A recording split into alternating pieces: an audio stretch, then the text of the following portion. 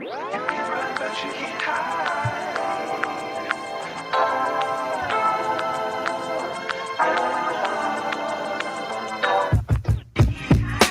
Can't hide. You can run, but you can't hide. You can run, but you can't hide. Can't hide. You can run, but you can't hide. You can run, but you can't hide.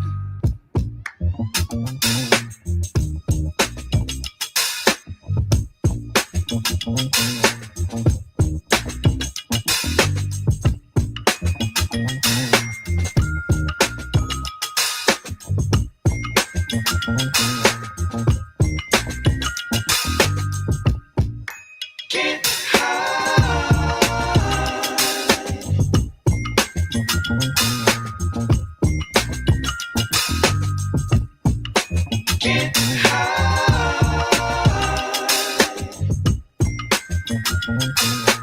You can run, but you can't hide. Can't hide. You can run, but you can't hide. You can run, but you can't hide. Can't hide. You can run, but you can't hide. You can run, but you can't hide. Can't hide. You can run, but you can't hide. You can run, but you can't hide. You can run,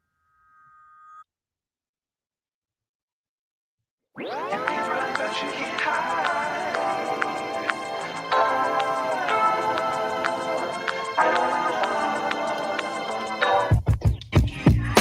Can't hide. You can run, but you can't hide. You can run, but you can't hide. Some of them going to sleep. Fuck God. You can run, but you can't hide. You can run, but you can't hide.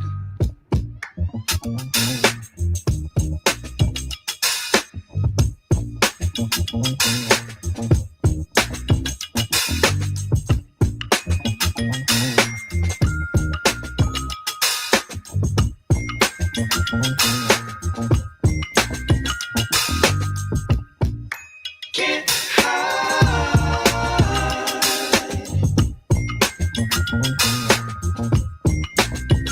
What up, y'all? Can't hide.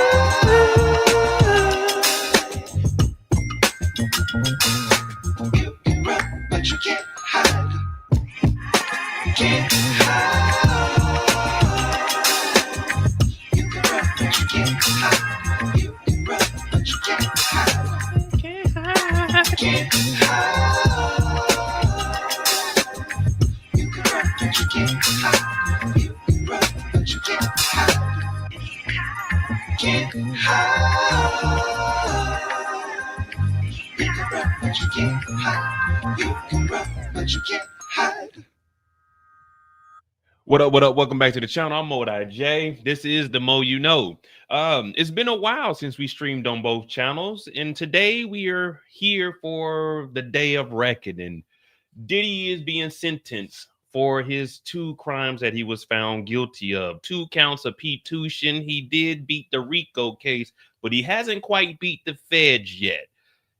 So today we know that the prosecution is asking for 11 years. I think his defense is asking for time served. We're going to figure it out. Again, we don't care if Diddy is innocent or guilty. We are here for pure entertainment. So if, and only if, your feelings get involved, please exit out of the courtroom and go in the hall and deal with that shit. Because we don't care. It's 4 o'clock. I ain't getting paid. It's a government shutdown. So I got to go put on my wig and go do my other job and play lawyer and judge. And well, I ain't playing defendant and prosecution today. Will Diddy go home today, or will he get 11 years? Now, remember, both of these counts hold up to 10 years each maximum, but he might get time served. Diddy been in there about a year, though. He been holding it down. What I'm hearing is Diddy is in the jailhouse, and he's giving motivational speeches to niggas that ain't getting out. He's giving words of encouragement to niggas that ain't got a dollar in their pocket. He's living the billionaire lifestyle. Well, he ain't a billionaire on paper. He might still be, but he's giving these niggas advice of some shit that they'll never, ever be able to do. That's like me and Diddy sitting down right now, and this nigga start telling me about some millionaire shit. Nigga, I can't do that shit. My lifestyle, nigga, I'm not getting paid at work, Diddy. I went to work 3 days this week without getting paid. Diddy in it. Nigga, I'm in here for a body, nigga. You was in here for baby oil on bodies, nigga. What you talking about? A millionaire cannot give me motivation. I don't know how to dance. I don't know how to produce music. I don't know how to rob niggas of their masters and publishing. I don't know how to do all of that, Diddy. I don't want your advice, nigga. Put some money on the commissary. That's motivation. But every man gets his day in court, and that's the good thing about America. Oh, say, can you see by the dawn's early light, Diddy's fighting for freedom. Will he get it? We will see. The judge don't give a damn about the letters that were written. There's a video of Diddy playing with his baby kids. He's not in jail for being a good dad. You were in jail for paying for pussy across state lines for the land of the free.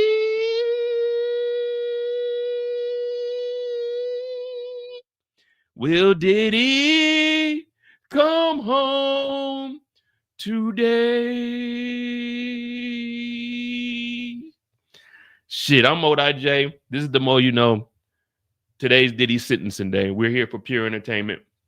I don't really give a damn what nobody thinks. Diddy was found guilty on 2 counts out of the 5 that he had. We covered the trial for over 36 days, I like to say. We got over 150 hours of covering the Diddy trial, and we're back for the sentencing. But as I mentioned, when the trial ended to now, no one thought about Diddy. No one cared about Diddy. We don't care. If they sentence Diddy today and he has to do like another year, we're not going to care. If they sentence Diddy today and he gets to come home with time served, we're not going to care. If Diddy has to get 11 years, guess what? We're not going to care. It's Friday. I got some drink in my hand. I'm not getting paid at work. I don't give a fuck what Diddy talk about. If he get the time, he get the time. Wasn't none of y'all here when I was locked up in Amsterdam. Wasn't nobody yelling free Mo. Wasn't nobody yelling lock up Mo. I sat in there, I did my time, shut the fuck up, and came home. I ain't had nobody send no letters to the court. I ain't had nobody do no shit like that. When I was facing 4 years in Leavenworth, I wasn't in there talking about free me. I was like, fuck it. If I gotta go, I gotta go. If we gotta go to jail, then whoop-dee-doo. Whoop-dee-doo. If we go to prison for the rest of our life, whoop-dee-doo. Whoop-dee-doo. We go to prison. Fuck that. Whoop-dee-doo. Whoop-dee-doo. Fuck that. Whoop-dee-doo. Whoop-dee-doo. Chin up, head up. Whoop-dee-doo. Chin up, head up. Whoop-dee-doo. Fuck that. Whoop-dee-doo. Fuck that. Whoop-dee-doo. Whoop-dee-doo. Fuck that. Whoop-dee-doo. Whoop-dee-doo. Chin up, head up. Whoop-dee-doo. Chin up, head up. Whoop-dee-doo. Fuck that. Whoop-dee-doo. Fuck that. Whoop-dee-doo. Whoop-dee-doo. Fuck that. Whoop-dee-doo.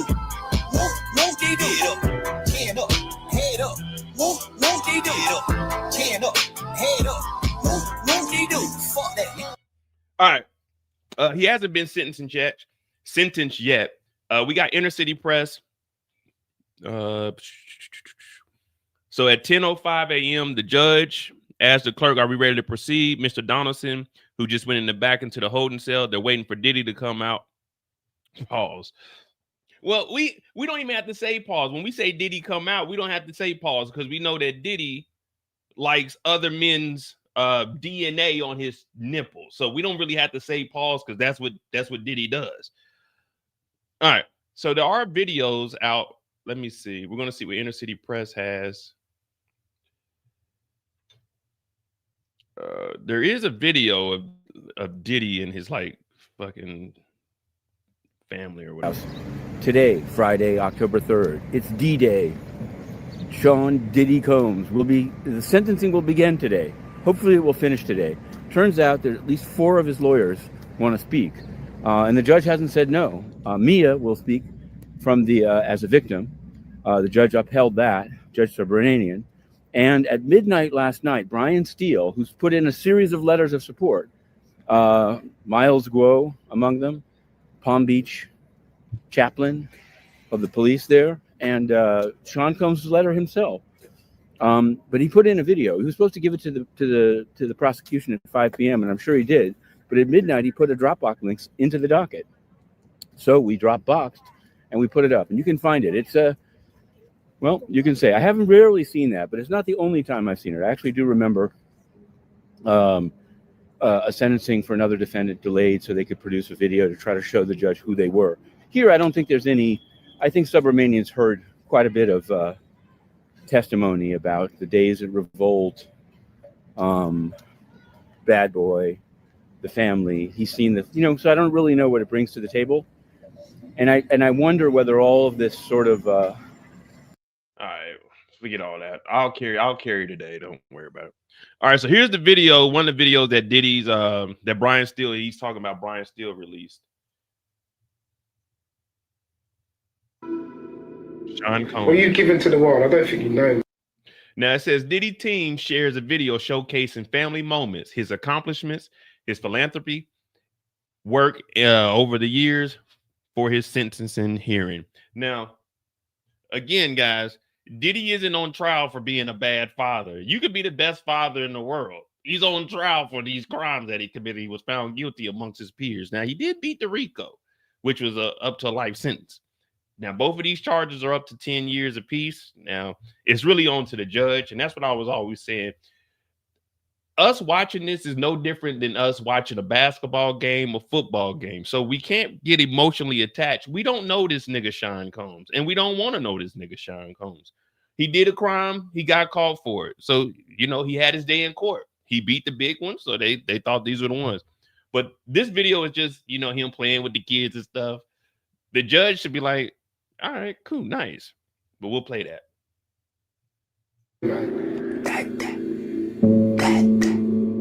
When my baby cries. You gotta give her a bottle then. Know that you mean something to people. Know that you mean something to people. Like you live somewhere in people's heart. My nose fell off. No, my lip fell off. Thank you.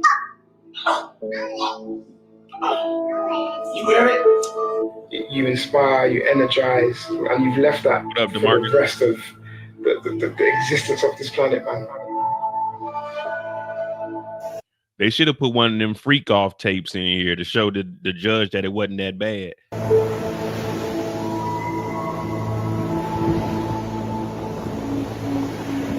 One thing about great producers is they make you want to do better and be better about what you do. And he made me feel like I could do anything and go anywhere. From New York. I love New York. I love the city of New York. I love the children of New York. I wanted to do something good. I wanted to get my generation in the hip-hop community behind us. They come through in a big way. And we wanted to raise some money for the children of New York City for health and education. We have a huge education crisis. And, this is just a start. It's something we're going to be committed to. I'm going to be committed to for a lifetime. And it's no better way than taking it to the streets. It's a beautiful city running all around. The city's going to be painful. It's going to be rough. But, if we get through it, then it'll show kids and everybody else that, finish what you start and you can do anything you put your mind to. And y'all go to public school? Yeah. Okay, y'all running to raise money for your schools. So y'all get more books and computers and stuff like that. I just feel like it's important that us, young adults of power, that we look out for y'all. And we utilize our power to make sure y'all all right in the future. Put everything you can into your work, Don't think the cool thing is not to do your work. Don't think the cool thing is to hang on the corner with your friends and to talk about stuff that ain't gonna protect your future. What did you learn about him as a man who was taking up a new sport? Well, you know, I was actually very impressed. You know, a lot of people think it's just a celebrity stunt, that he isn't serious about his running. He is as serious about his running, has been the last 9 weeks as a lot of these guys in the lead pack. I mean, he's really devoted and dedicated himself to running. You know, he's had some knee problems, and a lot of people don't think he's going to finish. He is going to finish, even if he has to do it on one leg, because he's raised a lot of money for kids' charities, and he's not going to let all those people down. Diddy was cramping up because that nigga wasn't preparing properly. Everybody else out here doing just fine. Diddy over here talking about, I'm gonna run the marathon. Man, shut your ass up, Diddy. This was a publicity stunt. This is the Diddy era when he had that mohawk. Diddy, I know them freak offs was crazy. When Diddy had the mohawk, he was a wild individual.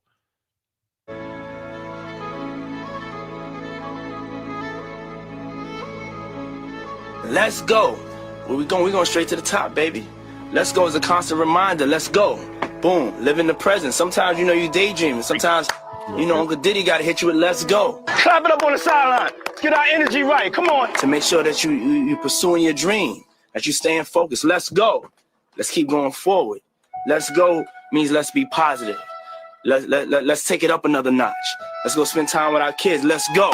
Let's give thanks to God. Let's go. You know, let's turn it up. Let's get in the vocal booth. Let's stop procrastinating. Let's go. You know, let's understand what it's going to take to achieve that dream. So instead of talking about the guns and the violence, I was always talking about a better life, places we didn't go before. God damn, how long is this? I didn't watch this. I didn't know it was this long. But if I'm the judge, I'm like, man, turn that shit off, man. Let's get to this sentencing. Things we never wore, cars we never drove, houses we never lived in. I think I brought an aspiration to hip hop. Tried to take it out of just being street. Our whole stuff was a fantasy and a dream that I always felt would come true.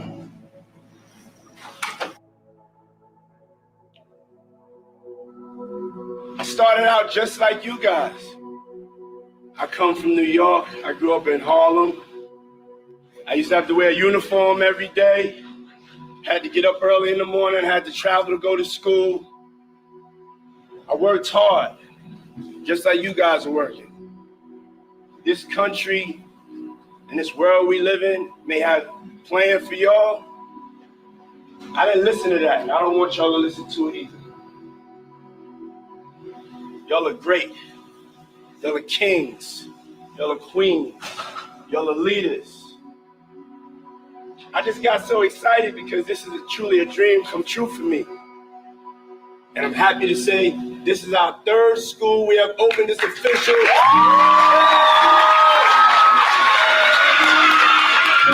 When we come together as a people, nothing can stop us.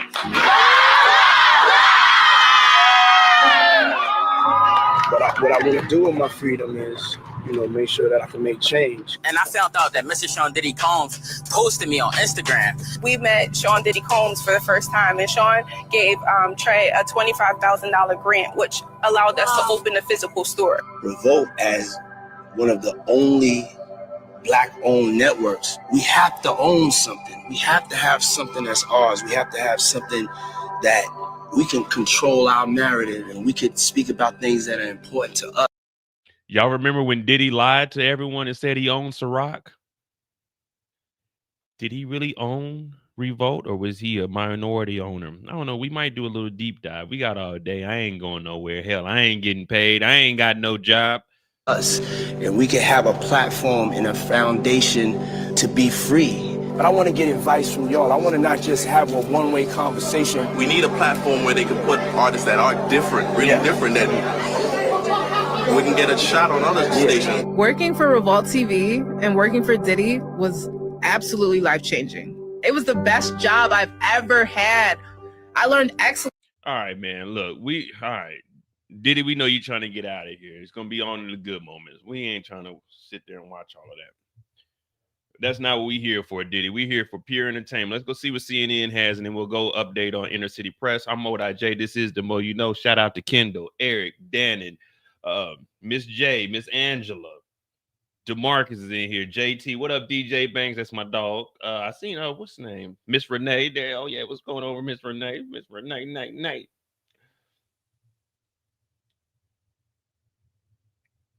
Oh, Belicious is in here. Let me see. All right, what we're covering here in court. Diddy will be in court for sentence hearing. The jury convicted the disgraced music mogul on 2 counts of transportation to engage in prostitution, but cleared him on more serious trafficking and racketeering conspiracy charges. Diddy's legal team released a documentary-style video, which we just watched the majority of, at the 11th hour. That includes a montage of clips showing Diddy's charity work and family. The video and a letter from Diddy submitted ahead of the sentencing in a stark contrast to continuous efforts by his defense, who have repeatedly stated that Diddy is not guilty and was targeted unfairly by the government. Combs is expected to speak in court as well. Possible sentence: prosecutors say that Diddy should face more than 11 years in prison, but the defense has argued he should get no more than 14 months in prison, including his time already served. The story is still unfolding. Cassie wrote a letter. I know a lot of people seen 50 Cent wrote a letter, but 50 Cent did not write a letter to the actual judge. It was just on his Instagram and he posted because him and Diddy have their own little issues. Now, all rise. The honorable judge is in the building. That was at 10:07. What time is it? Oh, we behind. All right, we good though. Here we go. All rise. This is the United States of America versus Sean Diddy Combs. The judge says, do we have the signed order of forfeiture? The AUSA said, yes, I'm handing it up. First, I'll go over that. I have received and the pre-sentencing reports. I'll hear from the parties. The judge said, I received the defense's reply memo on October 2nd, which was yesterday, and the letter from Mr. Combs and the video the defense plans to play here in court. I appreciated the letters. I received the government's letters from Miss Ventura, which is Cassie, and others. I appreciate them. All right, so that's where we're at. So Diddy was brought in at 10:11 in a white shirt. He puts his papers under the table, leans back, and blows a kiss to the gallery.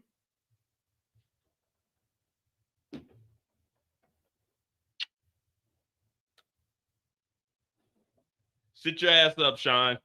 Sorry, Your Honor. So he blew a kiss over to his mother, Brian Steele, standing next to him, whispering in his ear, you got that, Playboy.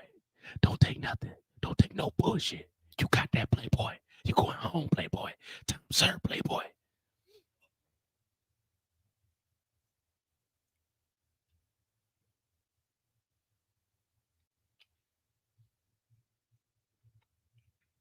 CNN got it has begun. It's underway. Today's hearing is expected to be lengthy. Here's why that's unusual. According to CNN analyst Modi J, with the prosecution and the defense ready with hour-long golly, man. Look, to be honest, I was thinking we were gonna come in here, we sit down, we read the letters, we play the videos, and then we go home. We say if he's not innocent. We say if he's going home today, he's getting time served, 14 months or whatever. And then we get his ass out of there. They talk about this is gonna take a couple hours. All right. With the prosecution and defense ready with hour-long presentations for today's sentencing hearing, this is expected to go long, possibly even into Monday. Nigga. We not about to cover this for no 2 days, man. They had all the time in the world. Let's get in here, hear what both sides got to say, and the judge tell us what the hell is, nigga, they got to close this up today, man, which is unusual for a sentencing. CNN legal analyst Ellie said, most sentencing in the federal courthouse, where I did a bunch of them myself, take an hour or two, maybe 3. But the judge will ultimately decide how much time he will give to each side. Now, the judge doesn't necessarily have to give them every minute that they ask for. If one side says they need 6 hours, the judge may say that's too much. You have to do it in 2 hours. The prosecution team is expected to present first. So if the judge allows long presentations, it could be hours before Diddy speaks. Oh, man, hell no.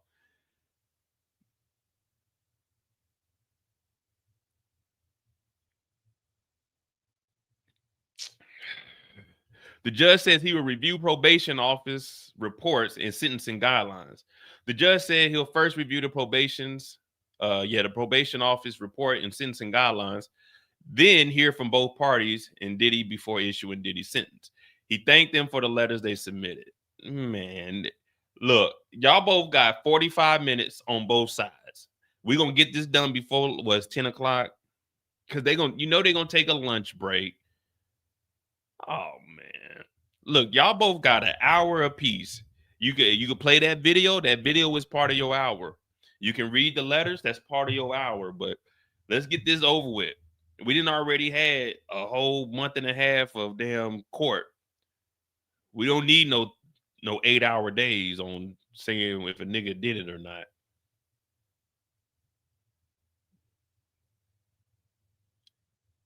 Let me see. Oh, we gotta go back again one more time. We're in the city press.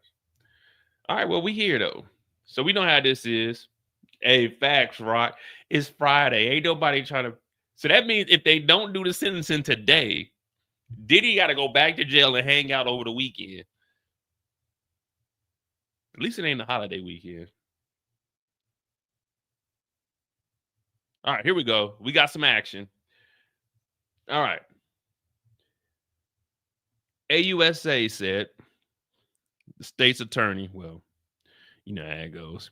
We think the defense's letter violated your honor's rules, the judge. I thought the tone was inappropriate and it should have not happened again. Anyone beyond Mr. Combs. Brian Steele says, the Reverend and Mr. Combs' children will come up and stand together.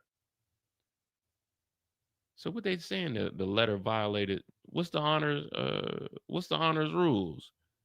No victims will speak in court today. No victims will speak at the hearing today, including Mia, who has changed her mind. Prosecutor Christie said Salvik. Mia, who testified during the trial under the pseudonym, was previously expected to address the court. Salvik said Mia's change of heart was influenced in part by the defense letter, which Salvik called bullying. The tone of the defense's letter was inappropriate. Oh, so the letter that they wrote was basically saying Mia was on some bullshit. The tone of the defense letter was inappropriate, and so I agree with Ms. Salvik on that point, the judge told the defense attorney Brian Steele, and that should not be done again. But they're not going to write it. Like, when you say stuff like that shouldn't be done again, they're not writing any more letters. This is the sentencing day. But I guess they were basically saying Mia's a liar in the letter, and, you know, they called her out probably. But regardless, you can't attack the victim. So that's what they're talking about there. All right. Brian Steele said, also, Giovanni from the program, Judge Ms. Salvik, Rule 32 only applies to parties and victims. The court is within its right to exclude character witnesses. I'm going to look that up. Judge Fearman has used this to limit defense witnesses. Now, I want to see what the letter is.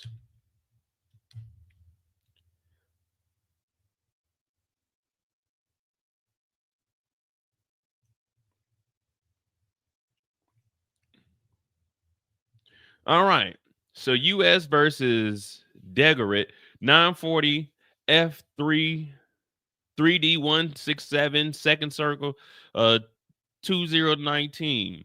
A criminal appeal decided by the U.S. Court of Appeals for the Second Court. The defendant, Tyrone, appealed his prison sentence, arguing that the district court had abused discretion.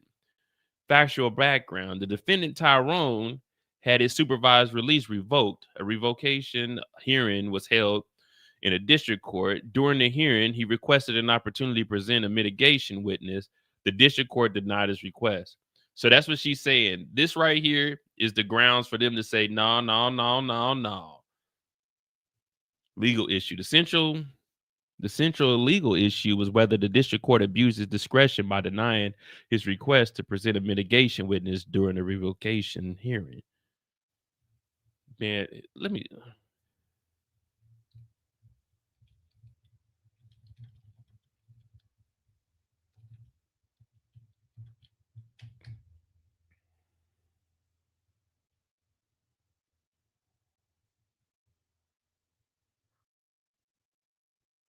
All right. It says the Court of Appeal held in 2019 that individuals facing supervised release revocation hearings do not have the right to call witnesses to testify about mitigation circumstances.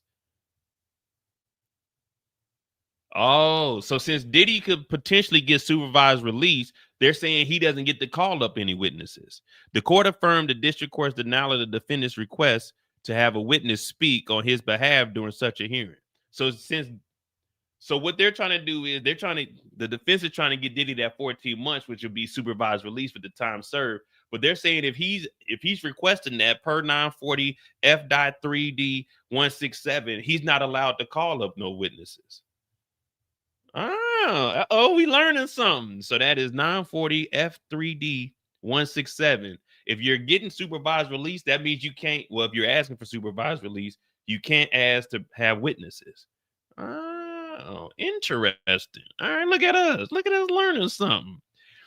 Here's who else the defense says wants to speak on Diddy's behalf.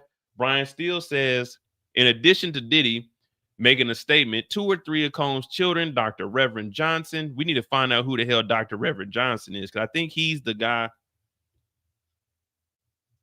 There's a pastor from a Florida jail or something, or the sheriff's office, that sent in a letter also. Dr. Reverend Johnson wished to speak on his behalf. Steele said that if the judge wants to hear from doctors who evaluated Diddy, they're available in the courthouse. What did Diddy get evaluated for? Being a freaky ass nigga? The defense also wishes to present someone regarding a re-entry program. Prosecutor Salvik points out that the individuals they wish to put forward all submitted letters and are featured on Diddy's video, and says a judge can decline to allow them to speak. Prosecutor says it appears the defense is trying to drown out the voices of the victims. Prosecutor Salvik said there was an irony in the defense previously objecting to Mia speaking at the hearing, but now trying to have several character witnesses speak. It appears the defense is trying to, we just read that. The judge said he would allow Diddy's children and the Reverend to speak, and he would think about other people. Hey, we don't need bringing in 55 motherfuckers speaking on Diddy's behalf ain't gonna change that this nigga was hiring prostitutes. What's his kids gonna get up? What could his kids honestly get up there and say? Well, our dad is a good guy. Well, did you know your dad was buying pussy? You know what I mean? Like, what are the kids go? Oh, we need our dad at the house. Okay. There's a lot of niggas in jail that kids need them at the house, but your daddy was buying pussy. We're gonna see this out. Like, all right, we don't need the kids up here. What's the Reverend gonna say? Well, you know, Diddy's a good man. He's a son of God. No, he's not. He was buying pussy. You know what I mean? Like, what are we talking about? Diddy is a good man. A lot of charitable work.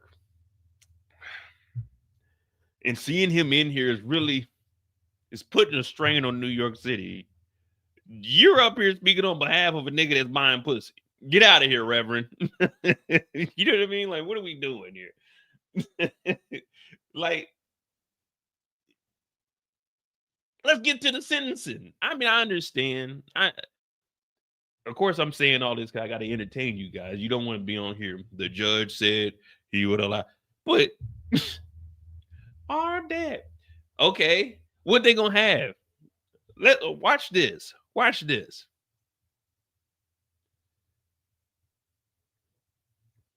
How old are Diddy's twins?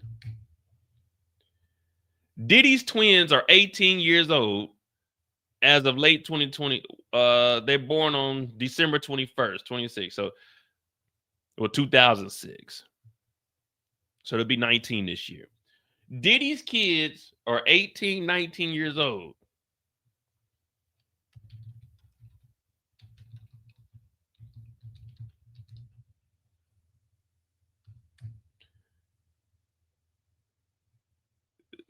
Cassie was 20 years old. So the girls are in the same age of when Diddy first started fucking with Cassie that kicked all of this off. So what are they going to get up there and say? Our dad is a good man. Y'all the same age that he was doing this shit to Cassie too. So it's like, you really, there's nothing that the girls could say unless they're gonna bring the boys up and not have the girls talk. You know what I mean?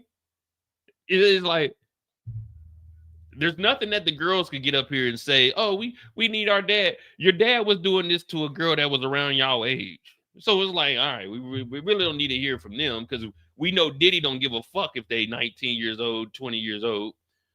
And then we got the judge up here, which everything he stands for is what Diddy wasn't doing because Diddy was on all kinds of drugs and buying shit and doing all kinds of wild shit. So it's like, all right.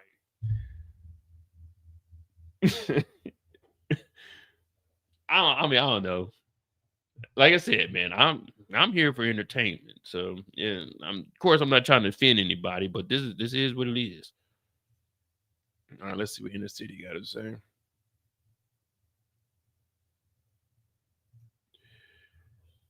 Uh, 42 minutes. Let me just make sure the defense violated the rules.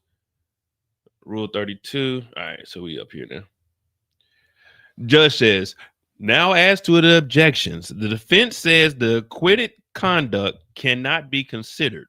There is no guidance from any court on this. The defense says acquitted conduct cannot be considered. There is no guidance from any court on this. We don't know what the jury was thinking, but it's about overlapping conduct and only impacts the advisory guidelines range. So the defense is basically saying, like the trafficking, what was it? It was 2 counts of trafficking, P2 shit. I forgot what the 5th one was. But basically, the defense is trying to say, oh, you can't bring up like the trafficking or anything. But the judge said there's no guidance because, you know, this hasn't happened in court before where you beat these charges and they only talk about those 2. But the judge is saying it's about overlapping conduct. So while this was all going on, that was still present in the case. And it only impacts the advisory guidelines range. So I guess what the judge is trying to say here is, shit, I don't even know. I don't even know. I guess he's saying they can bring up any of like the trafficking and stuff, even though he wasn't accused. I mean, he wasn't found guilty of it. They can still bring it up because there's no guidance saying that, hey, it can't be considered. All right.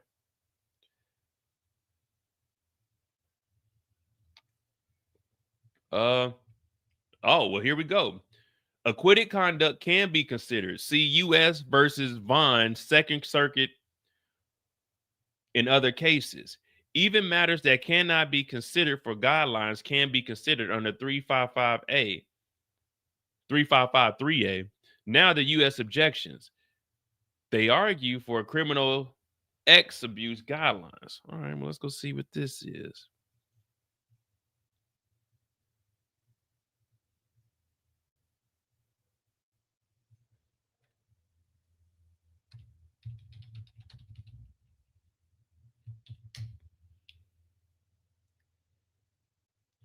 Boy, if you were in school right now, there's no reason you should be flunking out, man. If you got AI, you can just get on here. Hey, man, what does this mean?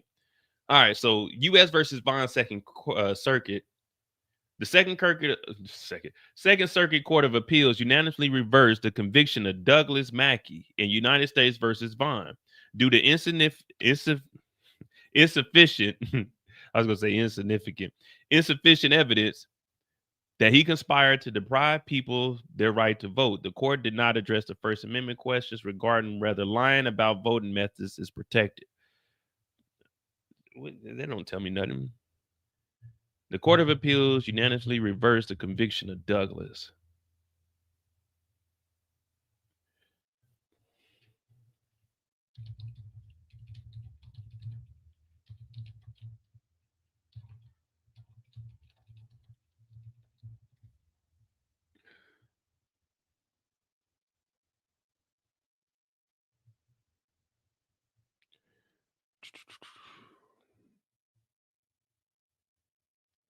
Yeah, I don't. This ain't telling us nothing. All right, fuck it. We'll figure it out. Even matters that cannot be considered for the guidelines are considered under 355-3A. All right, here we go. There is a little president.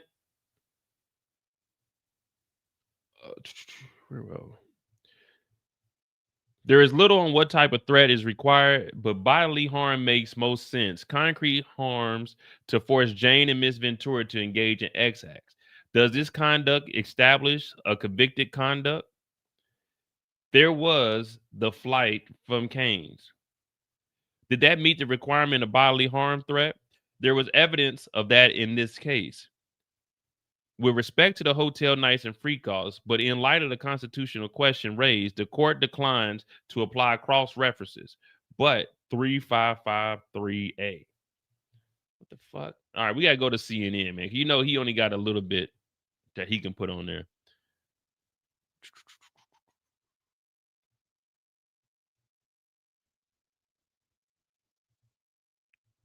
All right, the judge is now reviewing presentation reports from both parties, objections to it. The judge also said he found that the court may consider acquitted conduct among other factors when sentencing Diddy. So basically, they're saying with Diddy whooping ass, they can consider all of that. The defense has opposed the idea, but the judge said, nah. Because they're trying to argue for a lenient sentence. All right. So the judge is saying, even though Diddy was acquitted of that other stuff, it could still be brought up in the sentencing guidelines. So that might not be good for him, but we'll see. Diddy got the top lawyers. Like I said, they got him out the RICO.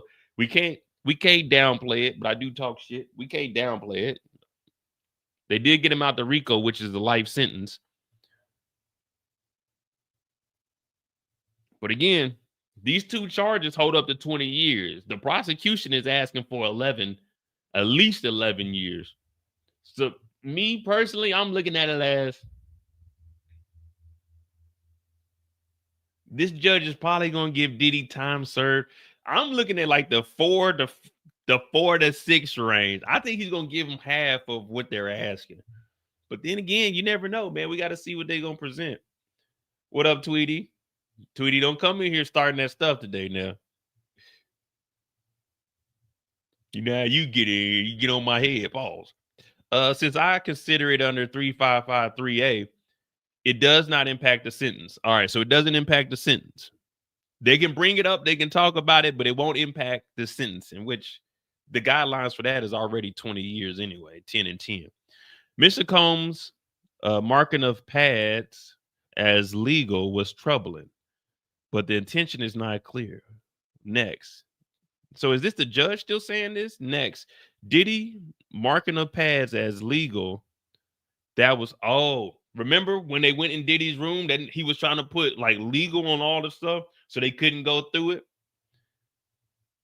All right. So Diddy marking of the pads as legal, that was troubling, but the intention is not clear. The government could have pushed to clarify it, so I will not apply the enhancement. So basically they saying when Diddy was putting that on there, because you remember they went in Diddy's room and they took the notebooks and he had legal scribbled over it. And it wasn't Brian Steele, his defense. They were talking about, well, he had legal on there. That was our stuff. But some of the stuff wasn't legal in there. He just put it on there so they couldn't go through it. The judge is saying, well, if the prosecution would have been like, hell no, go through that shit. We're going with the lawyers and let's make sure it was some legal shit. So now we throw that on out. All right. The government objects to probation, not considering Jane and Miss Ventura as vulnerable victims. The government objects to probation. He said he overrules it. What made Combs' coercion effective was their condition. Anyway, the court would reach the same conclusion. Now, Mr. Combs' objections. Jeez Louise. What up, Detroit? Yeah, like the judge is like, all right, we're not gonna bring it up, but that ain't got nothing to do with the sentencing. Like the sentencing has to do with 2 counts of prostitution. We don't care what the sons are gonna say, because like 50 Cent said, matter of fact, I'm gonna bring that up. 50 Cent letter to the judge. This is not a real letter. People, oh man, 50 Cent snitching. This is not a letter to the judge. This is 50 Cent talking shit. It was wild though, but fuck it. I mean, you don't know what these two going through, so man, hell with it.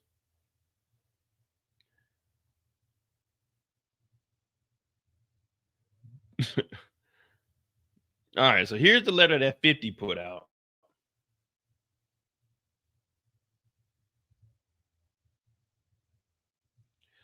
And real quick, thank you guys. We reached 1,000 subscribers on the Mo You Know. So I got both of those live streaming over there. I do have daily shorts, at least 3 to 5 shorts a day.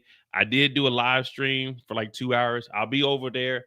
We still have 12 days left on this channel on Mo.J before my copyright strike leaves. That's why you haven't really seen me live streaming or breaking down anything, is because I got hit over the head. So I do have 12 days left before the copyright strike is gone. All right. So this is 50 Cent's letter. As you can see, this is a text message, which is on Instagram. Dear Judge, I have an ongoing dispute with Puffy for over 20 years. He is very dangerous. Multiple times I have feared for my life. I think you should consider the safety of the general public, Your Honor, before unleashing him upon them. There hasn't been enough time for him to reform or make any adjustments, despite his trying to teach a class in there. As you already are aware, the government has spent the maximum amount of money on deploying federal agencies, which appeared to be an army in 2 locations simultaneously. Later, his son, who's dealing with his own R-word allegations, which Diddy is tied into one of them, claimed that the feds had hit the wrong house. Anyway, Diddy's only going to return to hiring more male. Diddy's only going to return to hiring more male sex workers and keeping most of the baby oil away from the general public. And babies needed. My Netflix documentary on this scandalous subject is coming soon.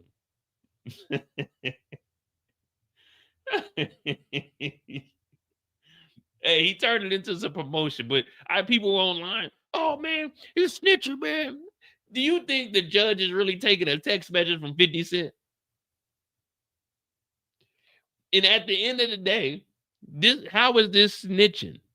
He's already convicted. The nigga is found guilty. So anything you say is already been used against him. He's already found. You can't snitch on a nigga that's already found guilty. We can talk about Diddy hiring male escorts. We can say whatever we want to about that. It's already been a conviction for it. That's not snitching. You can say whatever. Anything that happened in this trial, you can say whatever you want about it because it's already went through the legal system. It's vetted. It ain't no snitching. But we know that Diddy carried that baby oil on. All right.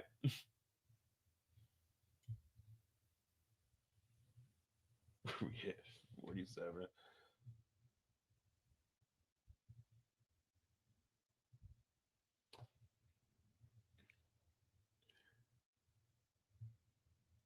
Yeah, we've already been on here an hour and they still ain't had nobody come up here and do any talking.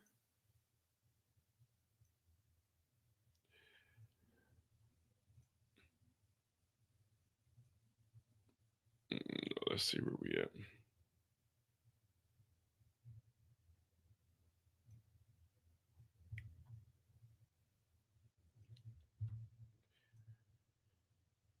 The judge is reviewing. All right, so that's already what we got. We already went over there.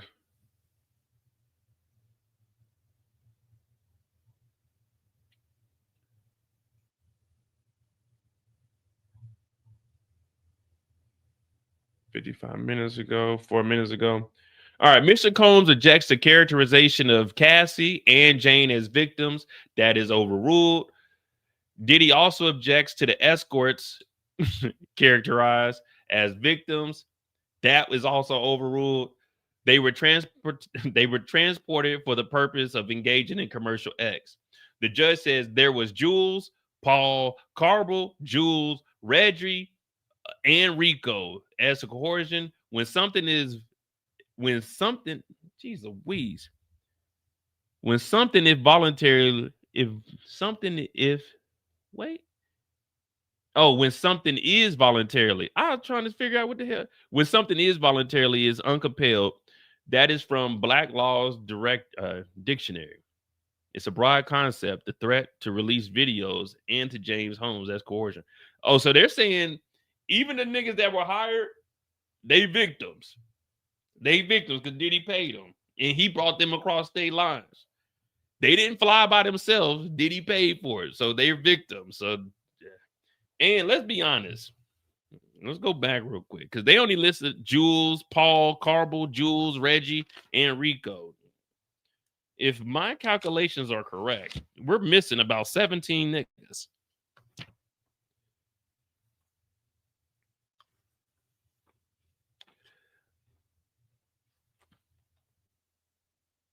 Yeah, all right. So due to my calculations, they listed Jules, Paul, Carbel, and Reggie.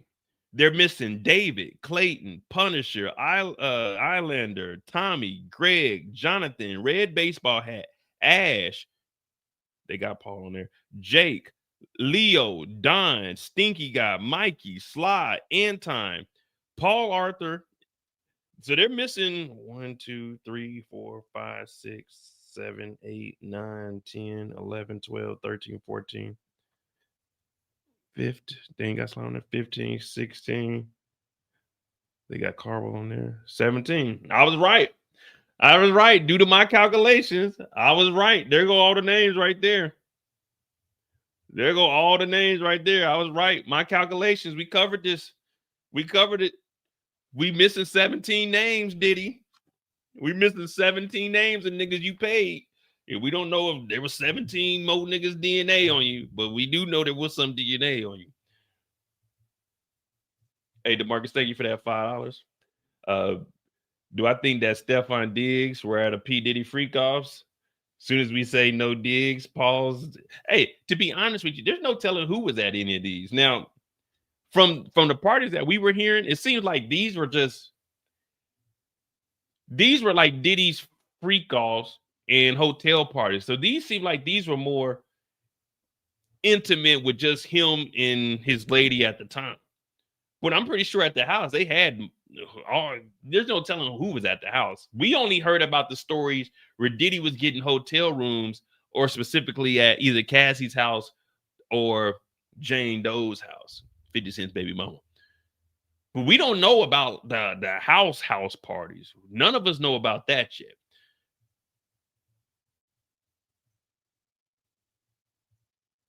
Shit, no Diddy. I mean, shit. We all forgot about no Diddy. We were saying no Diddy at the beginning of the year. Now no one even gives a damn. I got real world shit going on, man. Hit that subscribe button, hit that like button, support the channel, cash app in the chat. Nigga ain't getting paid at work, man. Until HR come. HR wasn't even at work today. I sent them that email yesterday, tried to call them. Hey, yo, we supposed to be exempt. I'm supposed to be getting paid during this shutdown. Ain't hear back from the motherfuckers. So I gotta wait till Monday. And Monday, I might drive over there if they in the office. I know they short man. I think like 4 of them got furloughed. So yeah, man. I ain't getting paid.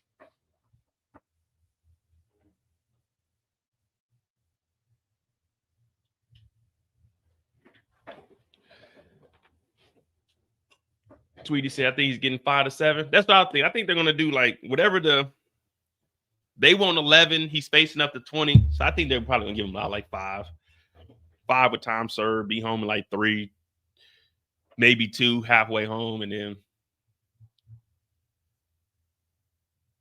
So the judge says all of them are victims. Well, I mean, that is how that works. Well, I don't know. I don't know if I would consider a willing escort to be. Well, there's a difference between an escort and a prostitute. The escort isn't giving up X. A prostitute is.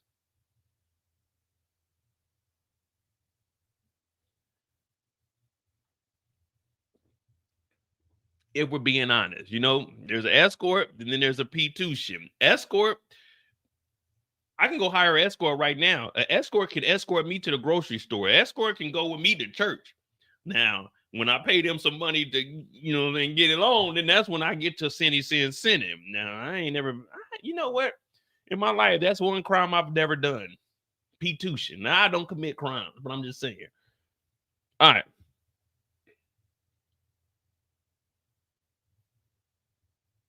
Look, this is exactly what we were talking about 1 minute ago. The judge said Diddy said he was paying for time, not X. That is contradicted by reality. He has not expressed remorse for transporting people for P2. Combs has challenged his guilty full-throatedly. Hey, yo, Diddy has challenged his guilty full-throatedly, pause, including after trial. That's exactly what we're talking about. There's a difference between an escort and an ex. You're paying them to escort you, okay, cool. But then we heard that you were specifically paying them and booking flights for them to come out for free calls. So there's a difference between the two. There's nothing illegal about hiring an escort. People do that all the time. You know, there's guys out here that like they don't talk to women that good. So they hire an escort and they go to these meetings and shit, and then they bring them, or they go to like a little ball or something and they bring them with them. That's just how it is. But when you pay them specifically for the SEX, that's when it becomes a crime. And that's what we were trying to say in the intro, that Diddy isn't on trial for being a bad father. Diddy isn't on trial for being a bad mogul. He was on trial for trafficking and buying pussy. And unfortunately, he was found guilty for buying, well, hell, he wasn't buying pussy. This nigga was buying dick. Pause. We just got to be real. That's what Diddy was buying. We didn't hear him hire one woman escort. That nigga was only buying niggas.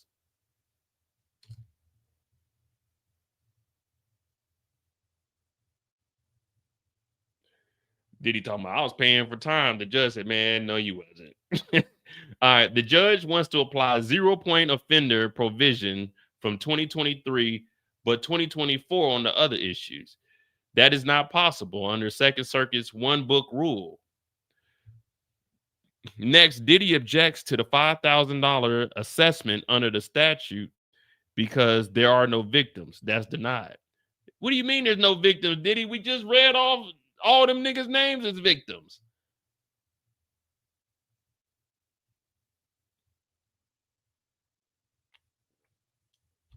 Hey guys, I'm giving you guys the truth, man. You know, I'm tired, man. I'm tired. I got off work 30 minutes before this thing kicked off, and I came in here and got right to it. I ain't had dinner, but I got 2 Trulies, man. That's it. Well, I bought some Trulies too. All right, so the judge denied the $5,000 assessment. Diddy, you got $5,000. But I want to see what Mr. Combs wants to apply the 0-point offender provision from 2023. So he wants 0 points from 2023, but 2024 on other issues. So I guess, well, wait, so Diddy only wants the 0-point offender provision from 2023. Nigga, what about all the way up to 2018, 16, 15, and 14, and 13?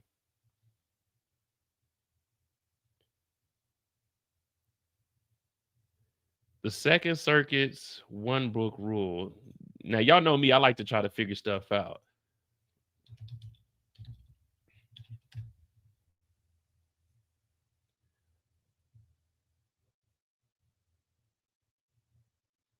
The U.S. Court of Appeals Second Circuit's one book rule is a guideline that requires a federal court to apply U.S. sentencing guidelines manual in its entirety from a single specified edition. That means the defendant cannot selectively use versions of the guidelines to pick and choose the most favorable provisions. How does it work? The application date of federal court must use the guidelines manual that was in effect on the date of the defendant's sentencing. The ex post facto exception is applying for the manual from the sentencing date could impose a more severe punishment. So he's trying to get it. So he was trying to get it from 2023. They said, no. You can do it from 2024 when your ass was in jail. Okay, look at this, finding out something. You know, I should have probably went to law school. I remember my mom said, you should be a lawyer, Mo. And I said, Mama, I just can't be a lawyer. The life of crime keeps calling me. All right. All remaining objections are overruled. Damn. Tina Garagos, although you say some points don't impact your sentence, it might impact his eligibility for low categorization if imposed incarceratory sentence. So basically what they're saying is they object to all that shit, but Hey, Diddy might not, if he gets sentenced, he might not get the low category. So he might be in like medium security. It might impact his eligibility for low categorization. Damn, so Diddy might be in a medium security and not low security. I mean, this is an X crime, so I don't think they would put him in a low security. So Diddy, if he gets sentenced, he'll probably be more than likely in medium. And he put his ass in Guantanamo Bay. All right, Alex Shapiro. I like to make some more points. We briefed extensively. Judge, 380 pages? Oh my goodness. We raised due process. The fairness concerns set forth both Justice Sotomayor. We believe militate for our interpretation and prelude the court under. See, we got to find out what this 3553A is. What is 3553?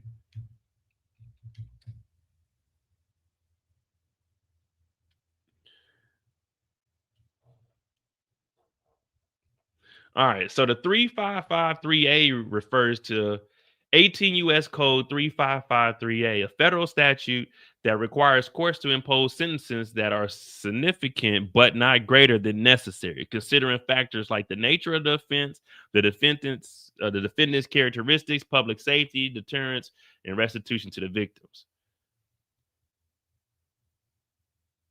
So basically, what they're saying is no greater than what the sentence is 10 years apiece. So they saying like, man, you can't. It wasn't that bad of a crime, so you really can't give us the whole 10. The defendant's personal background, past criminal record, and individual circumstances, the specific details of context and the crime that's committed, need for deterrence, public protection, rehabilitation, restitution, avoidance of disparity. So basically, they're saying, man, Diddy wasn't that bad of a guy prior to this, so man, don't give him no 10 years for each. We shall see.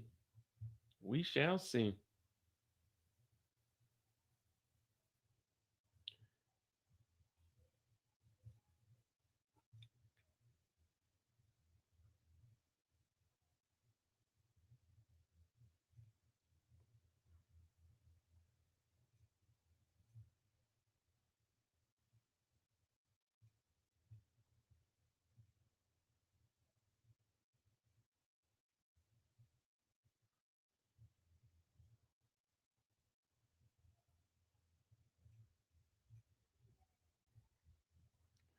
The judge is gonna throw the book at him is wild.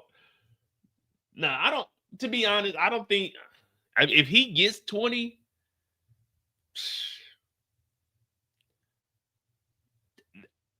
I'm gonna be honest with you.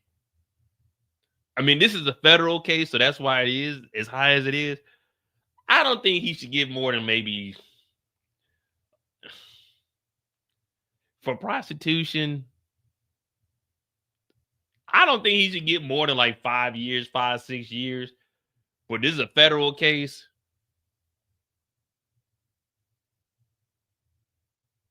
If they give him anything over 10,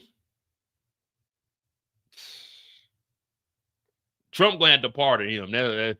Anything over 10, Trump got to pardon him. But I don't know if Trump gonna do any pardoning right now. He got his hands tied. If he gets double digits, that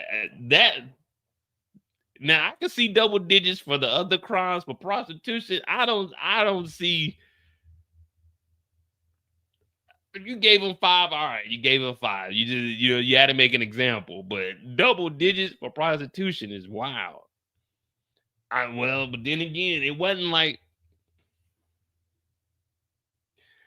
it was one prostitution charge though. I mean, it was 2 prostitution counts, but it was over 23 niggas though. You know that's a lot of motherfuckers. So I could see them justifying over 10, but I think for prostitution is like, yeah, maybe 5 years. You know, time served, you'd be out in like a year, 2 years.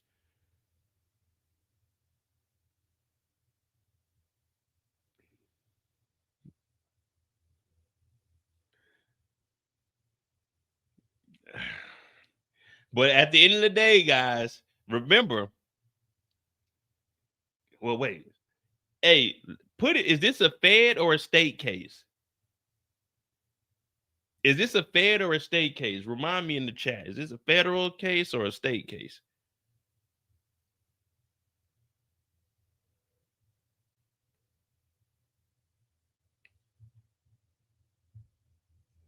Is this Fed or state?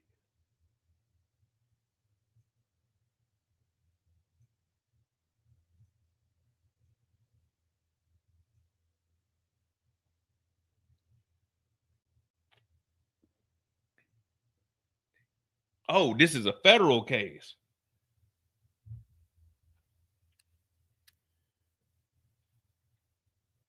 With that being said, I forgot this is a federal case. It's been so long. With that being said, that means my tax dollars is going into this. Get this demon off the street. If it was a state case, I wouldn't give a fuck because it ain't in my state. But this is a federal case, meaning my federal taxes were spent on this nigga in this trial, and they're drawing this out. So this lasts until Monday is money out of my pocket, and I ain't getting paid. So any nigga taking money out of my pocket needs to be locked the fuck up. That's how I'm looking at it. I ain't getting paid, and Diddy trying to extend this shit till Monday. That means more federal dollars out of my pocket. Oh yeah, lock this nigga up. He got to pay for making me pay for this goddamn case. That's how I'm looking at it. Fuck it. It's a federal case. All right, Diddy challenged the factual guilt full-throatedly. That's wild. Who the fuck comes up with this? The court has adopted the pre-sentence report. Here's what the judge is looking at now. The court has adopted the pre-sentence report and its factual findings. The judge will now review the calculation of the sentencing guidelines range. So what's he about to give us? I mean, so I guess they're about to go off of his previous crimes, what he's done in the community. Salvik said, this is not just a case about freak-offs and hotel rooms. This is about victims, hard, about a man who did horrible things to other people. His currency was control. He weaponized it. All of the 3-5-5-3 factor point to at least the minimum 135 months.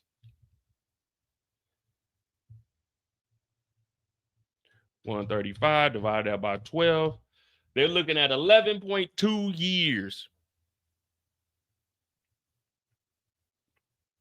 So they're saying at least 11 years for Diddy. The defense accuses us of seeking 135 months so that the court splits the difference, which that's what I was saying, like 5 years. We think probation's recommendation of 60 months, 5 years, does not account for the harm to Cassie and Jane.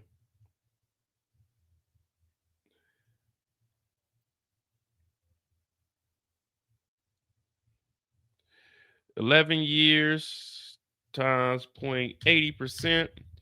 So he only got to do 9 years plus minus what? We got 1 year in jail. So Diddy got 8 years that he'd have to serve. If they give him that 11, he'd have about 8 years to serve. And then, you know, that ain't that bad. Diddy, you could do 8 years. Shine did about 15.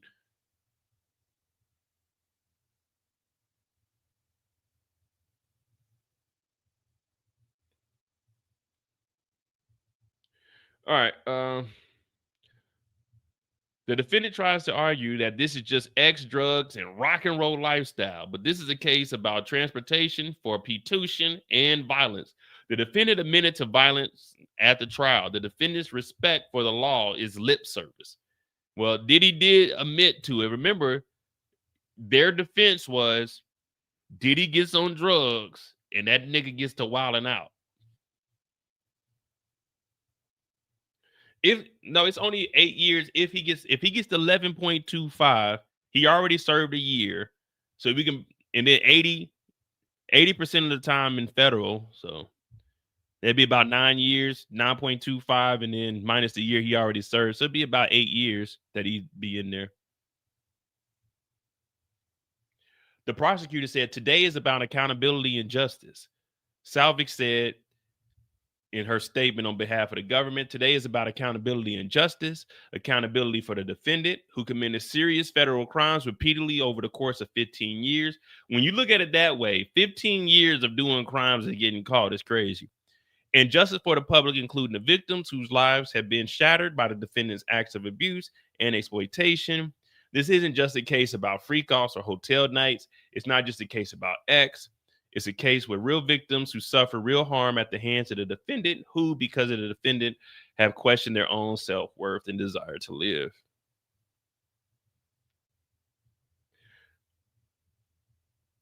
Again, I mean, we're going to see. I personally don't care, because if they say at the end of today, if they say, Diddy, you got 11 years, guess what? I'm probably going to stay on here, joke around with you guys. I might do another live later on tonight. I'm about to go drink. I don't care what Diddy gets sentenced to, and you shouldn't either. You know, oh man, like this nigga been committing crimes over 15 years. He got caught.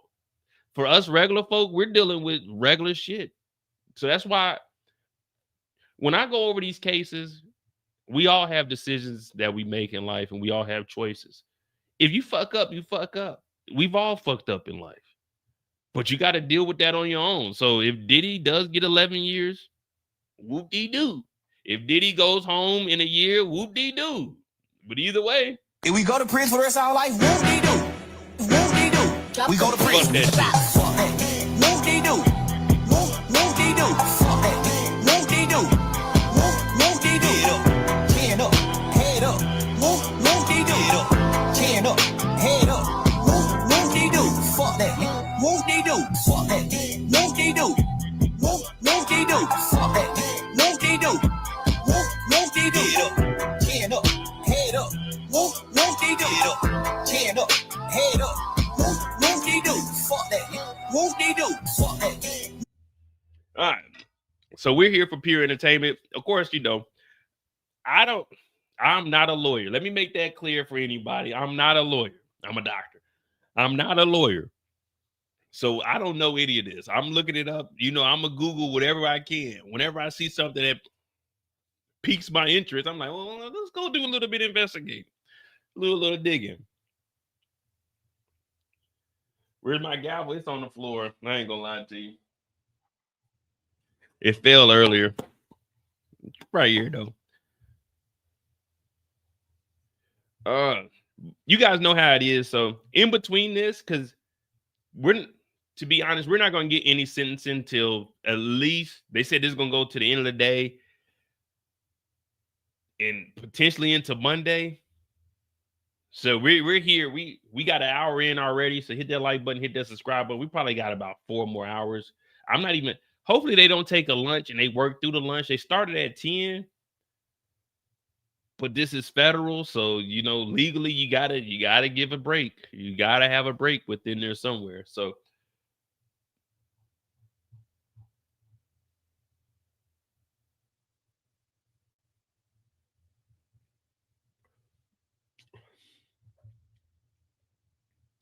yeah, so we're gonna be here all day. So if there's anything else you guys want to talk about in between this, because right now it's just going through the objections. He's going over the sentencing guidelines, and I guess they're taking Diddy's prior criminal record and going over that, but it's just a lot of back and forth. We'll definitely keep it updated, but if there's anything else, we'll jump around, because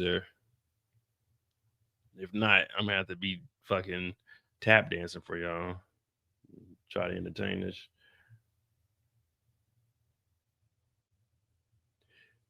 Shit, I don't know why they stalling. But I know we have an exclusive interview for you in our Law and Justice lead. CNN's Elizabeth Wagmeister just sat down with Nicole Westmoreland. She is one of the top attorneys for Sean Diddy Combs. For Westmoreland's very first interview since Diddy was acquitted of the most serious charges in his federal sex trafficking trial, but convicted on prostitution offenses. Elizabeth Wagmeister joins us now. Elizabeth, let's start with the major headline that Westmoreland just told you about conversations that they are attempting with the Trump administration about a possible pardon. Yeah, so there have been many reports recently that the Trump administration has been seriously considering a pardon. Now, I had heard from my sources, Jake, that those reports were premature, and the president actually commented on this just days ago. Take a look at what Nicole told me. Have people in Sean Combs's orbit, have they had conversations with the Trump administration? Yes. My understanding is that we have reached out. Reached out is one thing, having a conversation is another. Do you know if there have been active conversations about a pardon? Yes, it's my understanding that we've reached out and had conversations in reference to a pardon. President Trump, when he was asked about this pardon, he said, quote, "I was very friendly with him. I got along with him great, and he seemed like a nice guy. I didn't know him well, but when I ran for office, he was very hostile." And the president indicated that a pardon is likely not on the table because of that break in his relationship with Mr. Combs years ago. How is he feeling now about the chances of a pardon given the president's commentary? I think that Mr. Combs is a very hopeful person, and I believe that he remains hopeful. Now, Jake, the White House responded to us when we reached out to comment, and they said that they will not comment on the existence or non-existence of any clemency request. And Elizabeth, you also asked Westmoreland about the defense team's strategy during the trial. Tell us about that. Yes, we talked in great length about the strategy during the trial because, of course, as you said, Sean Combs, he was acquitted on the most serious charges. So take a look at what she said about the strategy from day one, Jake. This verdict was, in no uncertain terms, a victory for the defense. Talk about that strategy from day one to come out of the gate and say he is a domestic abuser, but that is not what he is on trial for here. So, the strategy was to just tell the truth. That's really what we decided, to just tell the truth. We didn't need a creative story. We didn't need to overreach. We knew that telling the truth meant not guilty. We knew that he had not sex trafficked anyone. And we knew that RICO was absurd. So we figured, hey, we'll tell the truth and that will pay off. And I believe that for the most part, that strategy worked. He is still facing around 70 civil allegations from men, from women, from people who allege that they were minors at the time, across decades, with horrific accusations of being drugged, of being sexually assaulted. Each of those cases does have to play through the courts individually. So I understand that he denies them, but those are still active cases. True, but let me say this to you. That's a real here. We are talking about the United States government. This is the federal government. All right, it doesn't really get any stronger than that. And so they obviously fully investigated Mr. Combs and obviously threw the book at him, right? And so if you think for a second, if the government really thought that there were minors out there hanging in the balance, if the government really thought that there was drugs in the baby oil or something of that nature, do you think the government just wouldn't have brought that up in a full-fledged criminal trial? Absolutely not, right? So that's not even logical. And so if the government if there was any real evidence of those allegations, we would have heard all about it in the criminal trial. All right, Nicole Westmoreland. We was on your side. I was saying you needed to be the one up there talking to Cassie. I will say, I was telling Nicole Westmoreland, you need to get up there a little more. You need to, you need to get up there. But don't let this come and bite you in the butt and Diddy, because I'm not gonna forget if there is some other shit going on. Nicole Westmoreland, I'm gonna come and talk to you and say, hey, Nicole, remember you was on CNN talking Cash Money? So you better hope this nigga ain't got no other shit, because if he's back in court after this shit, because we already know a lawsuit dropped last week or some shit. You better hope this nigga Diddy's a wild man. This has been 15 years. Diddy is a wild man. You better hope don't nothing else come back, because Nicole, I'm gonna call you out on it. Now, Jay, Combs' team has made numerous attempts at bail. Just yesterday, the judge denying him bail. His sentencing is set for October 3rd. His attorney there told me that they are disappointed in the decision for the judge to deny bail, but they do have a pending motion asking for the judge to fully acquit Sean Combs or to give him a new trial. And Nicole told me that she believes that the judge should grant that. Well, Nicole Westmoreland, I'm on your side. I fuck with you. But the judge said ain't no new trial. So we don't give a fuck what you believe. Wonderful lawyer. But we don't give a fuck what you believe the judge should do. The judge said, no, it ain't no new trial. Bring your ass on in for sentencing. And that's where we are today. But Nicole did a great job. I liked Nicole when she was up there. Miss Westmoreland. I liked her when she was up there. What up, Tori? I remember doing a trial. Oh, you buy it. I'm like, hey, man. When the prosecution is up, we looking at it from a prosecution lens. When the defense is up, we on the prosecution side. I mean, not the prosecution, but the defense.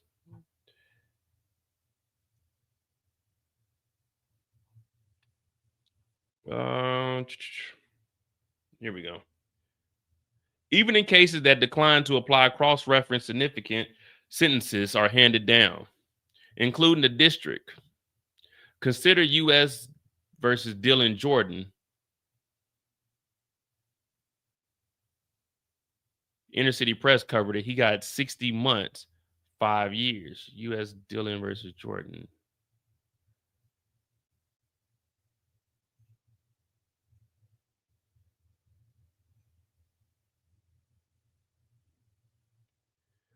All right. The judge in Jordan, the defendant had been convicted and imprisoned in Cuba in the years prior. Am I correct?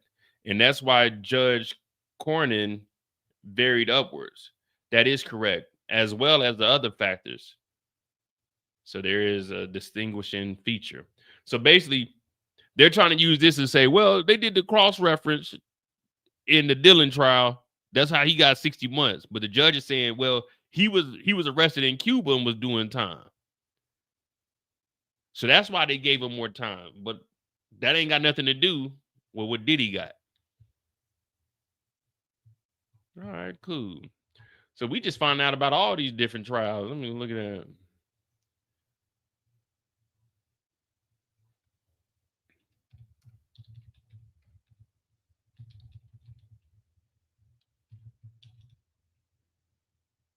Oh, shit.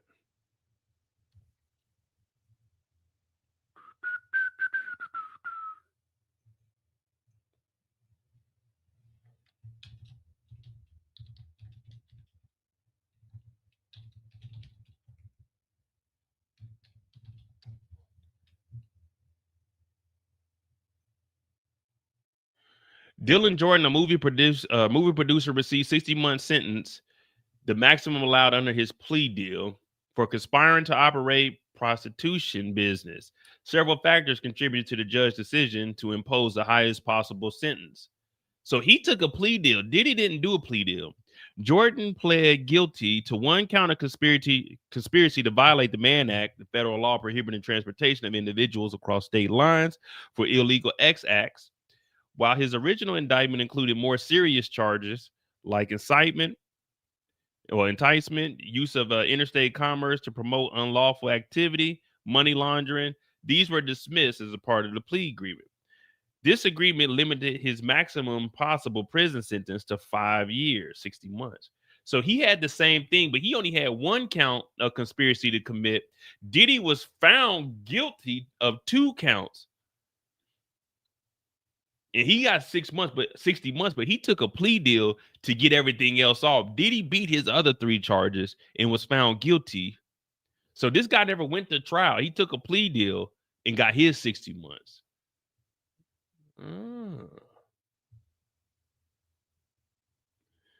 Judge wanted a longer sentence. The judge expressed during the sentencing that he would have imposed a longer prison term if his authority had not been limited by the plea deal. He noted that the severe physical and emotional harm Jordan inflicted on his victims. Who the fuck is this guy? Dylan Jordan.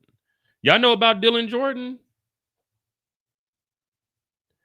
Prior criminal history. Before running his P-Tuition ring, Jordan served 8 years in prison in Cuba for prior ex-crimes.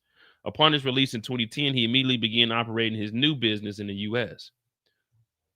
Who is producer Dylan Jordan? This guy, Dylan Jordan. What movies? What movies did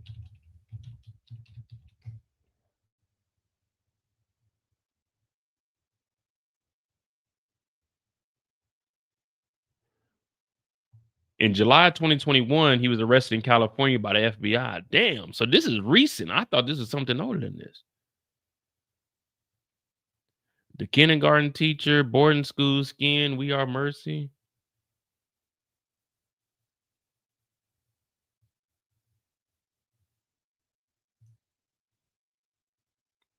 So this dude only got fucking 5 years.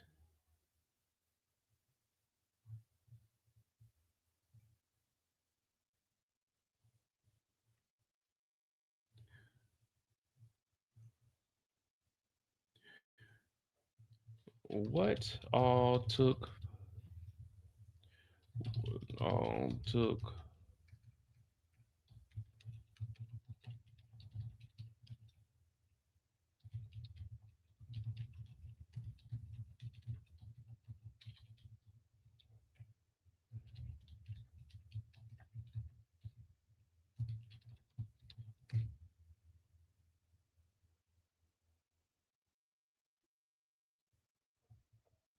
All right, let me just make sure we ain't got no updates.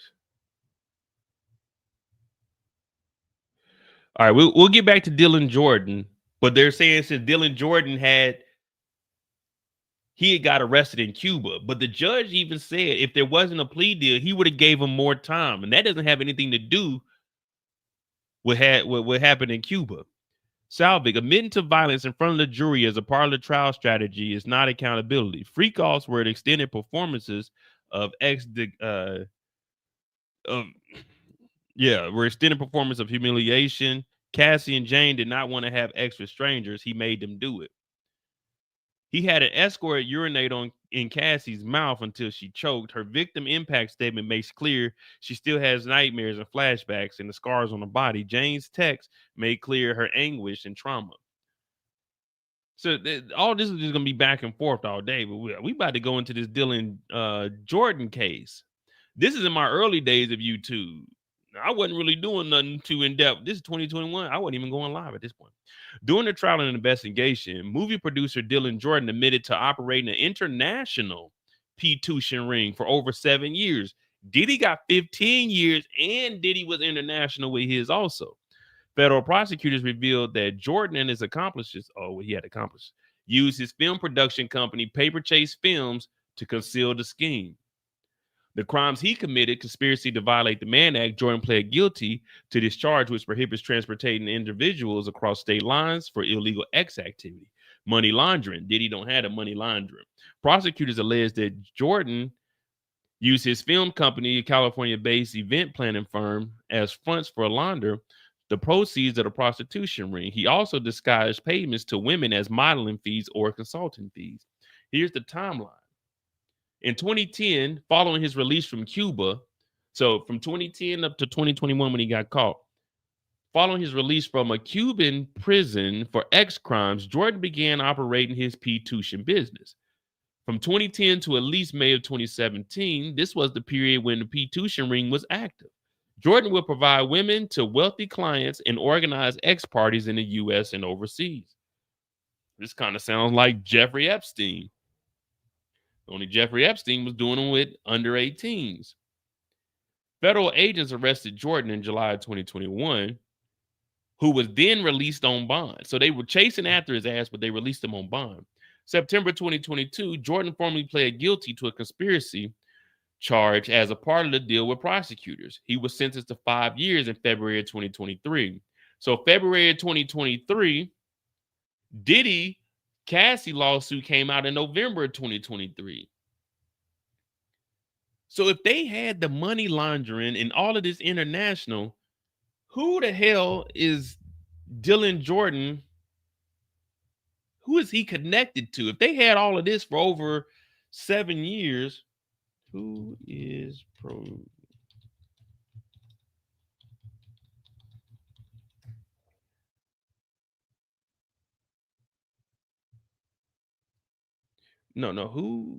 who did producer Dylan Jordan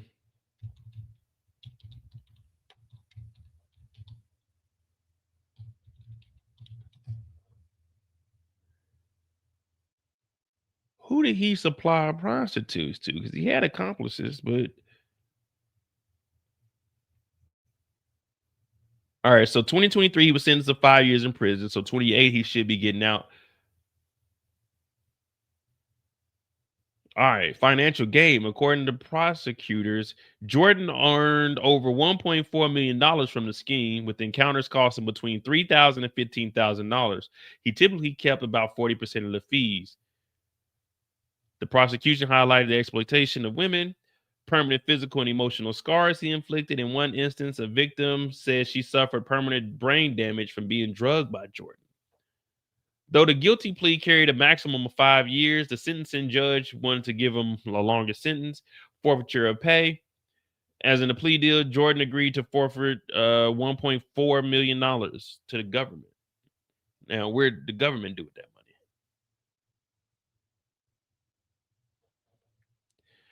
See, so if they said he had accomplices around the world, who were some of these accomplices?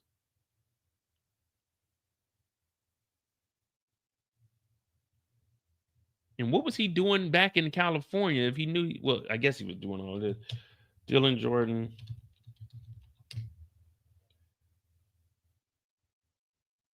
Let's see if there's any Dylan Jordan and Sean Combs photos.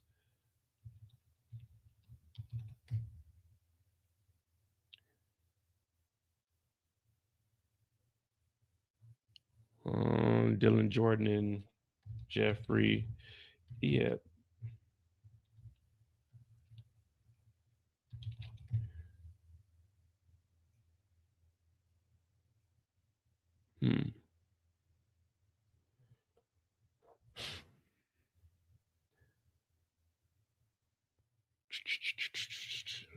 There's nothing with him connected to Diddy. There's nothing with him connected to Epstein. But that just goes to show you that there's no name people doing the same thing. And they make, well, if you remove like the cartel and stuff, we know the cartel is doing all kinds of wild shit. Cartel, I ain't got no issues with y'all. But we got Dylan Jordan doing it. We got Diddy doing it. Jeffrey Epstein was out during this time. This is a wild shit. What up, No Label? This is some wild shit. I never knew nothing about Dylan Jordan, but Dylan Jordan got hit with the same thing, but he took a plea deal for 5 years. But they knew he was making money. I guess they figured we get him for 5 years and we take $1.4 million off him. That's a win. Well, I mean, it is a win. He's into 28. So, and at this point, what the crazy thing is, you know, when people say that there's no media attention, oh, they're doing this because Diddy's black. No, they're not doing this because Diddy's black. We know who Diddy is. None of us knew who the fuck Dylan Jordan is. Dylan Jordan was doing the exact same thing, but none of us knew who this failed producer was. This motherfucker was locked up in Cuba and got out. We don't pay attention to white media because we ain't white people. We pay attention to the black people that we know. We don't know who the fuck Dylan Jordan is. Dylan Jordan ain't got one movie. I produce better movies than Dylan Jordan. I ain't put out no movies.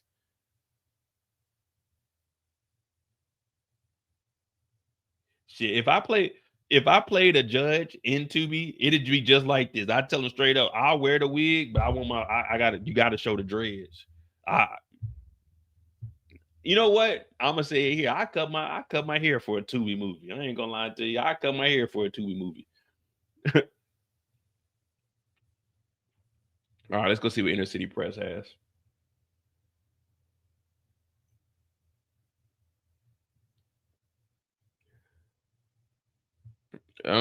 This is not a simple transportation case. No label to label is in here. Y'all, hey, y'all got a celebrity in here. No label to label. That's my dog. You know what I'm saying? He been quiet, but he waking back up because goddamn forces on the way. You about to be out there. You about to go crazy.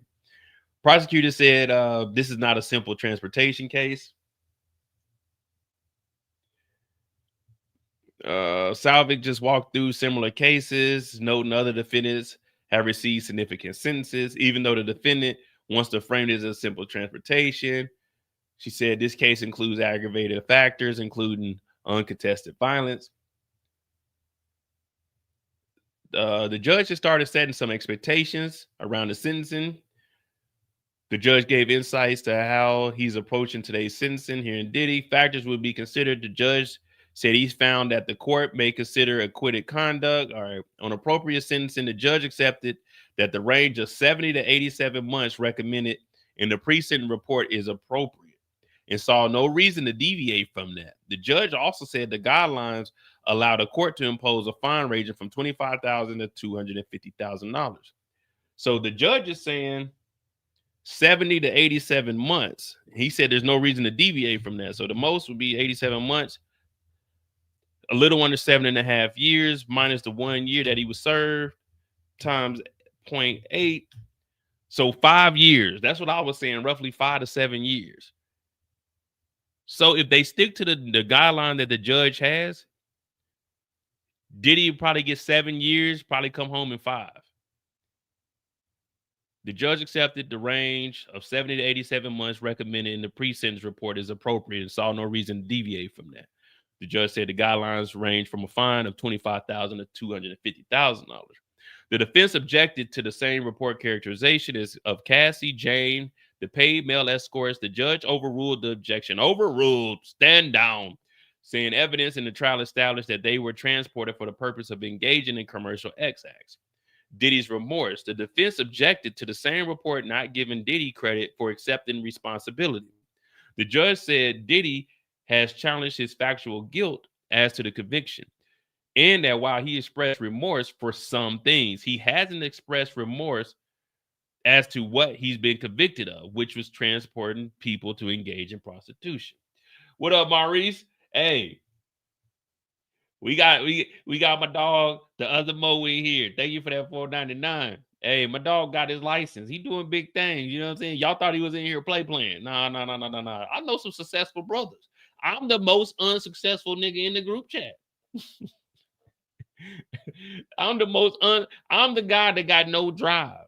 You know what I mean? I'm content with life. I just want to travel, kick off my shoes, and relax my feet. If I wanted to make some money, I'd go back to the States. But I don't want to, man. I'm cool. I'm fine. I just want to live my life with no worries.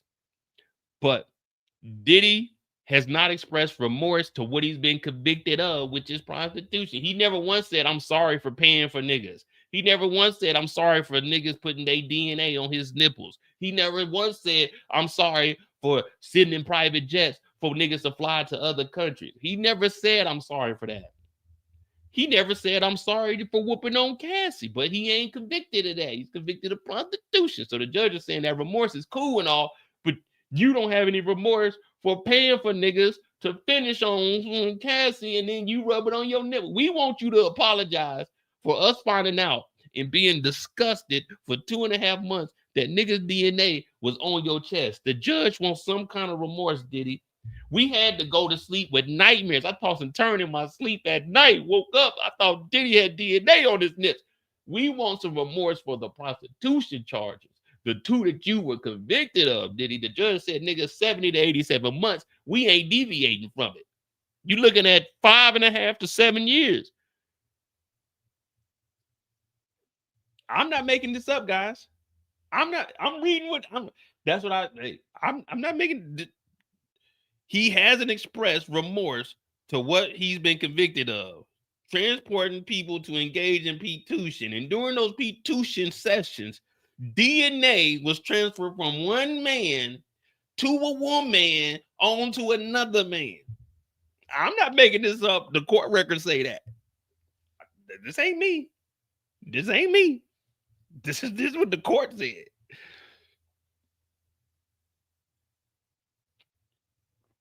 Is that first job open in Germany? I'm moving. I don't care. Hey, I applied for jobs. Wasn't nobody hiring in 23. The post office called me. Hey, you know, we got to open. I was like, all right, fuck it. I took whatever job I could to get out the States, man. Actually, let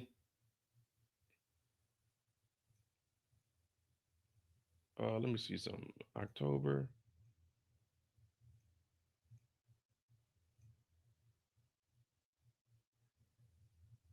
In 3 days, I would have been in Germany for 2 years. I left October 5th, 2023, got here October 6th. October 6th will be 2 years that I've officially lived in Germany. So while I'm celebrating my 2 years, Diddy might be celebrating jail time. Diddy might be celebrating free time. But one thing we can verify is that I never had niggas DNA on me, and I'm never going to have niggas DNA on me. Diddy had niggas DNA on him, and he's about to meet the Piper. But anyway, all right. Diddy inflicted life-changing abuse on his victims, prosecutors say. Yeah, I talked to Tay earlier, Mo. Diddy inflicted life-changing abuse on his victims. Prosecutors say the abuse on Cassie suffered at the hands of Diddy was pervasive. The prosecutor said the video of Diddy assaulting Cassie in 2016 at the Intercontinental Hotel was played multiple times at trial, and it never got easier, she added. Salvik also noticed that the altercation, was in a public hallway in broad daylight. Imagine how much worse he was behind closed doors. Both Cassie and Jane, another woman who accused Diddy of abuse, testified under pseudonym, suffered a deeply intimate and personal harm. She added that Cassie's victim impact statement makes clear that she was still grappling with the consequences of the abuse. The horrors of what she endured drove her to a suicidal thoughts, which she almost acted on. Jane's texts and notes were shown at the trial demonstrate the anguish and trauma experienced in a relationship with the defendant. The defendant's abuse was consistent, casual even, but life-changing for the people bruised in it. All right. Jeez Louise. Hey, did we see anywhere where the judge say how much time they get? The judge needs to give them both 1 hour, and let's get this sentencing done today. We do not need to be going into Monday with this. All right, so this is back a little bit.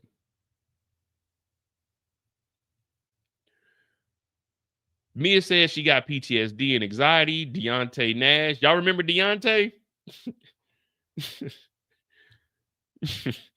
Deontay Nash said he was caused lasting damage. Capricorn Clark said she was blacklisted once she spoke up.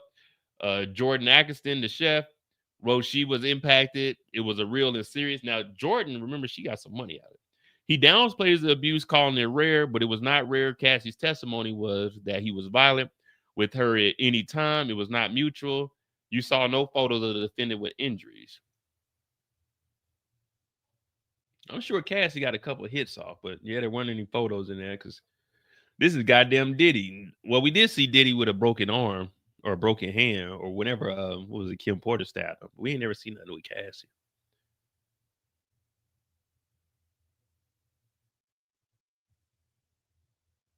Wait. Turn into the UN during the break. Oh, so there's a break. Below, an inner city press exclusively published 2020. The UN tried to ignore it, then denied it, then said accountability staffers are getting paid. So this is in 2020. What is this? This is somebody on the lap? UN sexploitation, a UN vehicle leaked in inner city press. What a UN of R cover up Sec General Antonio Guterres, who was banned inner city press 721 days. What is this? Oh man, we can't be showing that on here.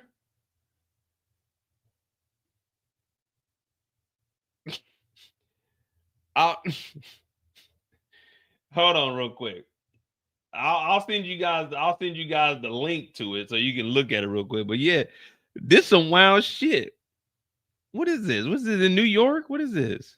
Where is this?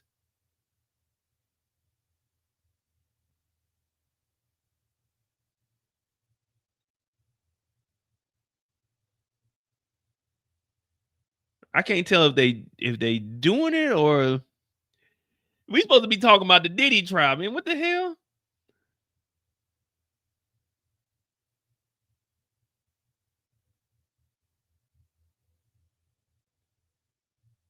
Nah, this isn't NY. I don't know where it just says exclusive exploitation X video leaked. This is in 2020. Asking about his financial links to UN briber CE China Energy. So I guess it's United Nations shocked and deeply disturbed by footage of apparent X hack in one of its official. Oh, so they're saying.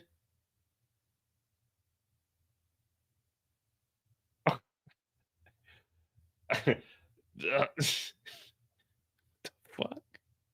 So this video is a United Nations vehicle, but in the back seat, this is a. Hold on, let me get this correct. This is a United Nations vehicle in Israel, and there's an X act going on in the back seat in a United Nations vehicle.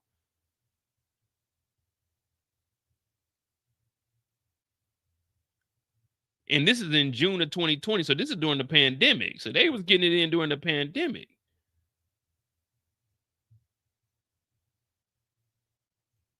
No, I got to look at this, man. This is my tax dollars. There's a link to it. I don't think I can put this on here. Because I'm not sure if they doing it or it's like dry humping. You know, the first time I dry humped a girl was on the bus. It was this girl named Ashley. She said, "Come back here, Julius." I said, "Huh?" I was a little fat kid too, so I didn't know if she was serious or not. I was getting it in before school. It was like 7 in the morning, 7:30, 7:45 in the morning. I was on the school bus, like 9 years old. I was like 9 years old, man. It was just dry humping, though. It wasn't nothing serious, guys. All right, so the judge needs to go to the restroom, but they said it was Diddy's lawyer that actually asked for. It was Diddy's lawyer that asked for the break. It shouldn't be long. I'm not going anywhere. It said the break shouldn't be long.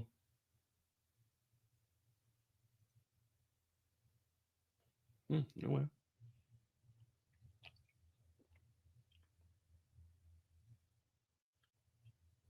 Nah, it actually turned out to be a good girl. You know, the crazy thing is that Ashley was my first kiss too. Y'all know that story where I kissed. She was on one side of the window and I was on the outside. But I kissed the outside of the window. It was like kind of dirt on there. You know, like when it rains and dirt like splatters up there. I had like dirt on my bottom lip. But yeah, that was like my first kiss. And then like a couple years later when we was in elementary, it went down. Diddy gave a thumbs up as he walked back to his seat. Diddy is smiling and nodding, tapping his chest, and gave a thumbs up as he walked back to his seat. The courtroom is packed with reporters, supporters of Diddy, and members of the public prosecution. We're still waiting to learn what Diddy's sentence will be. Here are all the possibilities. Now, this is what we want to hear right here. The sentence request by the defense, the prosecution, and the probation department vary greatly. Each count for which Diddy has been convicted of is a maximum sentence of 10 years in prison. Federal prosecutors say Diddy should face more than 11 years in prison. They argue he deserves a steep sentence for physically and mentally abusing his girlfriends and employees for years and showing no remorse for his convicted crimes. The defense argued that the hip-hop mogul, we need to put that in there so we know that Diddy's a hip-hop mogul, should be sentenced to no more than 14 months in prison, including his time already served. They say the judge shouldn't consider any evidence related to the charges he was acquitted of, including testimony about his alleged coercion of victims. The judge agrees to the defense lawyer's request. He'd essentially guaranteed Combs' imminent release from federal detention. No, it says if. I thought it said the judge did. So if the judge agrees to the defense lawyer's request, he'd essentially guarantee Diddy's imminent release from federal detention, means today.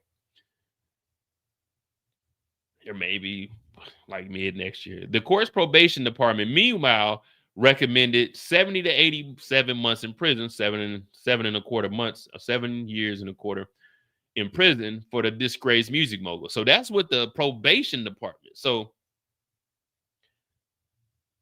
I mean, I was a kid, man. So, all right, this is how it goes. Prosecution, 11 years plus. So prosecution is saying 11 to 20 years.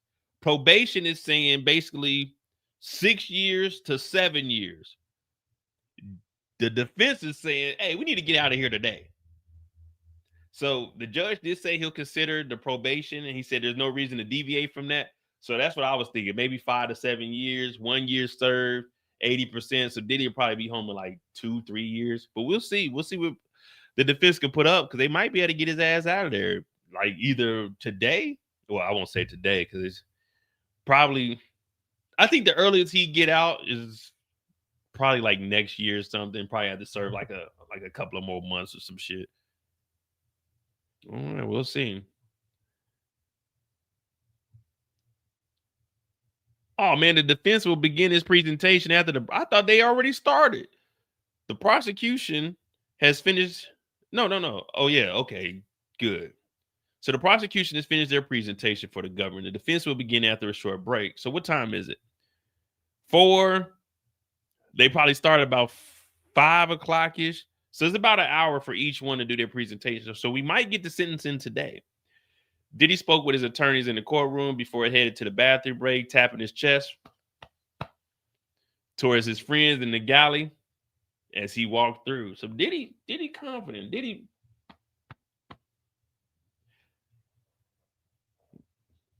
Bad boy for life, nigga. Bad boy for life, nigga. Diddy has denied guilt and knew his conduct was illegal when it happened, prosecutor said. So this is part of the presentation that the prosecution is putting up. Diddy has consistently denied guilt under the Mann Act. He knew all the time that this conduct was wrong and illegal. The charges Diddy was convicted of, 2 counts of transportation to engage in prostitution, stem from the federal Mann Act, which criminalizes transporting people across state lines for prostitution. She addressed the judge is a part of the prosecution push for the sentence of more than 11 years, no more than 20 years. Trial evidence established that Diddy would ask escorts if they were cops and instructed Ventura to do the same. It is as though he does not think the law should apply to him. So basically, I mean, we know how this is. It's the prosecution's job to make you seem like the scum of the earth. That's what they're getting paid for. So you can't really, people talk about, oh, listen. A prosecutor's job is to prosecute. A prosecutor's job isn't to go in there and make shit easy for you. They're supposed to throw dirt on your name. They're supposed to goddamn do whatever they can. That's their job. When you go to work, I'm sure you do shit you ain't supposed to do, but that's what y'all do in-house to get the job done. These prosecutors don't pick these cases. They get assigned to them. And in order to keep your job, you gotta goddamn prosecute somebody. So people, oh man, they're doing too much, man. They gotta do whatever the fuck. This is their job. It's no different than you getting your black ass up and going to work every day. You gotta do what the fuck you gotta do to keep your job. I'm going to work right now and ain't getting paid. Did I tell y'all that? I ain't getting paid. But I'm getting my black ass up and going to fucking work, because if I don't, even though I'm not getting paid, they fire my ass. And then I'm fucking stuck over here in Germany, and I gotta figure out how to get back to America. So I'm taking my black ass to work and working without getting paid. That's my job. Just like your job. You got to do what you got to do. So you can't be on the prosecution for doing whatever the fuck they can to goddamn get a conviction. That's their job. Just like they over there. Oh, They downplaying it. The defense is downplaying Diddy whooping on Cassie. Oh, that's just regular rock and roll life. They got to do it. That's their job. The defense got to get a nigga off. They got to defend a nigga. So that's their job. Defense attorneys will take fucking a nigga that killed 15 motherfuckers. If this nigga's paying $1 million, they gonna take that case because that's their job. So we can't look at it like that. This is these people's jobs, man. And that's why for me it's entertainment. It's no different than us watching sports. Your job is to whoop the other nigga's ass. You got to do that however you got to. If you cheat and you get it, hey man, they say you ain't trying if you ain't cheating. I say you ain't cheating if you're trying. You see what I'm saying? As long as you're trying, it ain't cheating.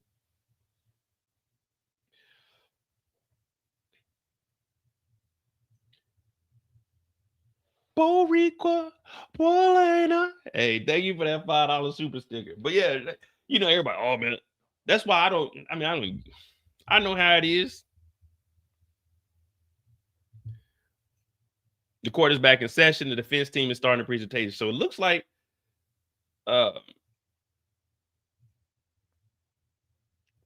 we might get the sentencing today. The judge is like, let's get this show on the road. But hold on, let me go get me one more drink because we got 2 hours in. Hit that like button, hit that subscribe button.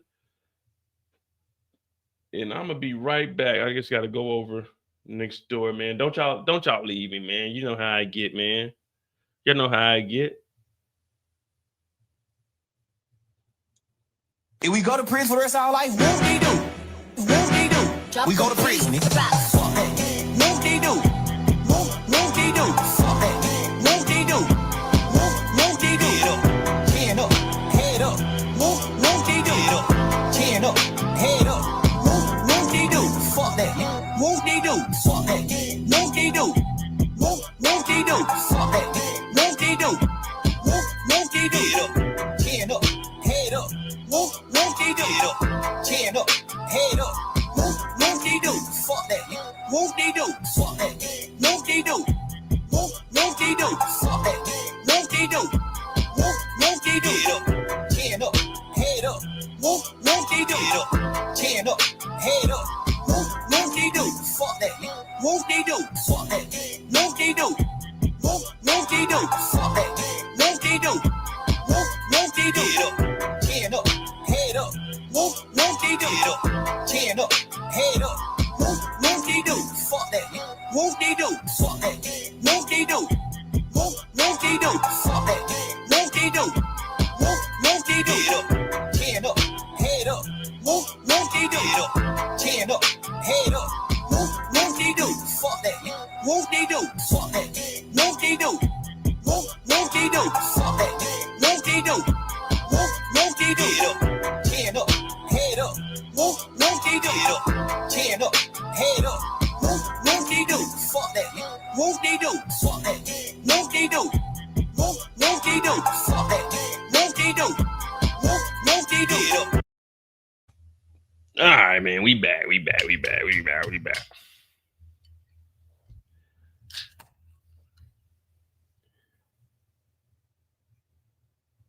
Court is back in session. Multiple defense attorneys are expected to speak in Diddy's behalf. Disco, I don't think he did that well. He'll be addressing the sentencing disparities.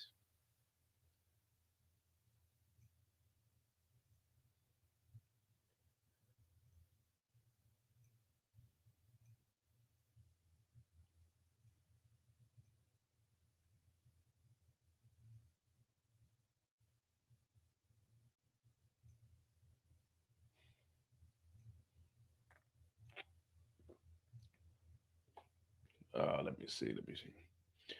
In a minute, I'm probably going depending on how long this goes, at the 3 hour mark, I'm gonna close down the Mo.J and put everything over on the Mo You Know. So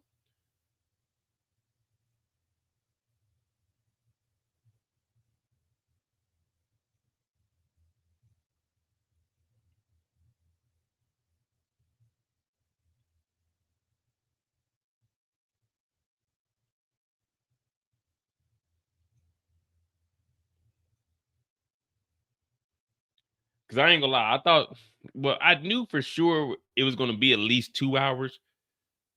I didn't know we was gonna be doing all this presentation. In my mind, I'm thinking we're gonna come in here today.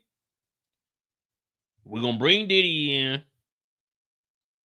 Prosecution say something, defense say something, and all right, nigga, this is how many years you getting. This is just too much, man.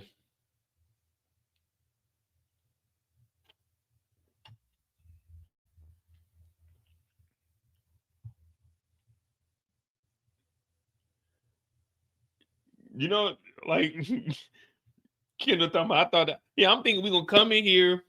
We didn't already did everything we needed. All right, he submitted letters. The judge then reviewed that on his off time. We gonna come in here. All right, what you got to say? What you got to say? All right, let me look at this. Boom, boom, boom. This many years. Let's get up out of here. 2 hours.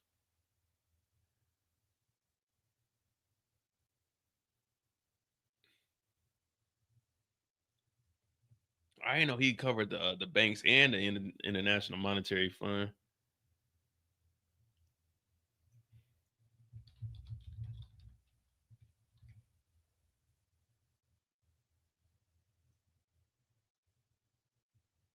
Now, if you don't like, he said he covers the IMF. If you don't know who the IMF is, that's where all the power is. The IMF, the International Monetary Fund, that's where all the power is right there.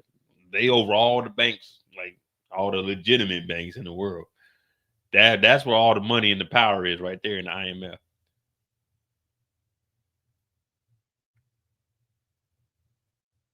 IMF. Back in session. Let me see what we got. The DOJ has long said that the Mann Act prosecution should focus on the commercial cases.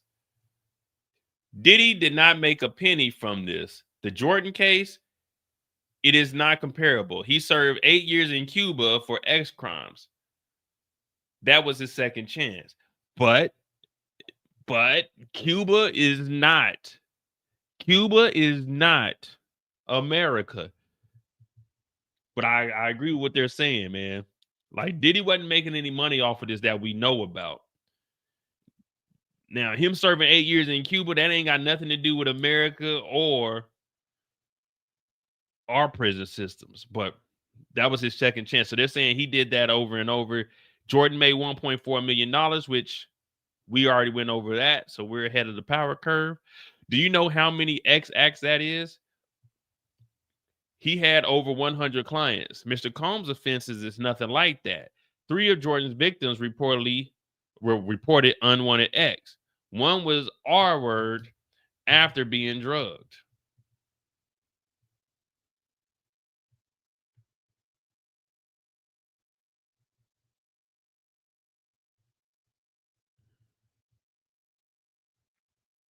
Well, they said, let me see. They said 3 to 15,000. 1.4 million divided. Let's just say it was 15,000 an act. 93 people or 93 instances. 1.4. Divide that by the minimum that they were doing was 3,000. 466 acts.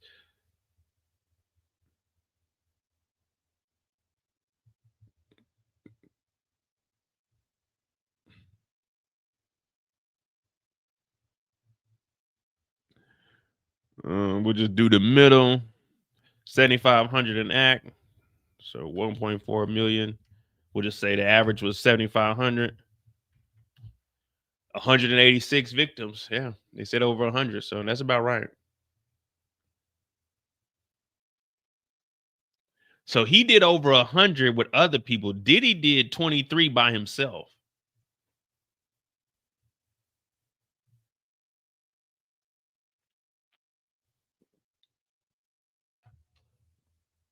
Mike Jeffries, after being ordered by the judge to spend 4 months in a mental institution. I don't even know who Mike Jeffries is. Give me a second.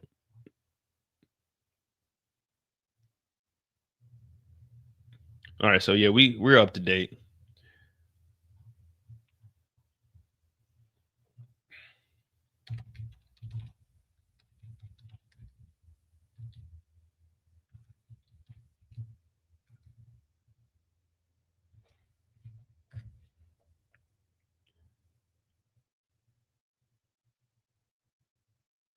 Oh man, yeah, I ain't even followed up on this case. We ain't heard nothing about it.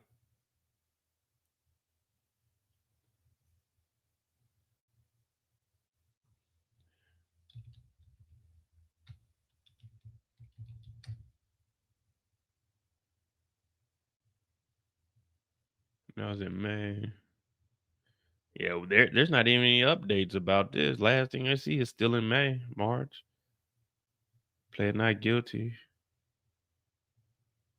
June.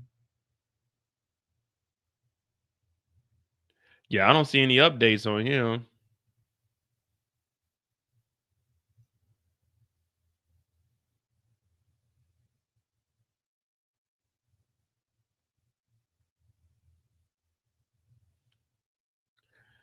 But again, like this happens to more than just, oh, it's because Diddy's a high-powered individual. Mike Jeffries did the same thing. We don't wear Abercrombie and Finch. So we don't know who the fuck this guy is, nor do we give a fuck. It's unfortunate what the shit he was doing, you know what I'm saying? But we don't know who these people are. We don't care. He ain't Diddy.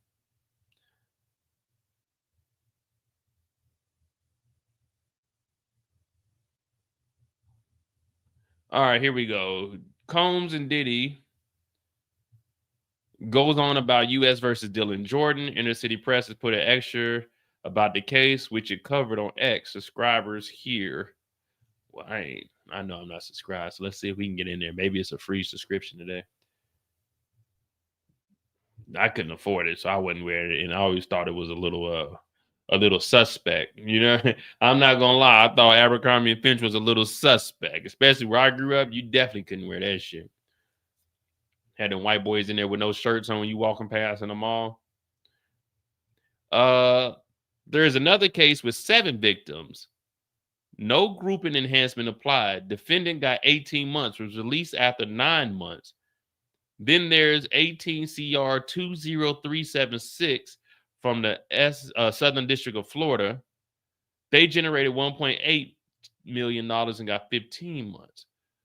Also, so what they're trying to do is show that there's people with the same charges that Diddy got, but they were actually making money. But they were only getting, then they ain't giving us the names. This guy got 15 months, but this, I'm pretty sure they took a plea. Just like Dylan Jordan, Dylan Jordan took a plea deal. That's different than going to actual trial.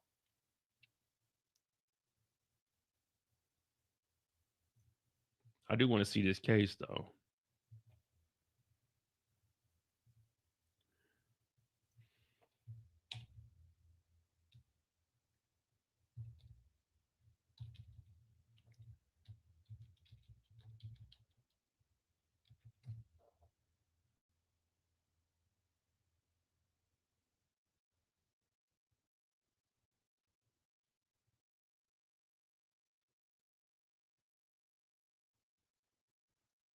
Okay, a case docket 18 CR 20376 in the Southern District of Florida concerns an indictment against Daniel R. Williams and others in connection to a $1.8 million medical care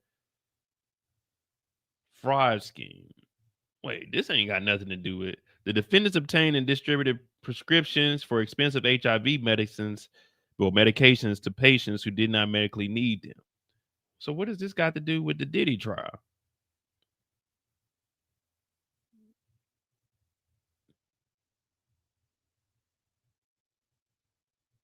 Yeah, they were just selling prescriptions. They wasn't transporting people, and they took a plea deal. Let's see.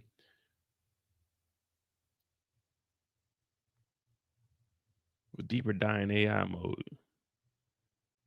Sorry, guys. This is just what happens, man. When I get hooked on something, then we gotta go. Oh, I think, don't they got a Netflix documentary about this? In the Southern District of Florida involved 1.8 million healthcare fraud with kickback schemes. The defendant in the case was a corporation, Smart Lab, along with 2 individuals, H. Wayne and J. Wayne. the scheme from 2013 to 2017. The defendants operated a scheme to obtain insurance policies from medically unnecessary drug testing. H. Wayne co-conspirators elicited bodily fluid samples from testing the substance. Hey, I ain't gonna lie, them shooters are starting to kick in. My eyes is getting a little bit blurry. Smart Lab would then bill insurance companies even for tests that were not medically needed. As an incentive, Smart Lab paid kickback treatments to the centers, disguising the payments as sales commissions. So there is a documentary on Netflix. So how that works is, so you have your own facilities. In it wasn't for like HIV medicine. The one on Netflix is about addictive drugs. And what you do is you have random people that come off the streets. You come in and you build them up under the medical. What was it? It wasn't Obamacare, but it was something like Obamacare, where if you can't afford medicine, and what they do is they give these drug addicts the drugs, but they run them up for like different testing that they didn't do. Literally, all they do is go sit in a room and they get a prescription written to them. But when the bill comes back and they bill the insurance company, it's billing for like $25,000. They talking about we did CAT scans on them. We did all kinds of other shit. So they were running this for 4 years and made $1.8 million, that's a nice amount of money to only get fucking, what they say, 5 years? Or no, they got 15 months? Let's do the math real quick. Let's see something. They got $1.8 million and only did 15 months. Divide that by 4 years. So you're making $450,000 a year. Divide that by 15 months. Shit, wrong thing. 1.8. So they made, in 4 years, they made $1.8 million, $450,000 a year. Only had to do 15 months, which would only equate to about $120,000. That's, if you're a criminal, I'm not advocating doing crimes, but if you're a criminal, you want to do these type of crimes where you can make money and do a little bit amount of time for it. So 15 months is only $120,000, where they were making $450 a year. These are the crimes you want to commit. White collar crimes, or the crimes, if you're going to commit them, you might as well do a white collar crime. Don't rob a bank. Don't do nothing. Just do some simple shit like this. Just a little bit of fraud or something. Them niggas with them PPP loans that was getting all that money, yeah, they had to go to jail for like a year, 2 years, some of them 3 years. But if you made that money and you saved that money, you're good. Your restitution is never, ever, ever, in I say about 80% of the cases, your restitution is never how much you stole. It's usually like a percentage of it. So let's say you stole $1 million, they might make you pay back 200,000. But if you could have saved up like 500, 600, hey, you could eat that 200 and you can get right back in the game and be good to go.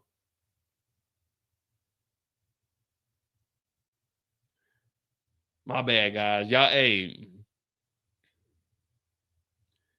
like Miss J said, you gotta follow the money, man. I like that. That's what I like. That's what I like.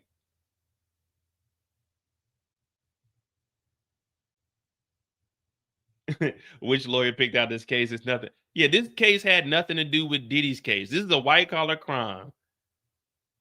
All this was some fraud, overbilling motherfuckers and making some money. Yeah, I don't know why they picked this one.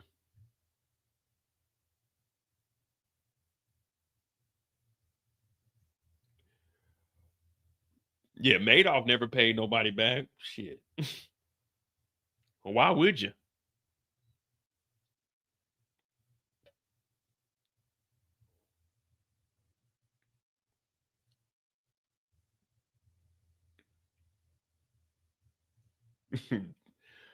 Dennis said the PPP loans. Hey, if you use them correctly, but people were wilding out when the PPP loans were going out. People talking about they had 45 employees.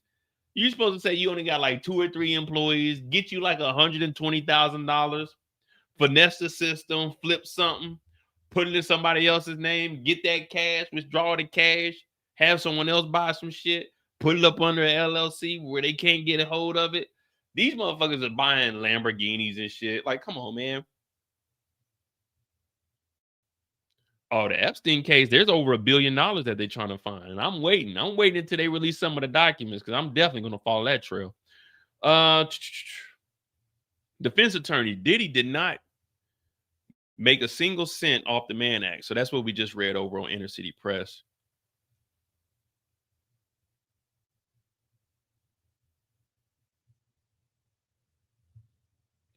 I will say this is cool, though. We are hearing about a lot of other cases we wouldn't necessarily hear about. Think about it.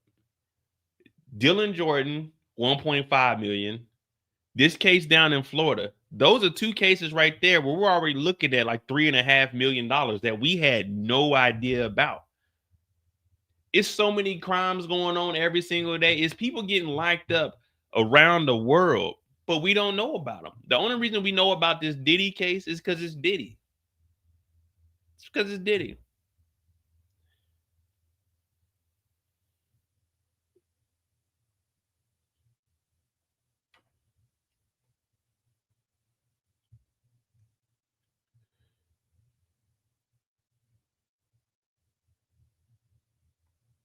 Well, all right, we got an update. The defendant Riggs got 24 months. It was much more heinous than that case. Hold on, Riggs. We need to find. I want to find out who that defendant Riggs got 24 months. It was much more heinous. That this case says to avoid unwarranted sentencing disparities. I've read all 900 Mann Act cases available on Pacer. So there's only 900 Mann Acts on Pacer. When did the Mann Act been around for a while, but his case is different. Judge, who's next? Miss Westmoreland. So this is Westmoreland, our girl. Westmoreland. I want to focus on the inspiration Mr. Combs has given throughout his. Man, we don't give a fuck about what this nigga done through life. He wasn't inspiring nobody when he was motherfucking paying for dick. But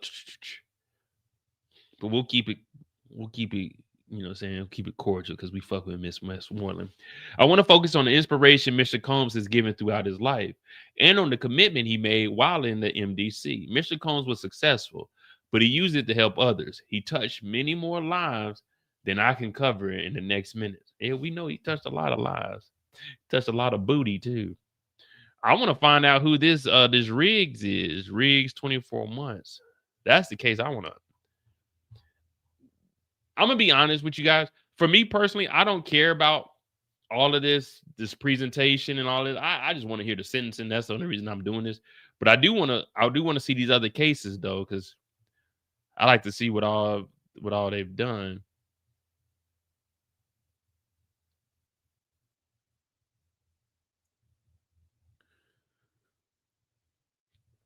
Well, 1.4 million prostitution. Yeah, let me see.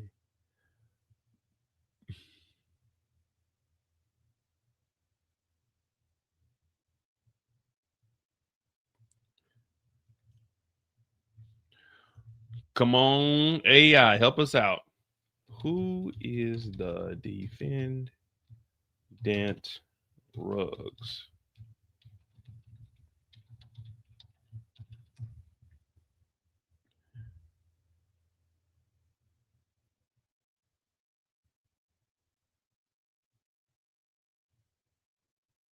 They talking about Henry Ruggs? Hell no. They can't be talking about Henry Ruggs. How much?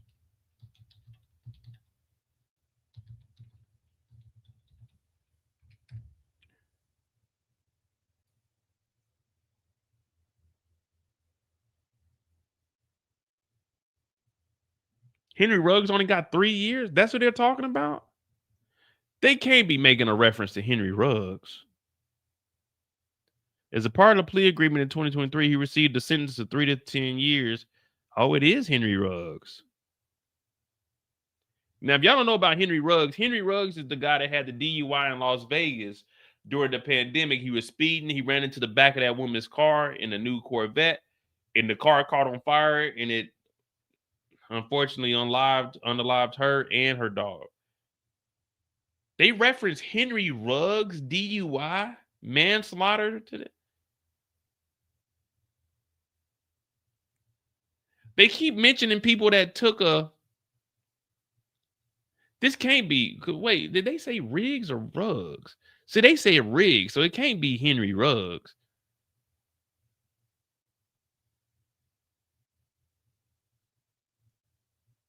Yeah, I need to find out who this Riggs guy is. That's what I want to know. Arguing for lenient sentences. I'm gonna try to go back to that. Defense argues Diddy's conviction does not compare to many acts in the Mann Act. Discro says he kept referring to the Mann Acts, cases where people were convicted of transporting people across state lines. The charge Diddy was convicted of 2 counts. Discro said he reviewed more than 900 Mann Acts. He said Mann Act victims share common themes. Many of them are immigrants, homeless, drug addicts, or mentally ill. That ain't got nothing to do. Like, whether they're immigrants, homeless, drug addicts, it doesn't matter. It's still, it's still transportation, man. Come on, man. Profit motive is essential in these cases because many defendants are pimps who make a living off the people they exploit. He said Diddy wouldn't be considered a pimp because he didn't commit the offenses for any type of personal gain. He said the defense identified 4 cases in which Johns, so if you don't know what Johns are tricks, in which Johns were convicted and sentenced for the Mann Act conduct. The average sentence for those defendants were 6.7 months. The defense has argued Combs should get no more than 14.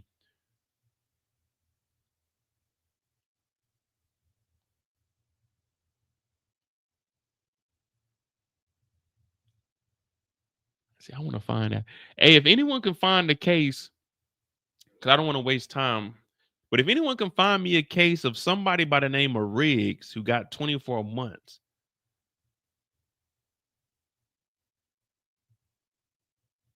I definitely want to see what case that is so I can see what they're referencing. But of course, this is over our head, guys. This is lawyer talk. I'm not a lawyer. I'm a doctor.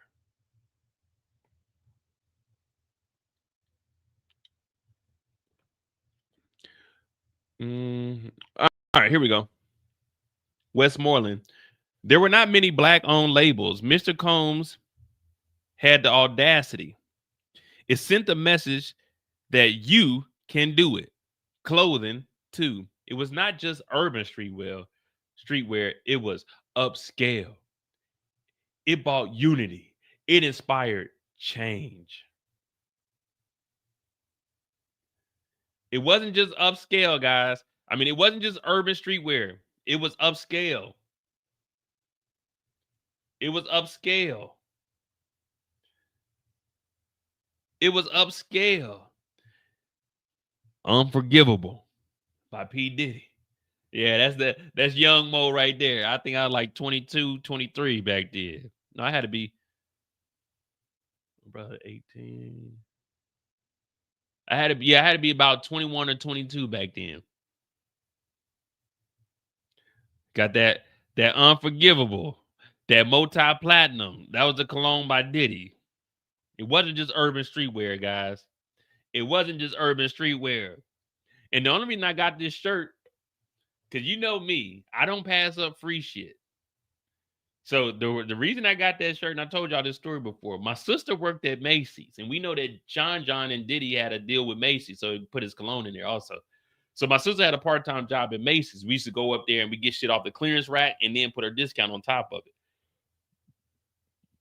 One of the girls I was talking to, well, I wasn't talking to her. We ended up having a conversation. We went out a couple of times, real cool. What's her name? Like some shit, whatever. But anyway, she worked at like the perfume and cologne. She like, oh, you come try this. So I came up there, tried that shit.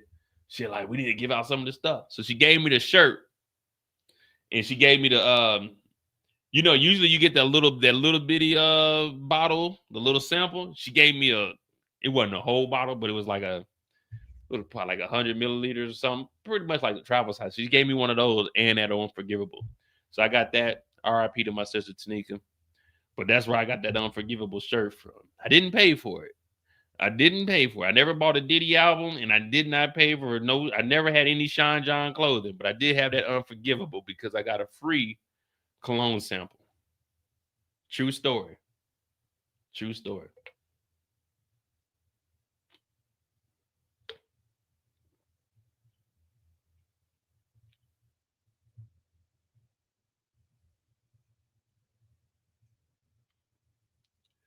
All right, so Diddy, he had music, he had clothing, he had the audacity. Matter of fact, she said he had the audacity.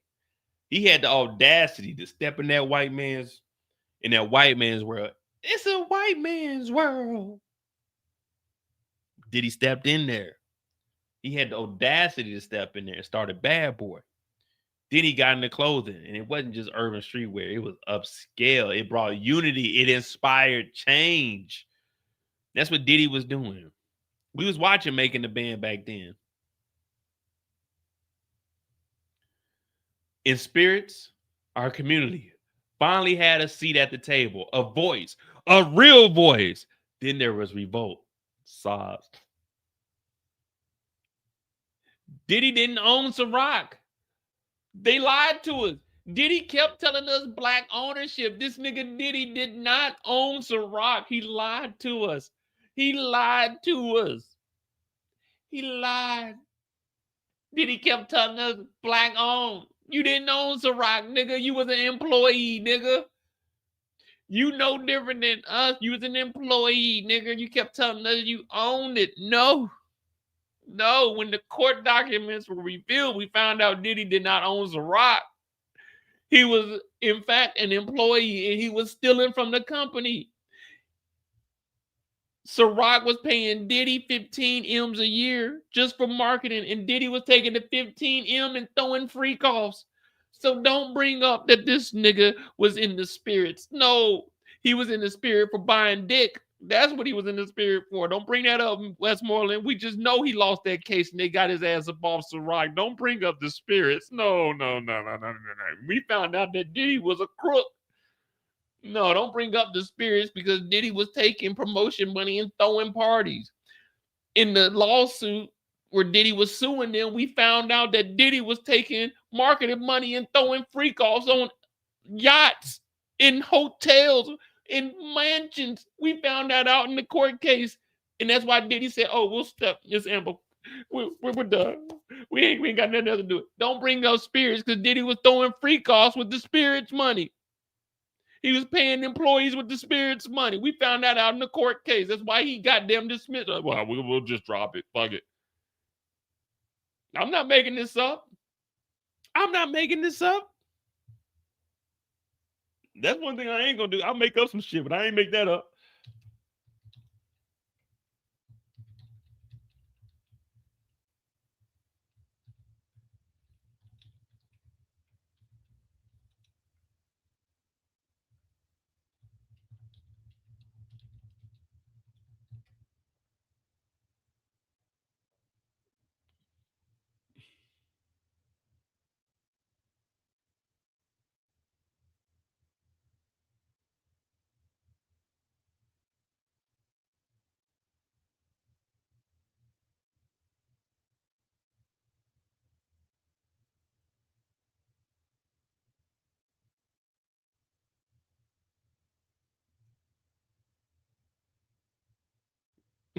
I'm just saying, guys. I'm just giving y'all the facts, man.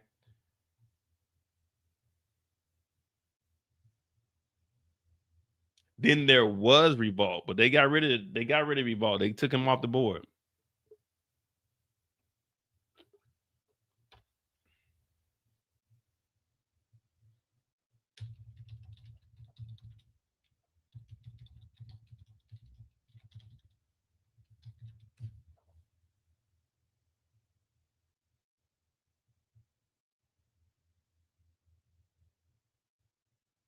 Build a website you love with Wix, where your words create your. There's no doubt in my mind who shot me. You have said since really right after the shooting that it was P. Diddy who shot you. I was standing by the front door. I watched the entire thing out. I had no reason to believe that it would escalate to a shooting.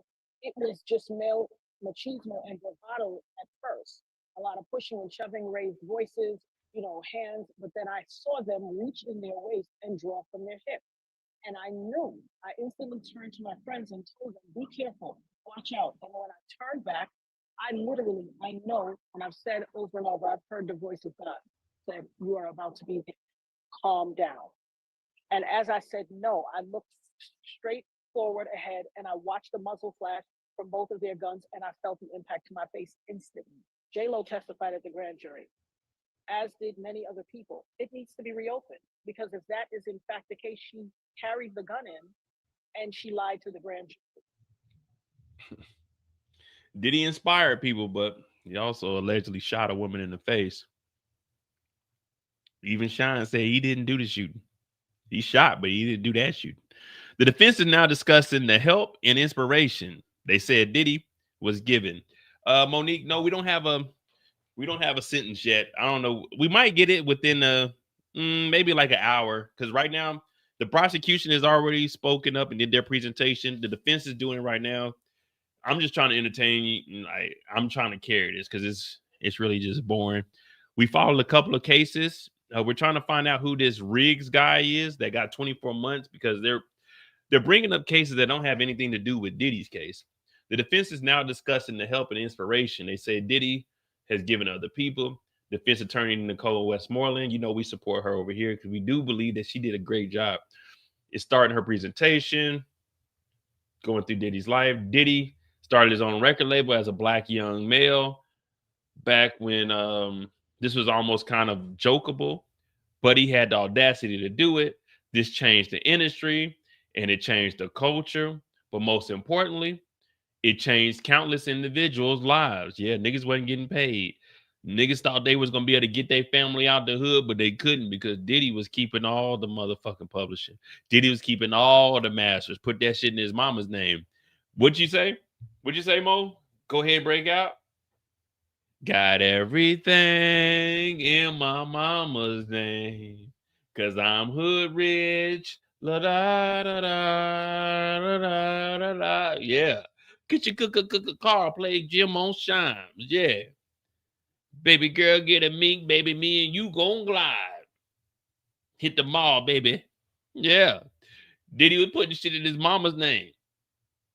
Diddy was making sure that he got to keep every motherfucking penny. He changed niggas' lives, all right? He changed their lives. He put them in front of M's, but kept the M's and gave them the T's. That's thousands.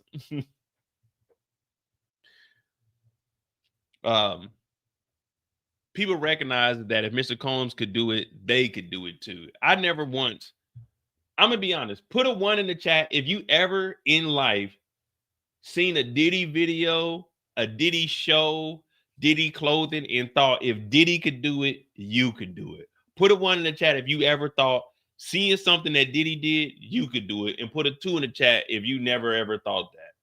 Because there's never been a moment in life that I've seen something that Diddy was doing.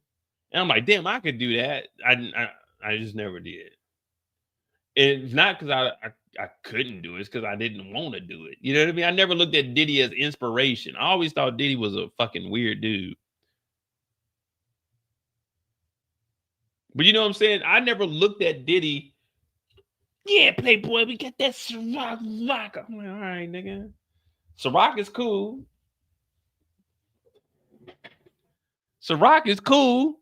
I fuck with the drink. At one point, I ain't gonna lie, Ciroc was cool. I used to drink the Grey Goose, and then Ciroc came out, and they had different flavors. I was like, okay, cool. But I never looked at Diddy as, you know what? I want to be like Diddy. You know what I mean? Damn, Diddy did it again. I've never in life ever was like, man, damn, that nigga Diddy. Like, I've never ever thought that.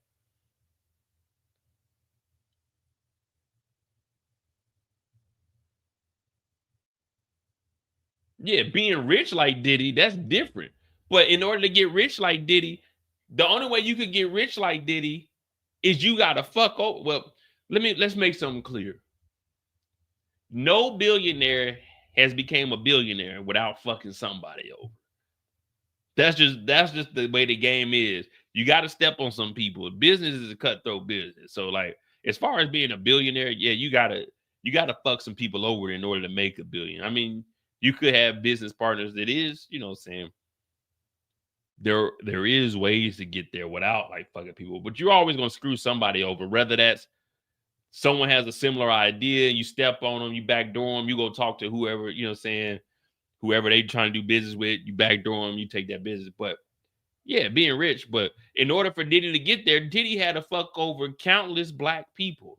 Before Diddy was a billionaire and became a millionaire, he had to fuck over black artists. So it's like, for me, it's like, damn, ain't no one getting paid. And then I'm growing up, the locks is blowing up, and they talking about Diddy taking money from him, Craig Mack, and now. So I'm like, man, the only reason Diddy is as rich as he is because he was stealing money from niggas. He wasn't paying niggas. So for me, I was like, I'm transparent with you guys. I let y'all know what I make when y'all send money. Like,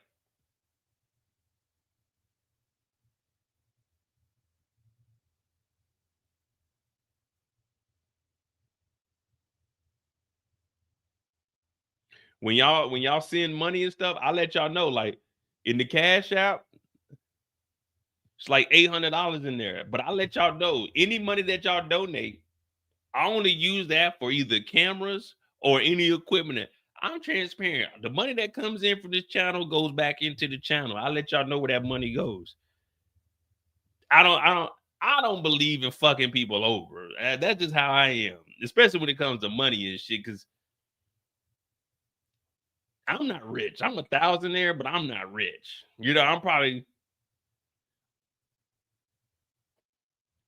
say I'm worth maybe like a half a ticket.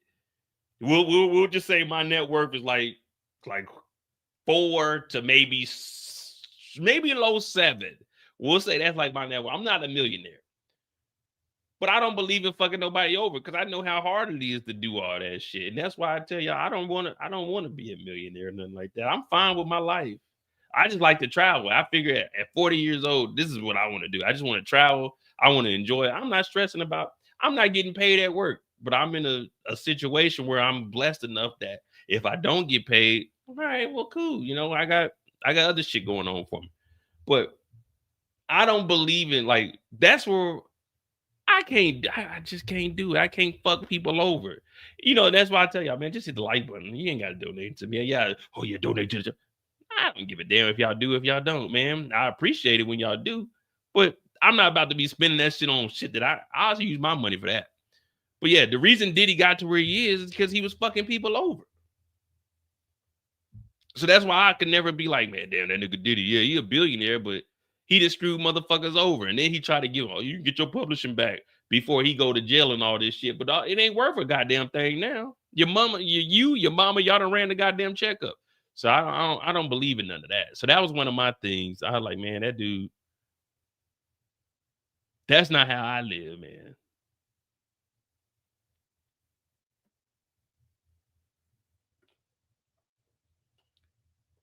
I don't look at it as my money. I look at it as our money.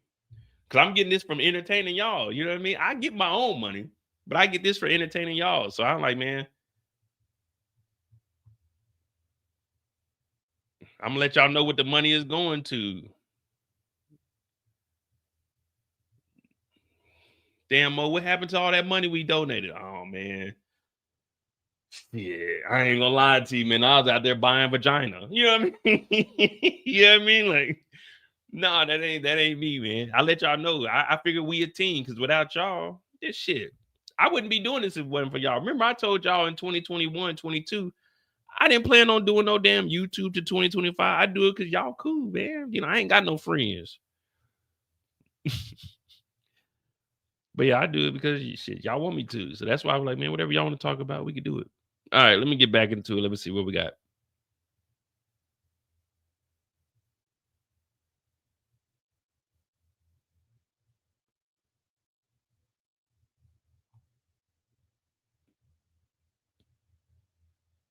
And just so y'all know, all of this is brought to you in part by y'all, man. Well, besides the TV is the only thing I can say y'all didn't get. My dad got me that as a housewarming gift. That's it. That's it. The TV, my dad got me as a housewarming gift, but everything else in here is because of y'all.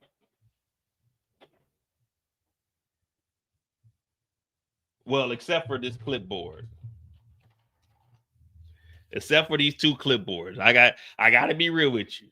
The 2 clipboards, this is not from y'all. This is from me staying at this hotel 2 times, and I took the clipboards out of the room. You know when they leave like the notepads and shit in the rooms? Oh yeah, I take notepads, I take pens. Oh yeah, anything free, I'm taking. This ain't from y'all. This is for me. This is a write-off from me for my shit. You know what I mean? This is my company card. I pay for these. I paid for that hotel room. I got 2 clipboards out of there. You know what I mean? This is me. This ain't y'all. So don't y'all be talking about Mo when we going where the clipboards at. This is my shit. Don't y'all worry about these 2. All right. This is mine. Don't y'all ask about these clips. These is mine. All right?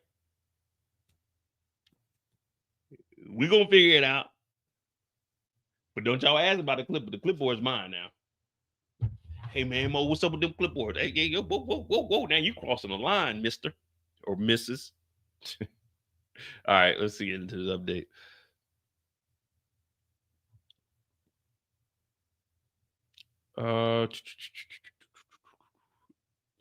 We back down here.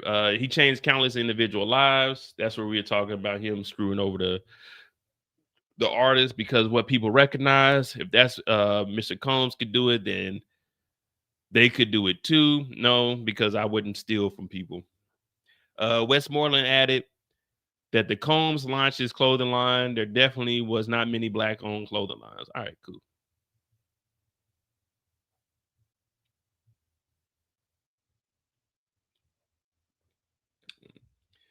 You know it. Hey, Eric.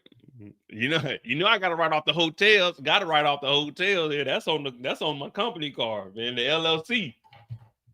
That's on the LLC. I pay for that room. Anything in that room is mine. What up, Young Dreads? Westmoreland. She said, all right, here we go. Mr. Combs was there. He said, listen, everyone, I'm sorry. He said, don't be afraid to dream. Just remember to wake up and put actions behind your dreams. And then he said, don't forget to help others. That changed my life. Mr. Combs is just a man. He's made some mistakes. He has flaws like we all do. But how many of us can say that we've helped so many lives, countless lives? He's been in jail and he's remorseful. I spend every day speaking with him. In the MDC, Mr. Combs started asking people their dreams. That's how free game for Diddy was born. No one's done this in the MDC before. Note, Yi Chen taught Chinese in MDC, then got 15 years for fentanyl. So not only, watch this.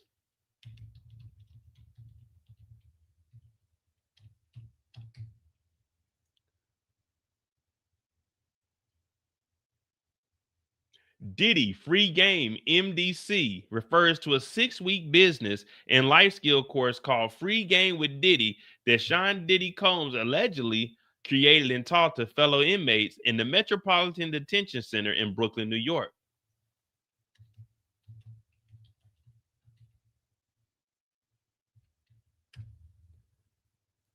Which Willie Ngala, Willie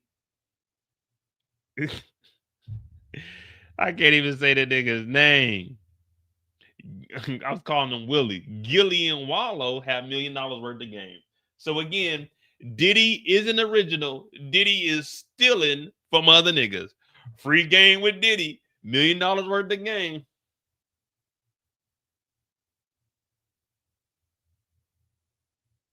Free game with Diddy. What game is Diddy putting you on, asking you for your fucking dreams. Nigga, my dream is to get the fuck out of prison, nigga. That's my goddamn dream, Diddy. Are you putting money on my books? Are you going to help me buy a lawyer? Are you going to help fund my dreams? We don't want the fucking free game, nigga. We want you to pay the game, nigga. Diddy, yeah, free game.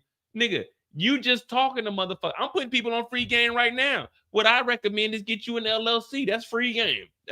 Nigga, Diddy's asking what niggas' dreams are. Nigga, I'm in prison facing 45 fucking years. My dream is to goddamn go home, nigga. I don't have a goddamn dream, nigga. I can't dream. They cut the lights off at 9 and turn the shits on at 5 o'clock. I don't even get into a deep sleep till 2:30 in the morning. By then, nigga, I done forgot what the dreams is. I gotta wake up and worry about a nigga stabbing me. It ain't no motherfucking free game. Free game with Diddy, man. Fuck Diddy. The free game with Diddy. Nigga, what game are you giving us, nigga? You a billionaire in this bitch. Nigga, you ain't got to worry about where the next goddamn dollar coming from in your commissary. Nigga, I'm struggling this motherfucker. My goddamn baby mama that left me for my homeboy. She's fucking that nigga. She pregnant by that nigga now. I only been in this bitch for 2 months. She knocked up by a nigga that I used to hang with. My mama ain't responding to it because she got to go to work and work goddamn 88 hours in a motherfucking week. She on goddamn Wick and Snap. She motherfucking trying to survive. I'm in this bitch. My brother over here, he's strung out on the goddamn street. Diddy, I got a dream of getting out this motherfucking robbing a motherfucking bank. Nigga, ain't no free game with Diddy. What the fuck is Diddy teaching niggas in prison that about to go to jail probably for the rest of their goddamn life when this nigga's a goddamn billionaire? This ain't no fucking free game. This is Diddy passing time because this nigga knows that he has money and he's gonna be all right. This ain't no goddamn free game, nigga. You ain't helping me with my taxes. You ain't giving us no goddamn lawyers. You ain't putting money on our motherfucking commissary. You got niggas in here. We heard about niggas in there helping make your bed and wash your drawers. I only wash drawers on Tuesday. They washing your drawers. This ain't no fucking free game, nigga. It's motherfuckers that want to be around you because you got a little bit of bread, nigga. Talking about some free game with Diddy. Nigga, I ain't no goddamn fool. I know niggas that been to prison. And nigga, it ain't no goddamn free game. You just talking to motherfuckers. You sitting around and you probably telling them niggas stories about goddamn what happened when you was out in music and that's all. It ain't no fucking free game. You ain't having one-on-one consultations with niggas in the cell like, okay, so what exactly is your dream? Nigga, you ain't even qualified for that shit. Nigga, we seen you beating on Cassie, you nasty motherfucker. We seen and heard that you had niggas DNA on you. It ain't no free game, nigga. You a freaky nigga. It ain't no free game. It's a freaky nigga. Talking about free game with Diddy. Ain't no motherfucking free game. Free. What game can Diddy give an average nigga that's facing 40 years to life? What game is Diddy giving to you? You know what, Playboy? You know what, Playboy? What you need to do is get your mind off the negative. Write your family. Take that note. Take that note. What the fuck is Diddy teaching niggas in here? He's a billionaire with niggas off the street. It ain't no motherfucking free game, man. I understand. Yeah, you got it. I mean, we're not knocking Miss Westmoreland. We're just talking about like, let's be real. Let's just be real for a second. What the fuck is Diddy? What game could Diddy give street criminals in prison? What game is this nigga Diddy giving? Keep your head up. Nigga, what? What do you mean keep my head up, nigga? Did you not hear me, nigga? I'm facing 45 to life, nigga. Diddy in there, yeah, keep your head up, Playboy. You know, it's gonna be better days. You know, we all gotta look. This is your typical free game here. When I talk to the young niggas, they be coming over there. What's up, OG? I'm like, you know, you got to be able to weather the storm. You know what I mean? Keep your head up. We all going to experience those rainy days. And sometimes those rainy days turn into floods. But what you got to do is you got to detach yourself from the negative and just imagine yourself doing better. You know, there was a movie at one point that there was a young lady. She actually had a concussion, was knocked out during a tornado. And she believed that she needed courage. She needed a heart. She needed a brain. She believed that she was in the Wizard of Oz. Now, the reason I'm using that is because you can correlate that with your life. You're going through things. You may get knocked out, but when you get knocked down, you get back up. If you get knocked down 6 times, you get up 7 times. All right, now get the fuck out of here. That's free game with Diddy. That's the easy free game. That ain't game, nigga. That ain't. It's a difference when you know that you're comfortable. It's a difference when you know that you're comfortable. I'm comfortable, right? One of my employees got furloughed. Now, our position is supposed to be exempt, so we're supposed to get paid through this government shutdown. Unfortunately, they got furloughed, meaning they're not going to get a paycheck while this is going on.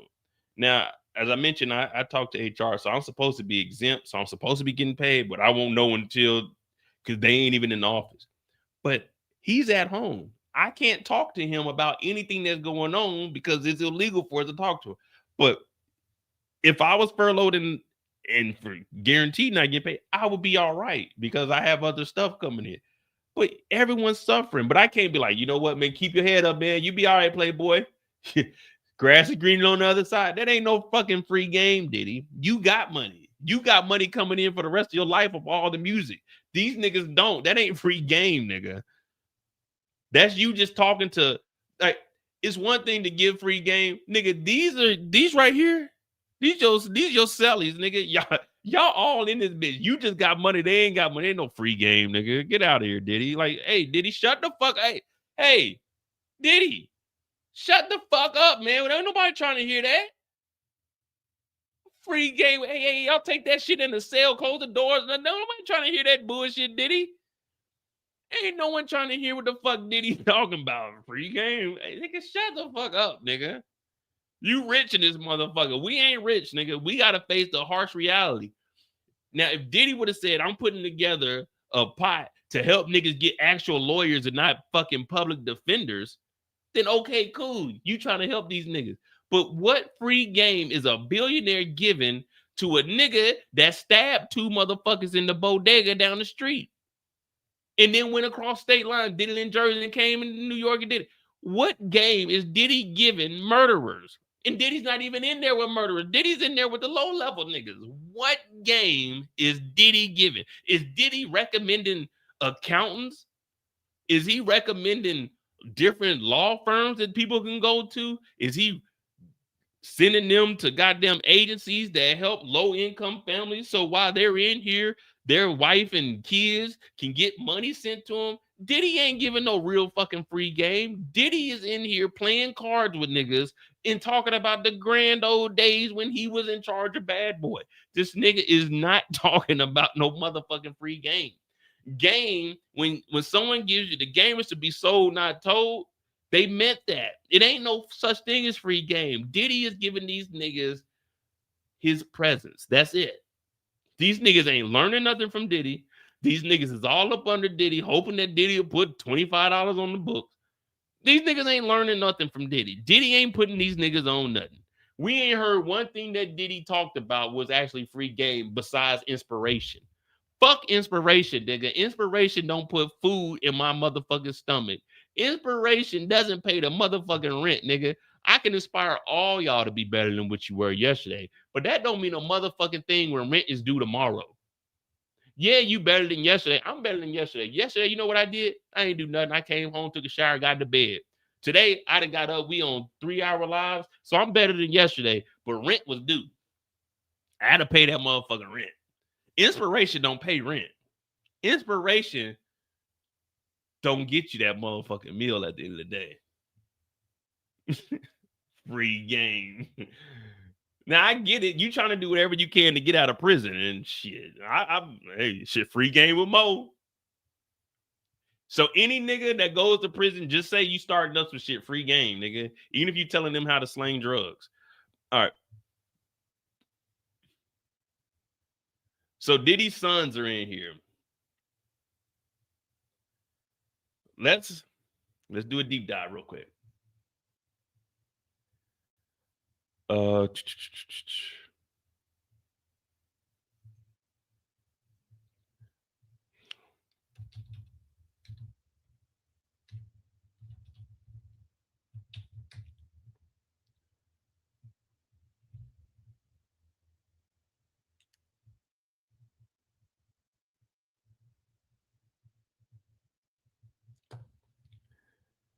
All right, so Diddy's son is up there talking right now.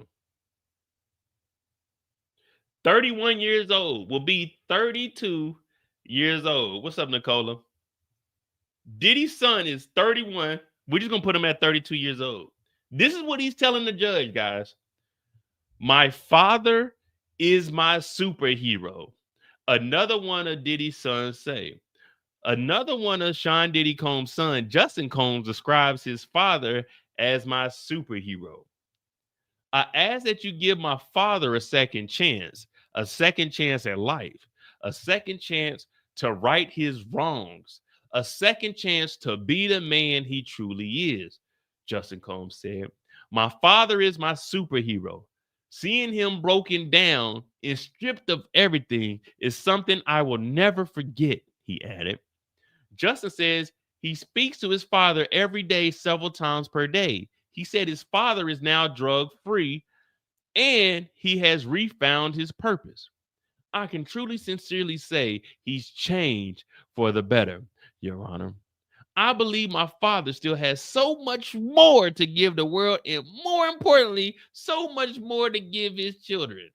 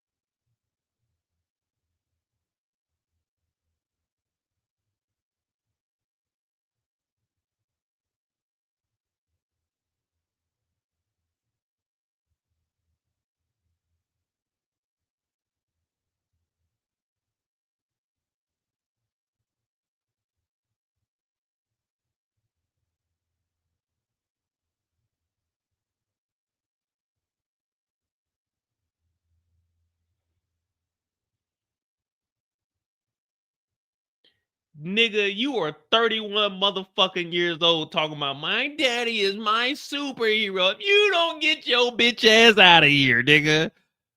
My daddy is my superhero. Shut your weak ass up, nigga.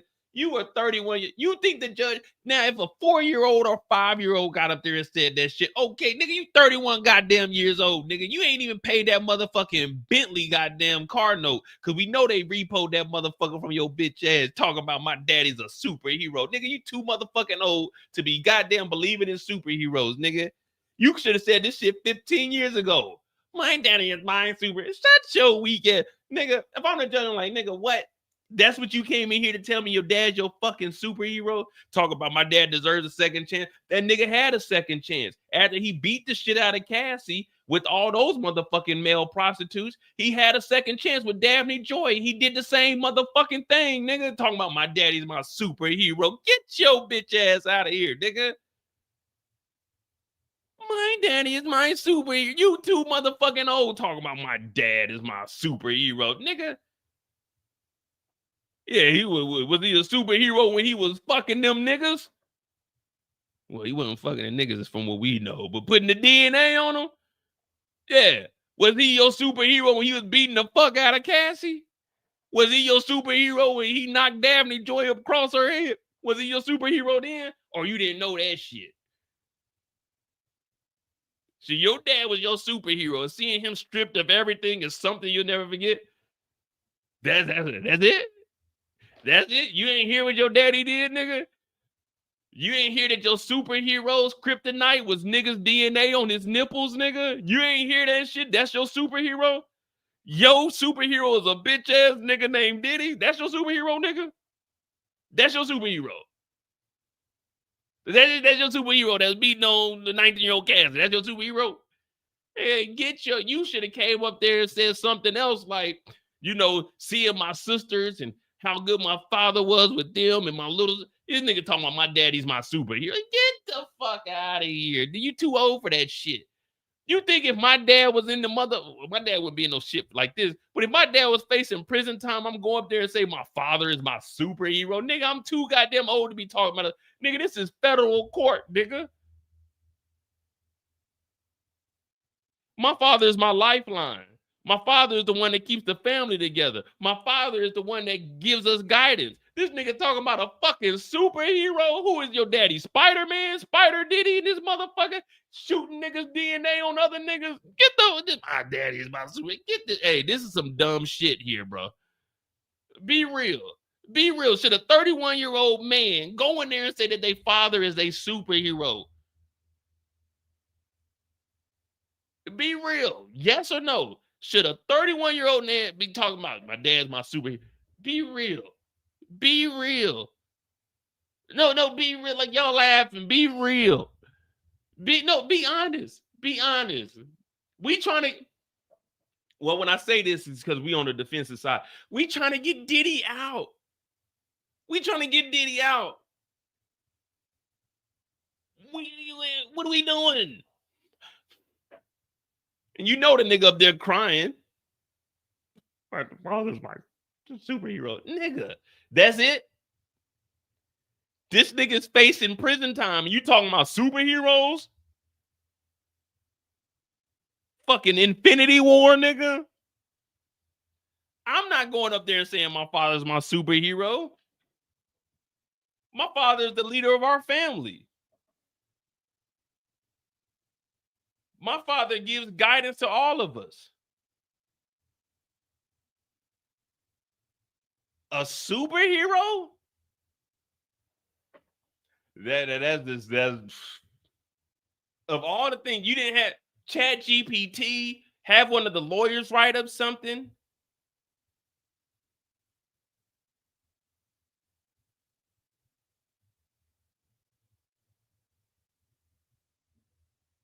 Diddy pool, yeah. Wolverine Diddy, Diddy. Yeah, what the fuck? Magneto, Mag Diddy. You know what I mean? Like, what the hell we got going on here? Iron Diddy, yeah. Iron Love. My father. Hold on, give me a second. Give me a second. Give me a second.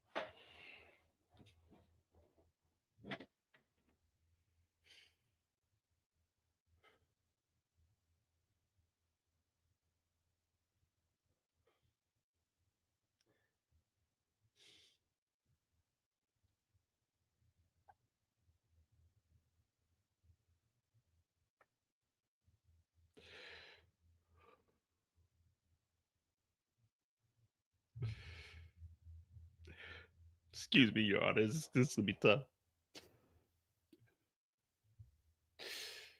Your Honor,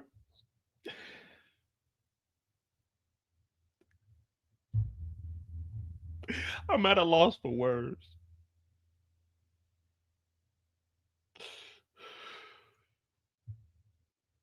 My father,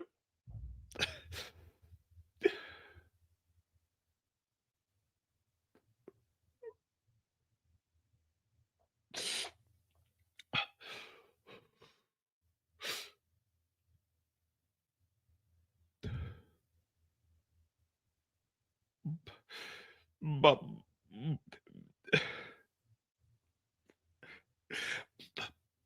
my father, he's all I got. My father, words can't even explain what he's done for me and my siblings.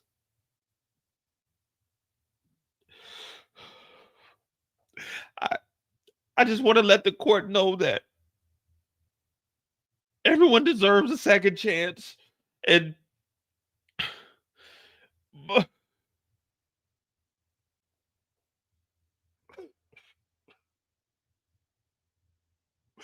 my father is my superhero, and seeing him broken down and stripped of everything, Your Honor, I will never forget it. I won't forget it. This has been the hardest year of my life, and I've been through a lot. I've been through a lot with never any. I had to step up and be the man of the family, Your Honor. And seeing my superheroes stripped of his powers and just knowing that people are saying no Diddy online and making a mockery of my father and my superhero. I don't know. I don't know if I can pull through this. If he was to get anything more than a year out of, I don't know. I don't know what I would do, Your Honor. It's my father. I don't want to. Oh, I talk to him 2 or 3 times a day, every day. I can't pay for my Bentley with him locked up. I need him out here with us. Your Honor, please. Please. I need my superhero back. I just believe everyone deserves a second chance. And if you just give, I promise you, he's giving free game out in prison. We need the game out here.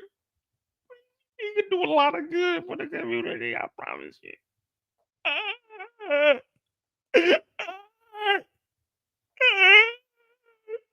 Not my superhero, Your Honor. I just beg that.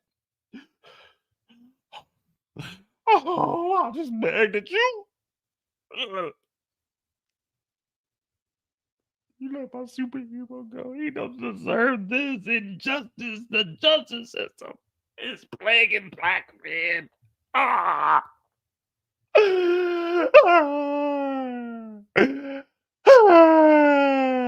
Thank you, Your Honor. That's what I got to say about my father. Like, dude, you're 31 years old talking about my father is my superhero. No, nigga, this is court. This is real, nigga. My father's my superhero. Get this nigga out of here, bro.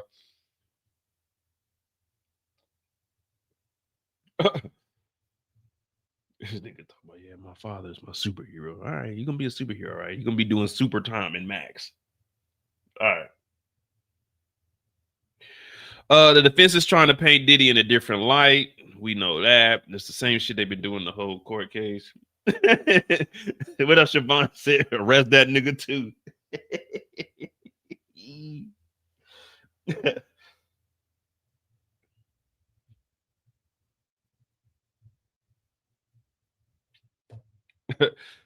Dog, you gotta admit, at 31 years old, calling your dad your superhero.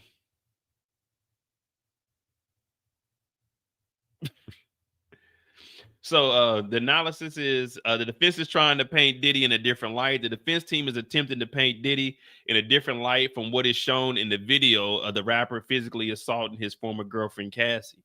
So let me ask you guys this, though. Why is the defense attempting to paint Diddy in a different light from what is shown in the video of him assaulting Cassie? Can someone answer that for me? Like a serious question. I really want to know. Why is the defense attempting to paint Diddy in a different light from what is shown in the video evidence of him assaulting Cassie? What is the purpose of that? When they told us the defense was Diddy gets drunk and sometimes he wilds out, but he's not on trial for that. So why would they paint that in a different light? We just went through the whole trial saying it was nothing but domestic abuse. Leave it alone. So why are we painting them in a different light now when it comes to the sentencing? Remember, they say, "Oh, that's just domestic abuse," but that ain't what we on trial for. So why are they trying to paint him in a different light? What's the reasoning behind that?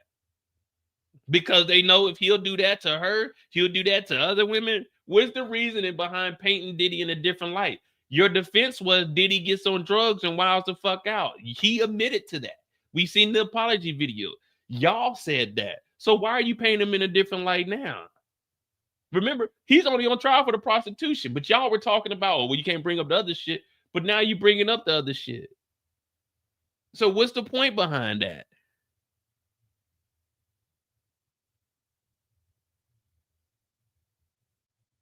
Like, nah, he's on trial for prostitution. That's it, right? There's 2 counts of prostitution. Ain't nothing talking about the beating the Cassie. We ain't got to paint Diddy in a different light. Y'all told us during the trial that Diddy gets on drugs and Diddy whoops ass. Diddy told us in the apology video that he was fucked up. He was at a low moment in his life and he whooped ass and he apologized. So why are we painting him in a different light? You need to be showing the remorse for paying for dick. That's what Diddy's on trial for. Well, that's what Diddy's convicted for. Buying penis. That's what he's on trial for. 23 niggas and counting. 23 niggas. He bought penis.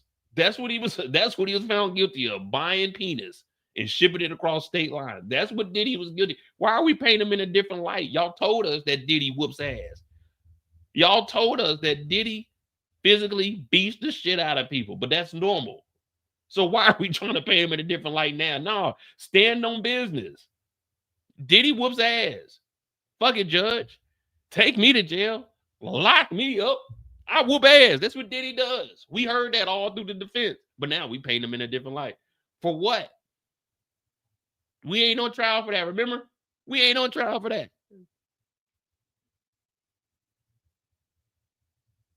I'm just giving you guys the facts. Hit that like button, hit that subscribe button. Hopefully I am entertaining to you guys. You know, I ain't trying to offend nobody, but you know. All right, so here we go. So we got the girls up here. Delilah Combs. Yes, Delilah like Jesse James or some shit. Do we got the other daughter up here? All right, so this is Delilah James. Is this one of the twins? Not Delilah James, Delilah Combs.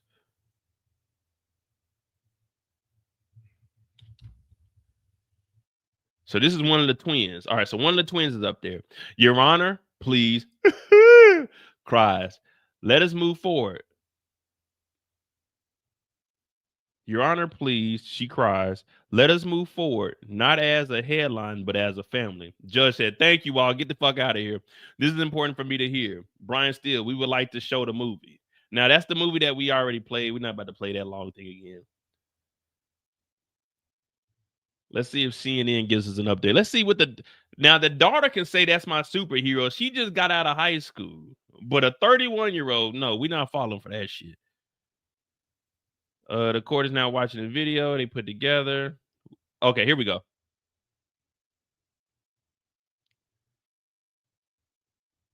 Delilah Combs addresses the judge. See, look what she said. We cannot watch our baby sister grow up fatherless. That's what you're supposed to say. Not my dad is a superhero.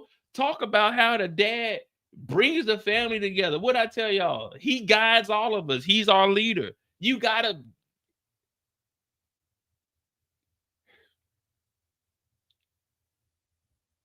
You got to make him seem like a man with morals. You can't a fucking superhero. That's what kids say.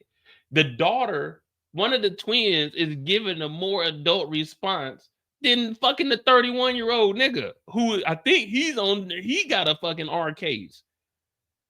We cannot watch our baby sister grow up fatherless. Delilah Combs, another one of Diddy's daughters, just spoke through tears.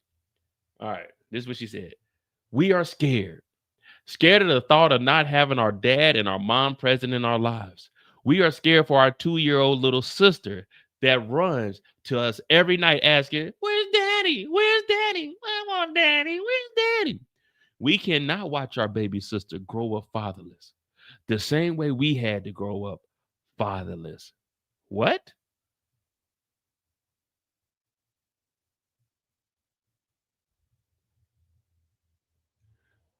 The twins? Wait. We cannot watch our baby sister grow up fatherless the same way we had to grow up fatherless? Did he wait. We cannot watch our baby sister grow up fatherless the same way we had to grow up fatherless. The twins they wasn't fatherless. Yeah, they lived with their mama, but they wasn't fatherless. We used to see the little twins everywhere.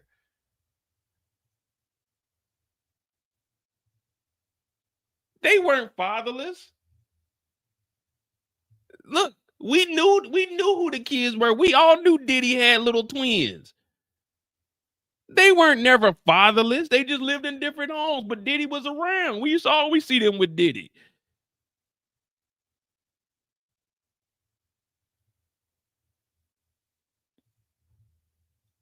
One thing we can say about Diddy, we never seen any kid of Diddy's go without. Quincy ain't even Diddy's child, but he took care of Quincy like it was his kid. We've never seen any kid that is associated with Diddy ever go without Diddy. Yeah, you may have lived in different houses, but Diddy was around.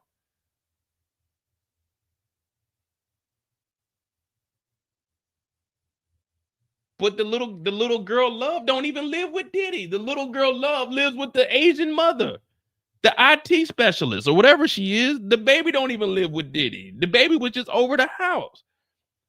All right, I need to put the robe on. Contempt of court. These kids are lying. That's what the prosecutor. Objection, Your Honor. She's lying. She was living with Diddy. Delilah said her family has lost so much, and every day he remains incarcerated. We lose more and more. Please, Your Honor, please give us our family a chance to heal together, to rebuild, to change, to move forward. Not as a headline, but as human beings who are trying to do better. See, now I will give her credit. This is a well put together letter to the judge. This is her talking to the judge. Justin, your old ass should have got a goddamn lawyer to write up your shit.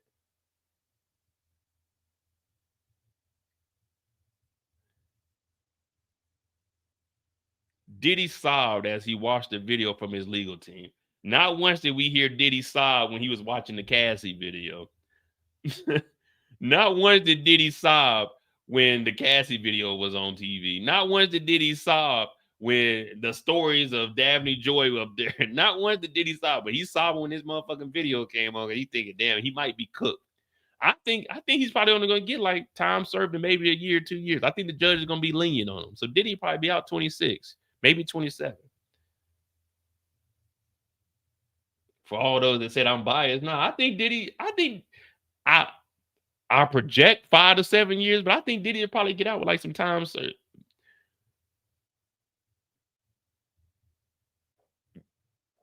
Just from what I see, I say 5 to 7 years, but I'm thinking the judge is going to be lenient on him. Diddy will be out next year. Diddy sobbed as the court watched the documentary-style video legal team put together, which featured footage from his charity work and his family. The video is over. The court is now taking a break until God damn. So we got a whole goddamn hour. Defense attorney Brian Steele said more speak. Oh my goodness, we don't want to hear from no one else. We already heard from Justin's ass, and we heard from a dog. We don't need to hear from nobody else. Just judge, tell him, hey, no. After lunch, we going into sentencing. I got a weekend plan.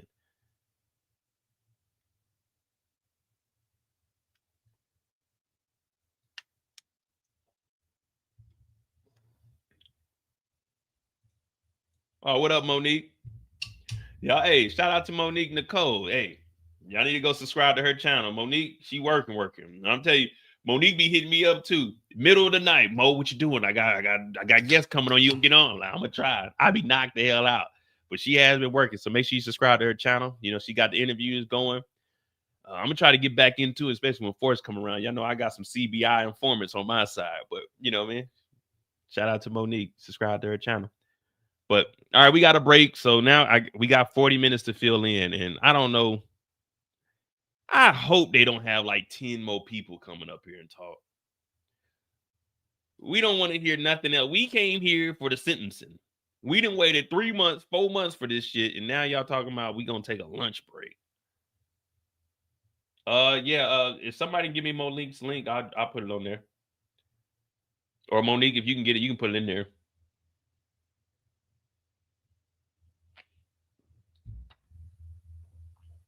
All right, well, cool. That's where we at. Because I'm gonna be honest with you guys.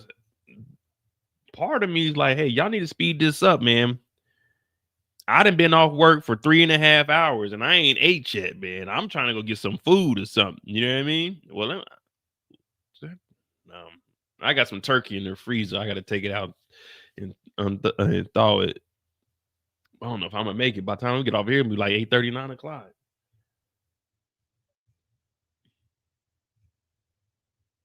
Hopefully they finish this up today too, though.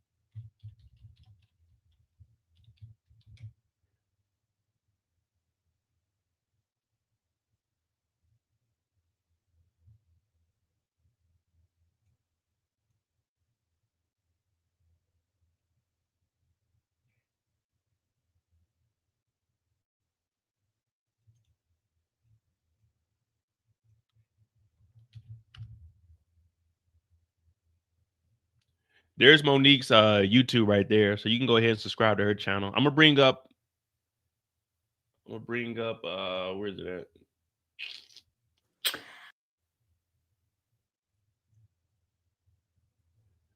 Law and Crime and see what the hell they got going on. Enter the trading arena. And I need to find out who that Riggs guy is too. You know, I want to definitely follow that money. I'm gonna try to do a little bit of research real quick. Hold on.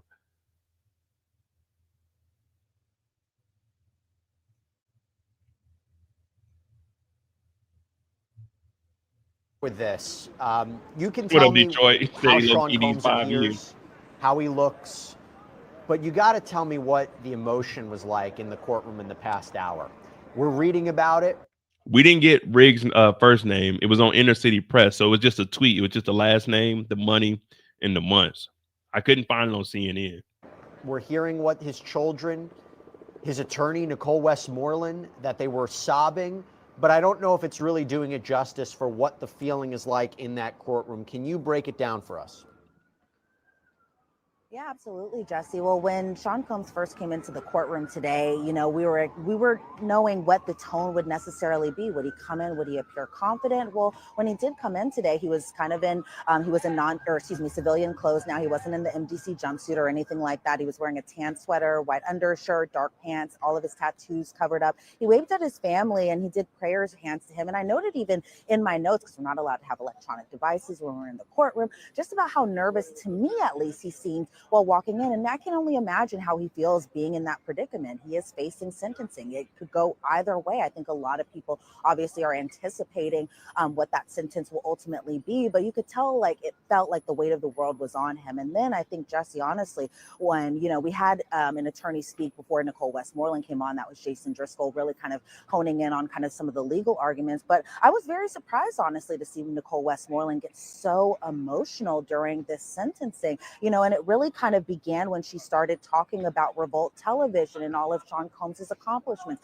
something that the defense, I feel like, has been using this as a way to kind of appease to not only the judge, but possibly the public in terms of his redemption when it comes to just wanting people to not think about this case, not think about the trial, not think about these allegations, but more so really just talk about his accomplishment and what he's done for the community, and more specifically what he's done to the Black community. And so Nicole Westmoreland really getting emotional when she was talking about how he spent a lot of time helping his community, how he helped break the chain of systemic racism, how he opened 3 charter schools in poverty-stricken areas, how he employed thousands of people. He gave opportunity to inner city individuals. His companies were very diverse. He inspired generations to follow. They were bringing about, or they were talking about vote or die. And then Nicole Westmoreland kind of made it a little more personal, where she was discussing how some of her interests were where she was super passionate about mass incarceration. She went to an event 8 years ago, and who was the speaker there? None other than who would end up being her client years later, and that was Sean Diddy Combs. And she said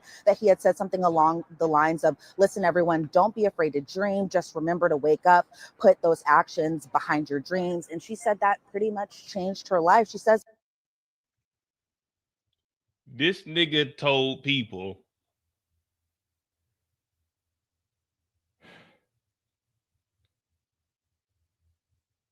see, we didn't get this part. Diddy told people that were incarcerated, chase your dreams and remember to wake up. How the fuck do you remember to wake up? Unless you got an alarm, you're not going to remember to wake up. Your ass is asleep. If the Lord say don't wake your ass up, you ain't waking your ass up. That was Diddy's inspiration and motivation to niggas that was incarcerated. Chase your dreams and remember to wake up.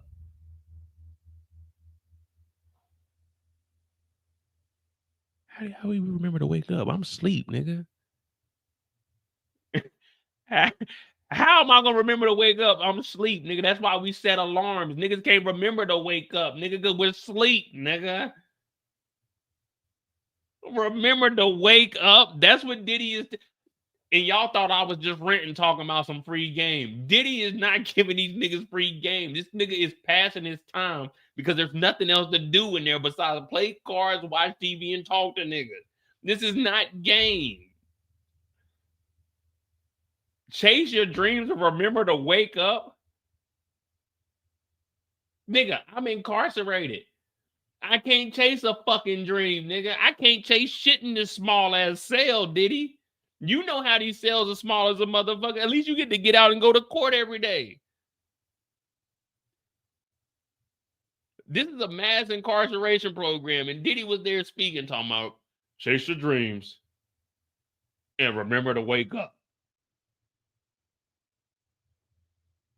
What? Hey, give me the shank. I'm gonna go ahead and handle this right. You know what? I'm already facing life. Go ahead and get. You got that shank on you? Let me get that motherfucker. You ain't even got to wrap it up, nigga. I don't care if they see me. Give me the shank. Give me the shank, nigga. Give me the shank, nigga.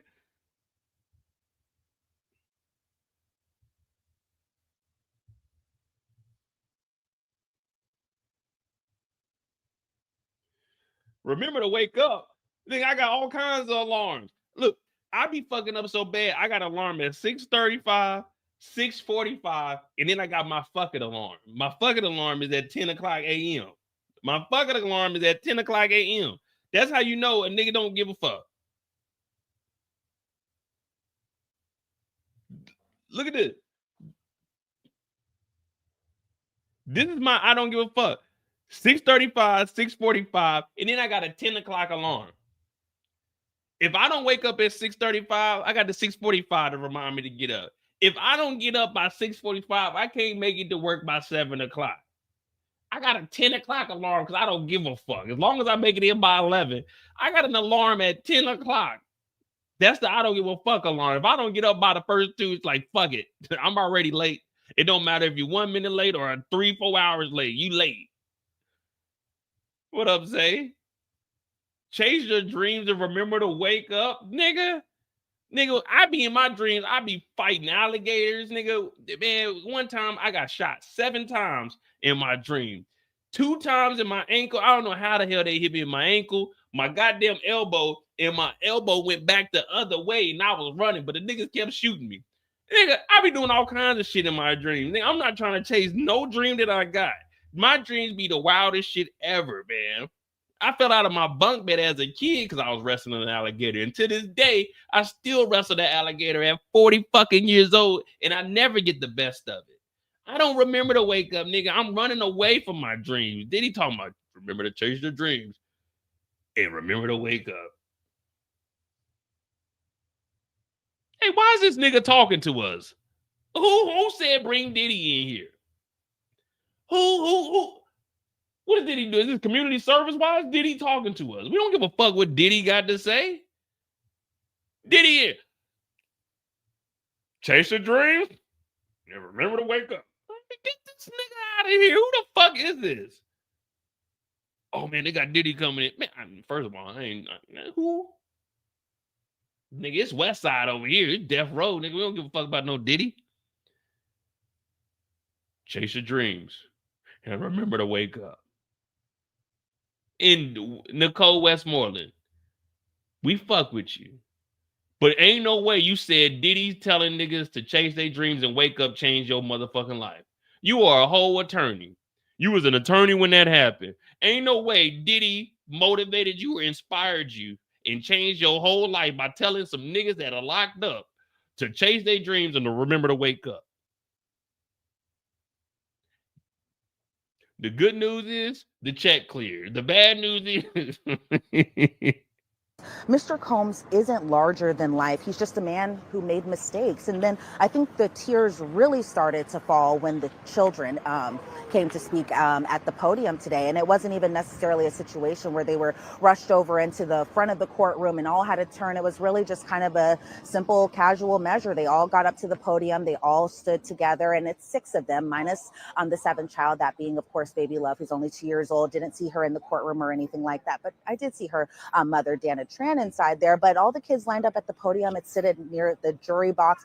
And Quincy Brown speaks first. And I think what's important to note is Quincy Brown, his biological father is actually Albie Shura, who had a relationship with Kim Porter. They were together. But Sean Combs adopted Quincy when he was very young. And then there was kind of some talk before, prior, just about the relationship between Quincy Brown and his biological father. But in terms of what he was speaking about today in sentencing, he said that he's our father. In front of us, we see a changed man week after week.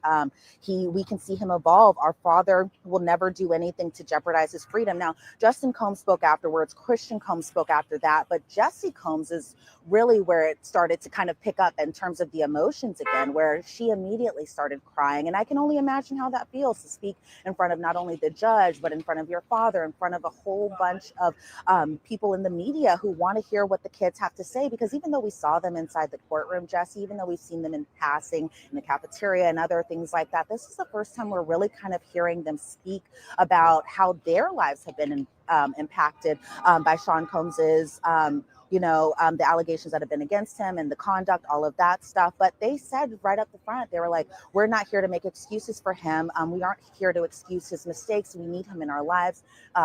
Jesse Combs talking about how she lost her mom, that her mom being Kim Porter when she was very young, and that Sean Combs promised to be there to keep them safe. Then Chance Combs spoke afterwards, and she said that we're just... You see? Again, the girls, I'm not knocking the girls. I'm only talking shit to Justin. The girls, they did what they got, they just now becoming their own young adults. So the girls, yeah, you can believe everything that they saying. But for them to say that they grew up without Diddy, I mean, I get you trying to make a point, but after Kim Porter passed, Rest in peace to her. They were living with Diddy, so it wasn't like they was fatherless. They grew up with Diddy, and they said they're not making an excuse for Diddy. So I respect that from the kids. The fucked up part about this, in all seriousness, no jokes. It's like, Diddy, you fucked up, and all your kids have to go through this. They got to experience this shit. They got to live through this, go up here and talk in front of all these people, and basically forgive you for the dumb shit that you was doing and you got caught up for. Now it's been all exposed to them, because the girls, I'm pretty sure they were shielded from it. The boys, I don't believe the boys were shielded from this. They knew that this wild shit was going on, because let's be honest. When we get older, we not really around our parents that much. These niggas was still living in their daddy's house. So these niggas knew what the fuck was going on, because these niggas got similar charges. And I think it's Justin that got the same charge. He got a charge in his daddy's on it. So the boys, they knew what the fuck was going on. The girls, I'm pretty sure this shit was shielded from them. But it's fucked up that they got to go through this. You know, you can't really knock them. And whatever they say, I'm just giving them a hard time for entertainment purposes, as far as them not growing up without a father. Diddy probably wasn't around. We heard for the last 15 years, this nigga Diddy was fucking off. So the nigga probably wasn't around as much as they would like. But it's fucked up, because the shit that Diddy did to a young Cassie that's the same age that they are right now, it's like,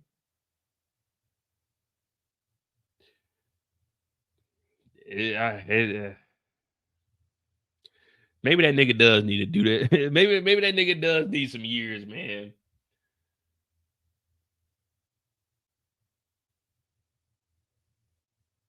Like, in all seriousness, it's messed up that he did put his family through all of this. You know, if it was just Diddy and he ain't had like no kids or nothing, it's like, all right, fuck him, you know. But it's messed up. These girls just graduated school. You know, they trying to do their own thing. But they got to live with this for the rest of their lives. Like, they're 18, so they're adults, but they're in the real world now. There's no real protection of that. These girls, well, for the whole family at that, this family, they can't get into an argument with nobody. There's no argument that they can get in and actually win, because every single person in the Black community has that ace in their back pocket. All you have to do, if any of these people ever tweet you, you ever see them in public, all you got to do is say, that's why your bitch ass daddy like niggas DNA on his nipples. They can never win a conversation. They can never win an argument.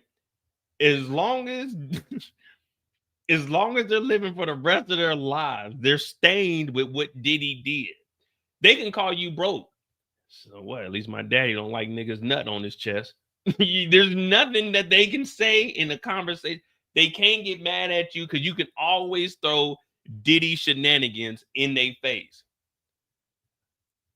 Oh man, you broke ass nigga. Man, that's why your daddy on some wild freaky ass shit, nigga. And that's why you was in the courtroom crying, talking about my daddy's a superhero. Justin Combs can't say shit to a nigga like me. I mean, of course, we'll never come in contact with each other, but he could never say nothing to me. I'm like, that's why you was in court talking about your daddy, your superhero, you bitch ass nigga. He can't say nothing else to you. He gonna have to try to fight you. You see what I'm saying? The girls can't argue with other women, because they're gonna be like, well, that's why your daddy like niggas busting on his chest. They can't win any arguments for the rest of their lives. You got to think about that shit. Y'all can clown me, but at least y'all can't say that my daddy on no wild shit. You can clown me, but you know how I am. I ain't got no pride anyway. You say something about my parents, I'm like, they ain't got nothing to do. That's what they did. They ain't got nothing to do. But these kids, they living it. They in the courtroom. We seen you in there crying about your daddy getting niggas doing things. I'm being honest though. It's like they are scarred. What is it saying? What is it saying? What is it saying about some father's sins? Someone put this saying in there. You have to pay for your father's sins or something of that nature. What is that saying? Because that's what they got to live with for the rest of their lives. You can't argue with nobody, because they just gonna bring up Diddy.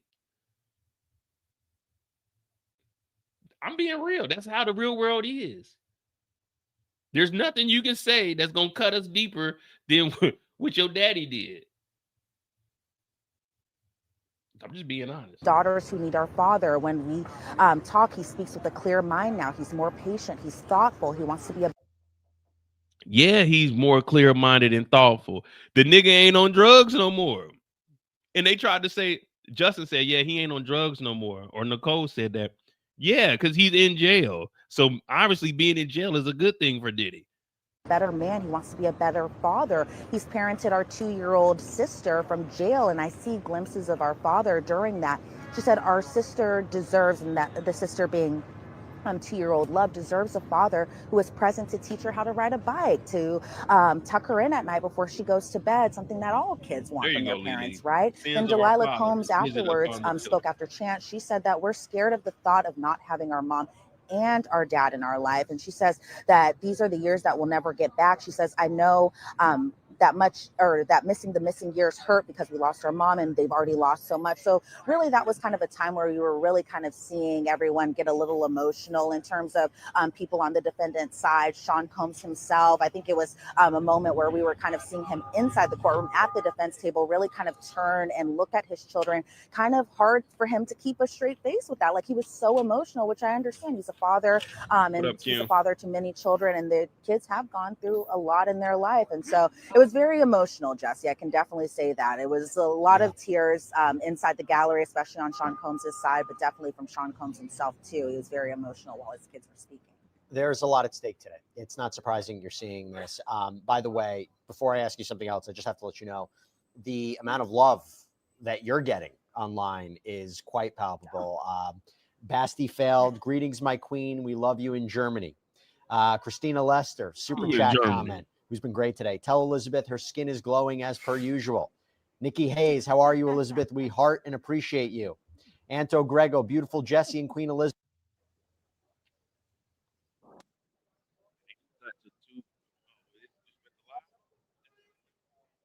We still got 20 minutes.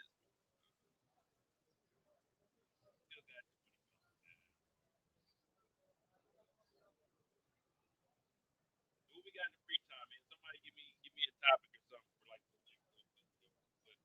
like but it's nothing that a Combs kid can tell me.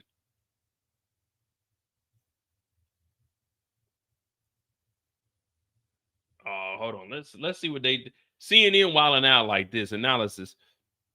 There are cultural parallels between the cases of Diddy and come on, man. I'm not putting Diddy in no case with OJ Simpson. OJ Simpson was wilding out. OJ beat 2 bodies. I mean, they say he didn't do it, but OJ beat 2 bodies. Diddy, as far as we know in this case, he didn't have nothing to do with no bodies, man.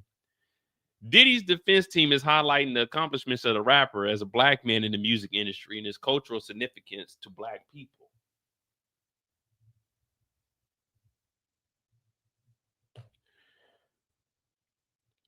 A tactic that was similarly used during O.J. Simpson's trial. Here's what see, CNN, I can't let y'all do this, man. These are 2 different trials, and they basically trying to compare, oh, Diddy's a black man that did some crimes. Hey, look, these are 2 different things, and we're not putting Diddy's case anywhere near what OJ was going through. Diddy starting his own record label as a black young male back then was almost kind of jokeable. Defense attorney Nicole Westmoreland said this changed the industry and it changed the culture, but more importantly, it changed countless individual lives. Fran says the defense is leaning into Diddy's blackness. That's what the Simpsons did as well. Well, OJ wasn't black. OJ was OJ. OJ was a man who spent almost his entire life and career trying not to be defined as a black man. See, Diddy is a black man, and Diddy says he's a black man. OJ was saying he wasn't a black man. But then when he was charged with the crime, we know how they switched it up. Diddy isn't here. His defense isn't, I'm a black man, I wouldn't do this. That was OJ's thing, saying I'm black, but I wouldn't do this type of crime. So I'm not going to let this one go. But then when he was charged with the crime, his defense leaned into his blackness to say, look, this black man can't get a fair trial in America. he couldn't get a fair trial because we know that the police officers on the LAPD had multiple complaints and was calling people niggas.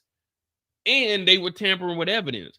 Diddy's case and OJ's case have nothing to do with each other. They leaned into the blackness because of the racism that was going on with the LAPD in the OJ case. Diddy's case was isolated to shit that he paid for. So we're not going to let them bring the, like, OJ was facing murders, man, in crooked cops. There was nothing crooked here. This is all the shit that Diddy did. We're not about to let them tie these two in together. What OJ did is OJ shit. Diddy's never ever said that he wasn't black. Diddy always said that he was black. So we can't say that. We got to get a defense. Like the defense, they're sticking to what Diddy did. They admitted that Diddy whooped on Cassie. They admitted that Diddy was on drugs, but they never once said that Diddy wasn't black. Diddy never once said that he was. We can't. Who the fuck is this writer for this one? Who said this shit? This is a little absurd here. And Didda Sengal? No, we can't let this one slide. No, there's no similarities here. No, see, now I gotta tweet you and tell you, no, we not gonna do Diddy like that. Diddy's never ever shied away from his blackness. No, see, for everyone else, oh, Mo, you buy, no. I joke around and shit, but we not about to be comparing. OJ was doing that shit because they were fucking around and shit, so he had to prove his blackness. That was actual some racial shit. 2 white people murdered in OJ. This Diddy shit ain't got nothing to do with that, and Diddy never shied away from being black. I can't let that one go, man. That's ridiculous. OJ Simpson was a man who spent his entire life and career trying not to be defined as a black man. Diddy spent his entire life being defined as a black man. Black excellence. That's what Diddy was standing for. But then when he was charged with the crime, his defense leaned into the blackness to say, you never get a fair trial. Diddy's defense team is making his significance in black culture the focal point. That's been Diddy's whole persona since we met Diddy.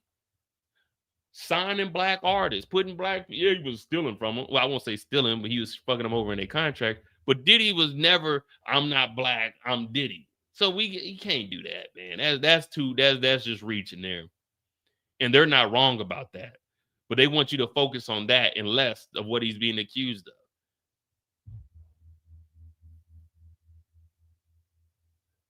When the fuck would any defense team want you to focus on what the nigga is accused for?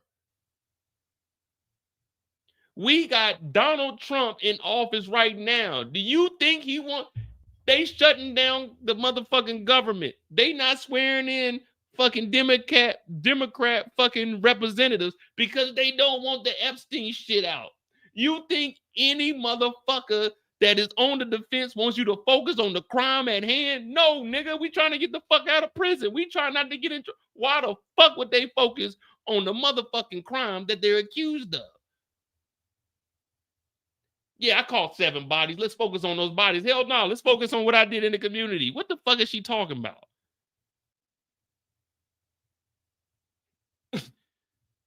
They're not wrong about that, but they want you to focus on that and less of what he's being accused of doing. He's not being accused of nothing. The nigga was convicted of it. The nigga's being sentenced for it. Why the fuck are we going to be talking about it? We got to talk about the good. That doesn't even make sense. They're not wrong about it, but they don't want you to focus on what he's being accused of. He's not being accused of. That nigga was found guilty for 2 counts of transportation to prostitution. We're not talking about that shit. That's why the judge said he wasn't being remorseful, because they don't want you to think about the prostitution. They want you to see the good. What the fuck is she talking about? They're not wrong about it, but they don't want you to focus on what he's accused of. He's not accused. The nigga is convicted. This is sentencing. This nigga is sentencing. This ain't no trial. We're not about to be talking about, yeah, Diddy was over here buying dicks. Yeah, Diddy, he loved to buy a dick or 2. Yeah, Diddy didn't buy. Diddy didn't care. Diddy buy penis from Monday to Tuesday to Wednesday and Thursday. Monday, Tuesday, Wednesday, Thursday, Friday, Saturday, even on Sunday. No, yeah, Diddy was buying dick all week. Diddy buying dick. A dick here, dick there, dick there. Diddy was buying all kinds of dicks. No, they're not about to be focused on it. They focusing on the good. So this nigga can try to get a lower sentence. Why the fuck would they be like, yeah, you know, Diddy was in there buying dicks, you know what I mean? Like, get the fuck out of here. Nah, man. Am I reaching? Y'all can tell me if I'm wrong. Y'all can tell me if I'm wrong. But why? Like, you can't. This is just writing. This is just. All right, we got the Diddy trial. You need to write some shit up, man. Compare it to OJ. This ain't got nothing. That's fucked up. Trying to compare this nigga Diddy to OJ. This nigga Diddy has always talked about black excellence. They want you to focus on this black. Like, dog, they're trying to get this nigga off today. Why the fuck would they be talking about Diddy buying dick? I don't know, man. I mean, I get it. I guess this is journalism. But, like, come on, man. There are cultural parallels between the case of Diddy and man, ain't. This nigga OJ was on trial for 2 bodies, nigga. 2 white bodies at that. With crooked cops. With a cop that had a goddamn complaint file that was talking about him saying niggas and whooping ass.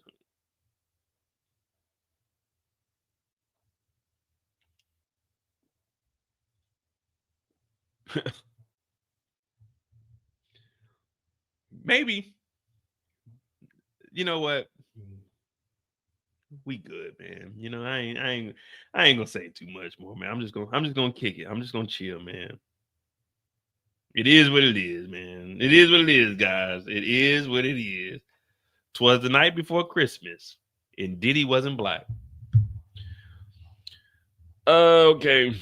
Now during the break, U.S. Combs sentencing. All right.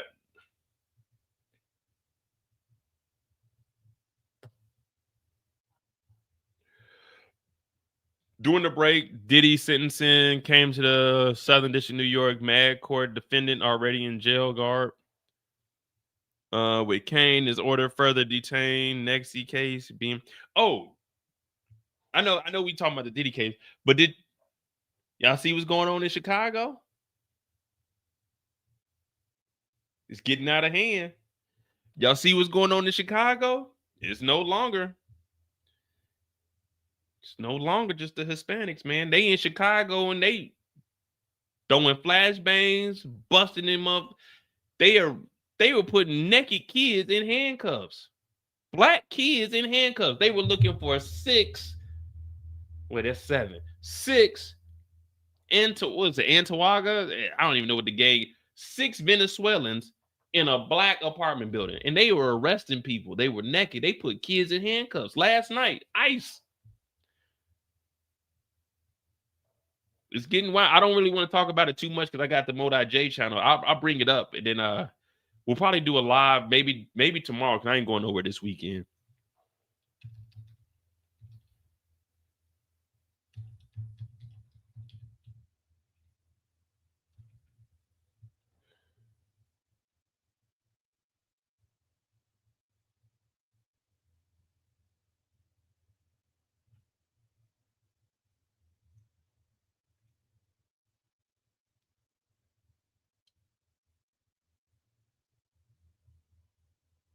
The reaction to ICE agents targeting a Venezuelan gang in South Shore have been mixed. Some community leaders tell me, however extreme, the ICE operation was necessary, while others tell me there's deep concern for those not involved in criminal activity becoming collateral damage. The more that we refuse to cooperate with our federal partners in addressing these matters, the more that they're going to take matters into their own hands. The Department of Homeland Security confirming this morning their target of a Venezuelan gang in an apartment complex on 75th and South Shore Drive. Hundreds of agents were on site and seen breaking down fences and doors to get inside.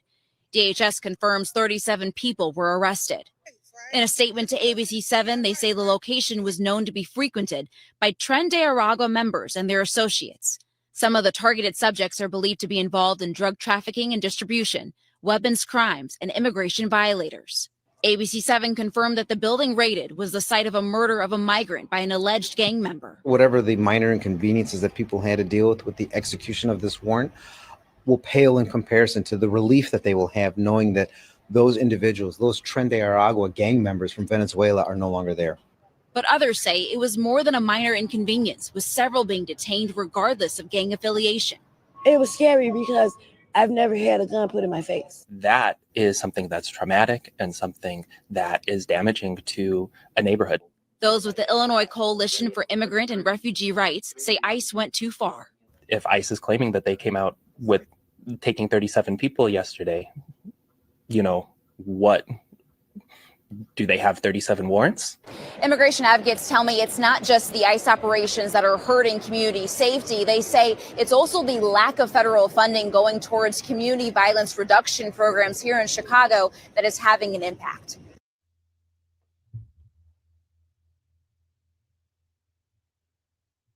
Yeah, man, they were kicking in doors. They had like kids were sleeping. They had people that were butt naked out there, Black American citizens. That's what ICE is doing. Diddy's children huddled up around each other in support as they spoke today. 6 of Diddy's children spoke. The 3 sons and the 3 daughters stood together in a very small podium. One of the brothers was on the arm of his sister, who was crying throughout her statement, struggling to get the words out at the time. As they spoke in turns, the disgraced music mogul. They don't have to keep it. Like he is guilty, so we can continue to call him disgrace, but you could just say the mogul. But the disgraced music mogul was visibly getting uncomfortable, shifting into his chair and placing his head on his hand.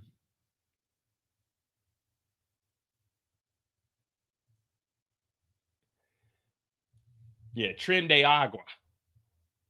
Yeah, they got their ass up out of there. But yeah, that's some wild shit that's going on in Chicago. It's probably about to start happening in Memphis too. I've been following, I've been tracking all of it. Let me see. 1:10 p.m. The video is over. Mr. Steele, blah, blah, blah. It's just going into a break.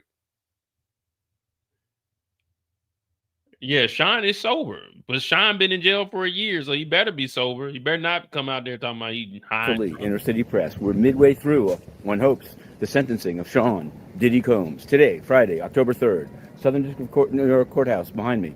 This was a walk that we used to take during the trial, but we'll do it today. We'll be resuming. What's happened this morning? Well, the judge dealt with the sentencing guidelines. He turned down a number of government enhancements, but still it arrived at a hefty guideline. But he also said it's just advisory. Government wants 11 years.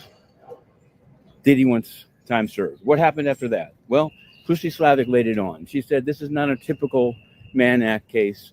And I think most explosively, she said Diddy has already set up speaking engagements in Miami for next week and called it hubris. Yeah, see, Diddy wilding out for that. Diddy already set up. I seen it earlier too. It was a tweet or something. Somebody put like a picture up. Diddy's scheduled to go talk in Miami at a speaking engagement next week. Like, dog, you can't be that cocky, man.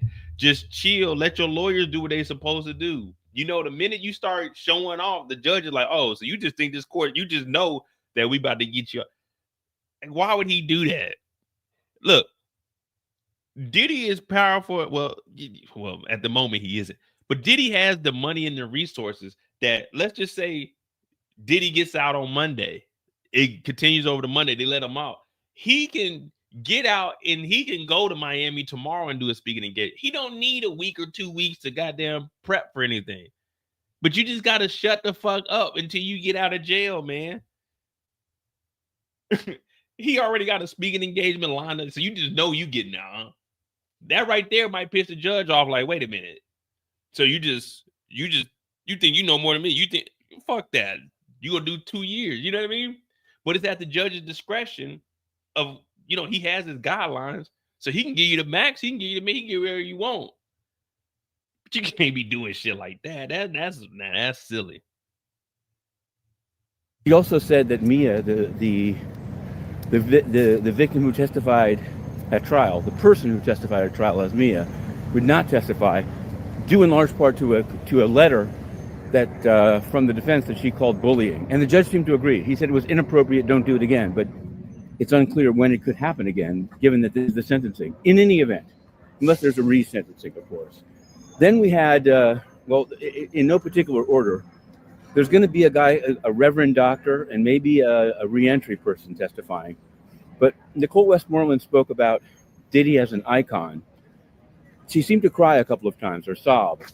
I just ran into somebody who said he didn't believe it. I don't know. She's a fine lawyer. She did some great cross-examining. I don't know if that was necessary. I don't know if maybe she couldn't help it. I don't know. The kids spoke, and there were some tears. It seemed genuine. Not for me to say. Driscoll spoke. Driscoll, Alexander Shapiro's partner, one of her partners, Driscoll, spoke about comparing it to various cases, including that of Dylan Jordan. We covered that case. He was a movie director charged with running a prostitution ring and also raping somebody. He got 60 months, but that was the maximum he could get given the plea agreement. So I don't know. We did something on the side. We did a little extra about Dylan Jordan. Driscoll said he's read all 900 Mann Act cases that are available in Pacer. Some people were like, whoa, hats off to Driscoll. Hats off to Driscoll. Coming up in the afternoon, Brian Steele, Xavier Donaldson, Combs himself. And then it could happen. It could happen today. There was some talk of it going into Monday. It's going to be close, but I can't see how 3 speakers. Well, it depends how the Reverend Doctor. The reentry guy, I don't know if it's necessary. It'll really be up to Judge Subramanian if he wants to get it done today. And of course, the sentence itself is totally up to Judge Subramanian. We're halfway through. See, the judge is already thinking about the time. That to me, that's kind of weird because at the end of the day, the judge is he's the judge. It's supposed to be no bias. But like hearing all of this, I don't think anything would change your mind. You're already looking like, all right, this is the recommendation. This is the max that I could go. This is the lowest. I don't believe he only needs this amount of months. I don't think he needs that amount. So it's kind of like the judge is just here, because we gotta do it. We gotta go through it. But it's like the judge probably already knows I'm gonna do 5 years. I'm gonna do 17 months. It's just like hearing all this shit. I'm like, hey. Y'all got an hour. All right, 30 minutes for the prosecution. Well, the prosecution, y'all done. Look, y'all got an hour left. Y'all can, however y'all want to split y'all speakers up, but y'all got an hour left. I don't need to hear 3 more hours of you guys saying that Diddy is a good guy. Diddy is giving free game. I don't need to hear that shit no more. We know that, all right? I get it. Let's get to the sentencing, man. Y'all got an hour. So between how many 3, the Reverend, first of all, tell the Reverend you're not gonna forgive me, Lord, for I have sinned. But nigga, you're not about to get up here and be yapping, nigga. What you got to say and sit down, man, because we not doing this. We getting this shit done today. You know what I mean? The judge kind of already knows where he's going. I don't think any of this is changing his mind. Because we're all human. So hearing this is like, all right, do I believe that Diddy needs more than like 10 years? Nah, not for prostitution. Do we need a couple of years? Maybe. But you got to go off the guidelines. So it's like, man, the probation officer is talking about 5 to 7 years. The defense is talking about time served. Prosecution is talking about 11 plus. Fuck it. Put that shit in the middle. Call this shit a day. Get the hell up out of here, man. Don't do crime and go home. Yeah, like, man, y'all not about to. No, we not doing that, man. We don't need 3 more speakers for 3 more hours.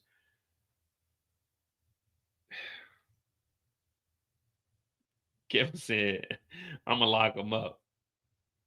And we're live tweeting. And this now is the scene. I'll show it from afar because it's going to be getting through it is going to be something else. We've got cameras on one side of the street. We've got a crowd in front of the building. We've got a CBS car here. But we'll end it right here. We're heading back in. Inner City Press. We continue.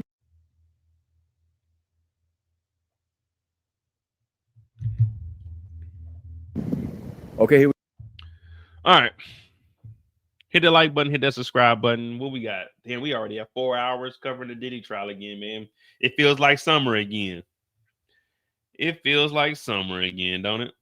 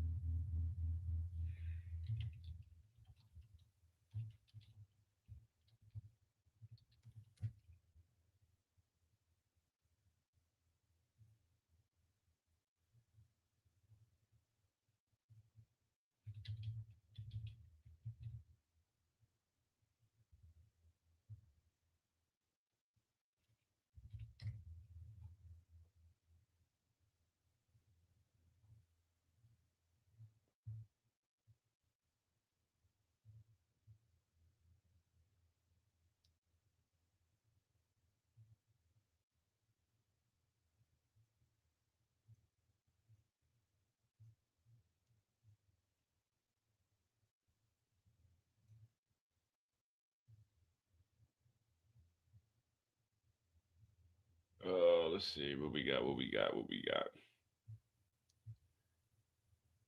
Oh boy.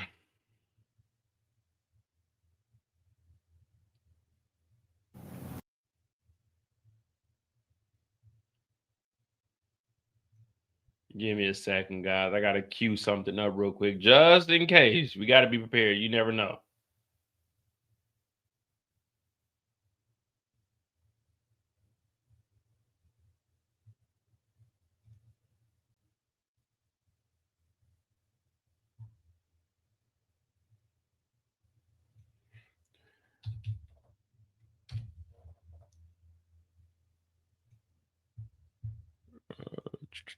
Live up.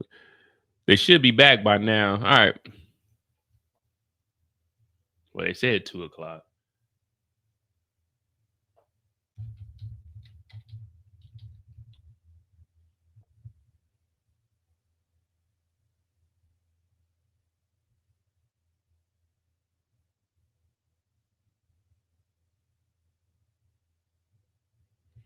I feel like someone. So the kids is huddled up. All right, that's it.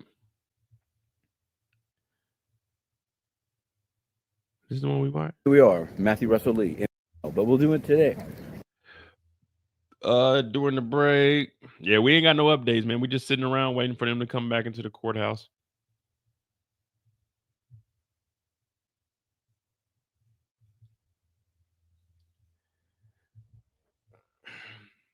Damn. I ain't gonna lie to you, man. I might just put this on the community tab, and I'm about to get off of here. I ain't gonna give me something to eat. It's nighttime too.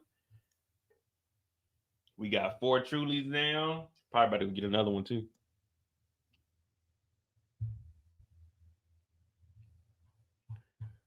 Yeah, that's it. That's all we got right there.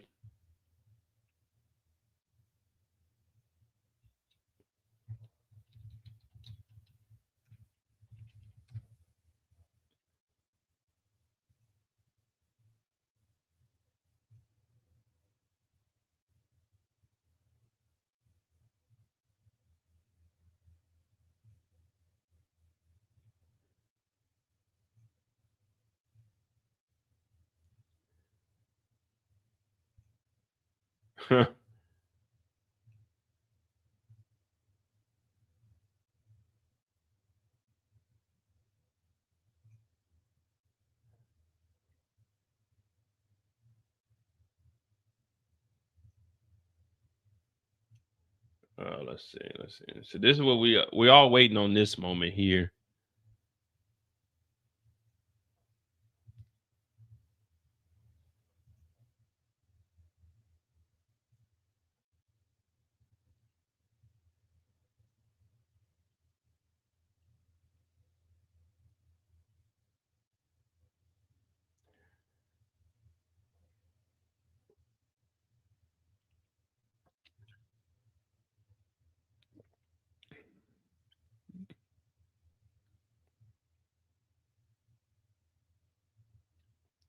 This is what y'all all waiting on, ain't it?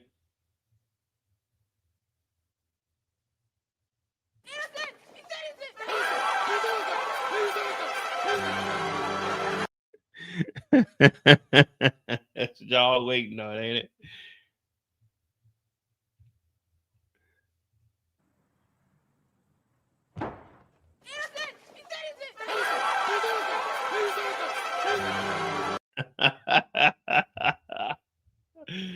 Oh man.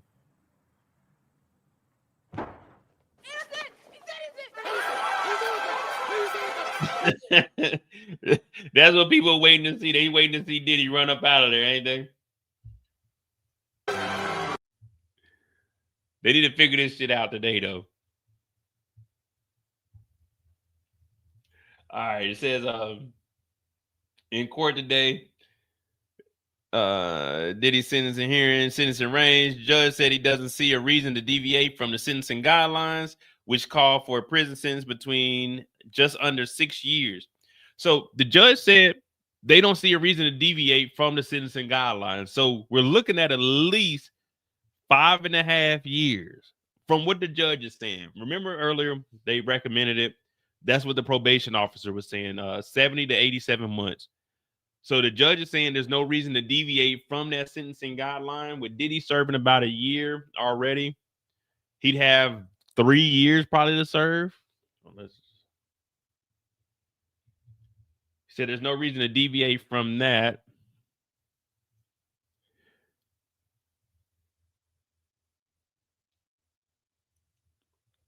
Just under 6 years to just over 7 years, prosecutors had asked for a sentence for more than 11 years, while the defense argued that Diddy shouldn't do more than 14 months with time served.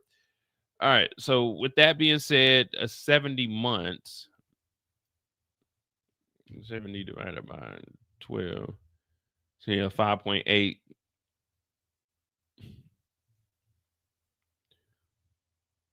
And then they said the most is 87. 87 divided by 12, 725. Let's just go off the max. Well, no, we'll be modest. We'll do the 70 months times 0.8. So 56 months divided by 12. So Diddy's looking at least 4.5 years minus the 1 year that he served. So 3.5 years if he gets the low end of what the sentencing guidelines are. So if Diddy gets the low end of what the sentencing guidelines are, according to the judge, who said there's no reason to deviate from it, Diddy will probably serve 3.5 years. That's with the 80% that you got to serve within the federal prison system, minus the year of time served. So little at 3.5 years was to put him in 28, the end of 28. Well, no, if it's 3.5 years, that'll put him into 29.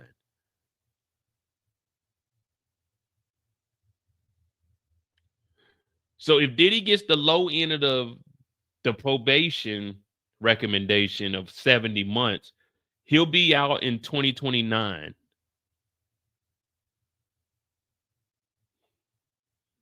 Damn.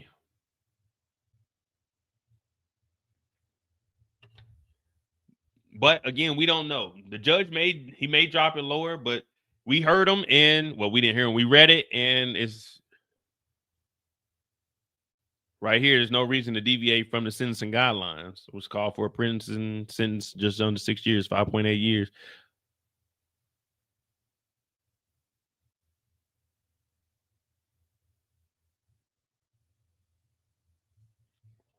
How many?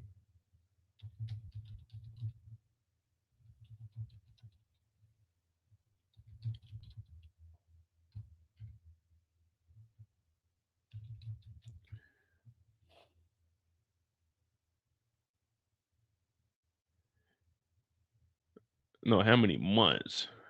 My bad. How many months is 5.8 years? 69.5 months. Oh shit.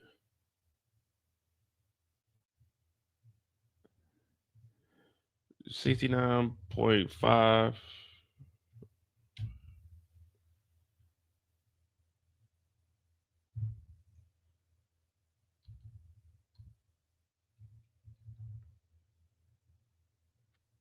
Jeez Louise.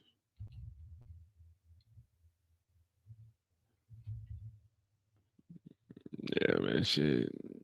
5.8. Goddamn. 80% of 12. That's what we got to figure out. 80% of 12.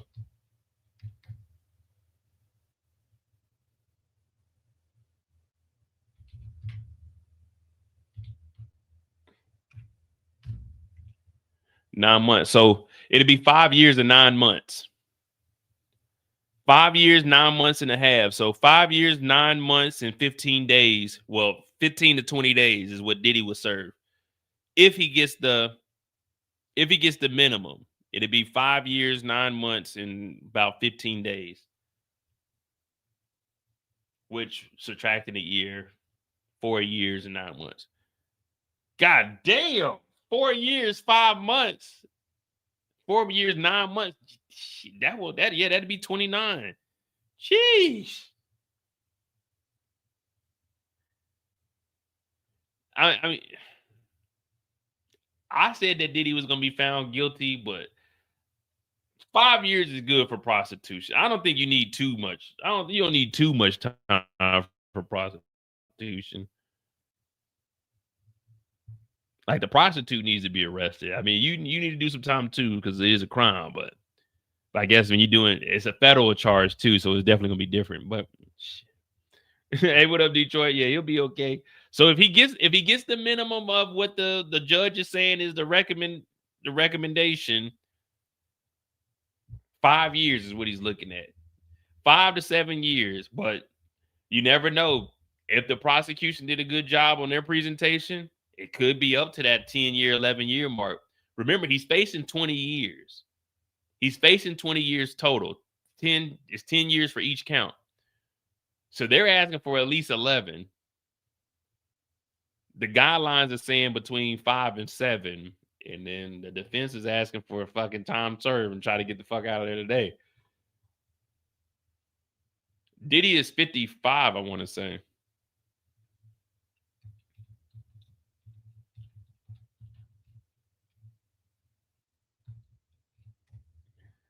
Yeah, get out about 60 years old. That ain't that bad.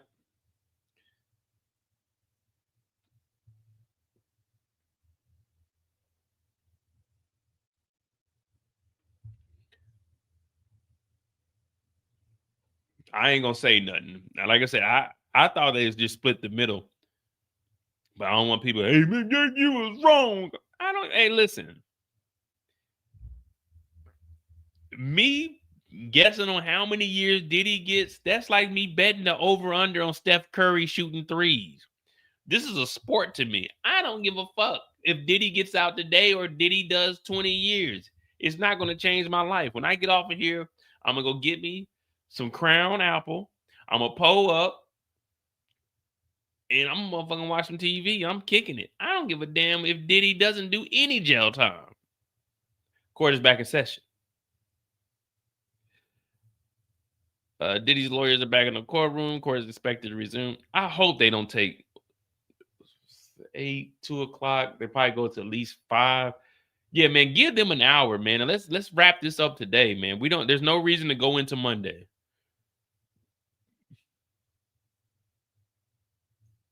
Oh, Miss J, you know I'm pouring up. I ain't got no job. As of right now, I'm not sure if I'm getting paid or not. I'm just assuming that I'm not getting paid. Oh, I'm kicking it. Big kicking it. I filled my car up last Sunday. I got a full tank of gas, but I ain't driving nowhere on the weekend. I got a fourth of Crown left, and then I got a whole bottle of Crown. We kicking it. Matter of fact, let me get something to eat, and we might do a live tonight. We might be on the website, commercialmo.com. We might watch a movie. We might watch that movie, Him. Matter of fact, let me check something real quick. If I can get a clear version of Him, we'll watch that on my website tonight. I need to show some love over there because I've been neglecting that. But if I can get a clear copy, then, man, you already know we about to be.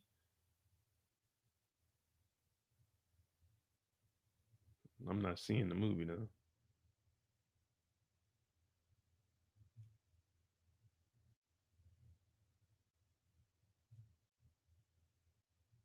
No, I didn't lose my job. It's the government shutdown. So right now I'm in a limbo. Some people are furloughed, some people are exempt, and some people are expected. Right now, from the guidance that I got, I'm expected, which means working without pay. But when I took this job, I took an exempt job. So I should be paid and I shouldn't be working without getting paid. So I contacted HR because I'm like, hey man, this isn't right. You know, my people, we supposed to be getting paid. We shall see. We do have. So as far as the government shutdown goes, it was October 1st was the shutdown. Now the military, they get paid on the 1st and the 15th. When you work for the federal government, it's just every other week. So it just happened to coincide with us getting paid. It was actually, I think it was like the 29th or something like that. So we did get paid prior to the 1st, and we get one more check. But if you're working and you're on the exempt, or not the exempt, if you're working on the expected, this next check that we're going to get, not next week, the week after, 3 days are going to be off because the shutdown was the 1st, the 2nd, and the 3rd. So if if they got my shit fucked up, then my next check I'm gonna be off on 3 days. But then I'll get back paid whenever the government opens up. So hopefully it doesn't stay closed too long. But yeah, so as of right now, it's all kinds of fucked up, man. It's all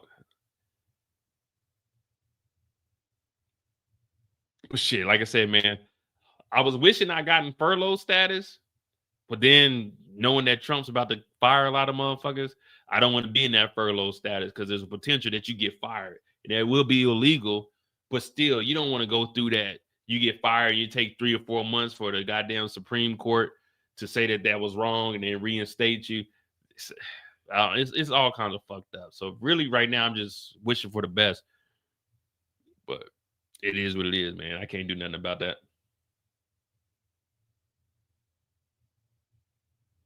They're back. The judge said, Mr. Steele. All right, so we're back. We're good.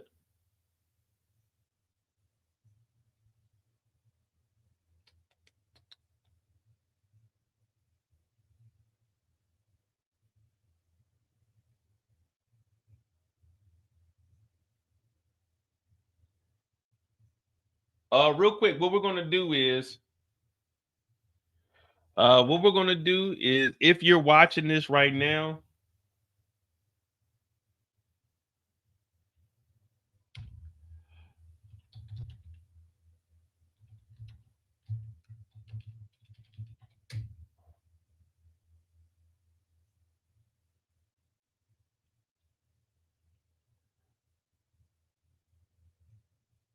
oh shit, come on, computer going slow as hell, especially when you need it to. All right, so what we're gonna do right now, if you're watching this, click the link that's in the chat. I'm about to put a link in the chat. Go over to my other page. I'm about to shut down my main page.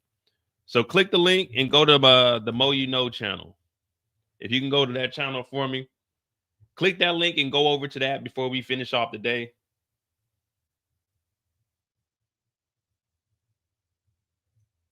Because I'm gonna shut down my main channel from this for this last couple of hours, and it'll just be on my the Mo You Know channel. So if you can go ahead and convert over there for me, please, if you don't mind.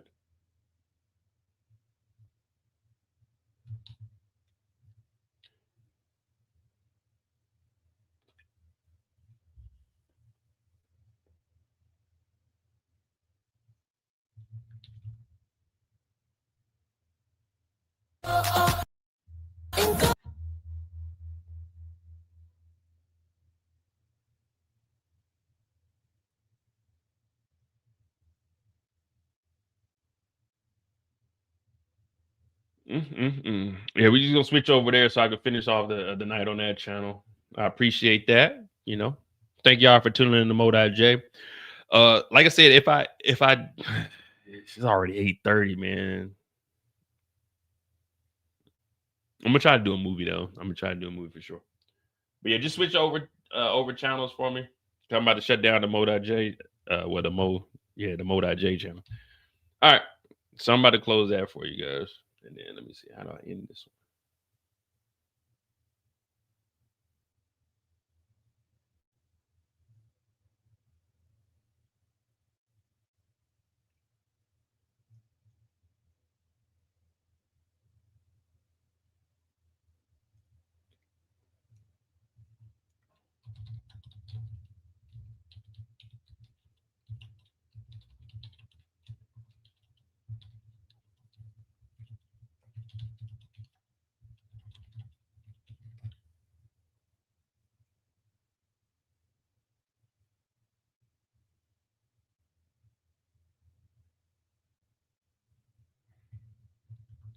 All right, they're back in there. So I'm shutting down the Mo.J channel. Thank you guys for tuning in on there. Hit that like button, hit that subscribe button if you haven't.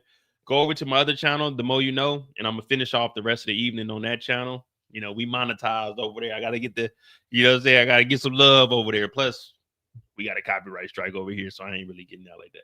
But thank you guys for watching on both of my channels, whatever one you're on. But we're just going over to the Mo You Know. So thank you for tuning in on this channel. Let me go ahead and remove this one.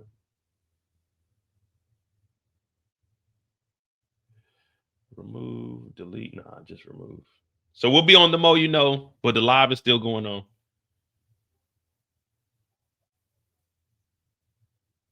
All right, guys, we just on the Mo You Know now. Get this thing cracking. They're back. Mr. Steele, Brian Steele, I am honored to practice in this majestic courthouse. I sit here with tears in my eyes. I can't believe we are here.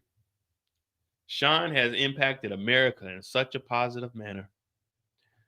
The jury has spoken. We have been convicted of 2 counts of the Ban Act. Sean's father was killed when he was 3. He was raised in Harlem in the 1970s. It was difficult. His mother had 3 jobs, not 1, not 2, but 3 jobs. Moved them to Mount Vernon. Now, what I want to say is to the girls, it was probably they probably mistyped it or a typo, but I'm assuming they were saying they didn't want to grow up fatherless like Diddy did, because we know that Diddy's father was unalive. So that's probably what it was probably supposed to say, that they didn't want to be father. Their little sister didn't want to be fatherless like Diddy was, not them necessarily. Oh yeah, it's Brian Steele. You know it's gonna be a sob story. All right.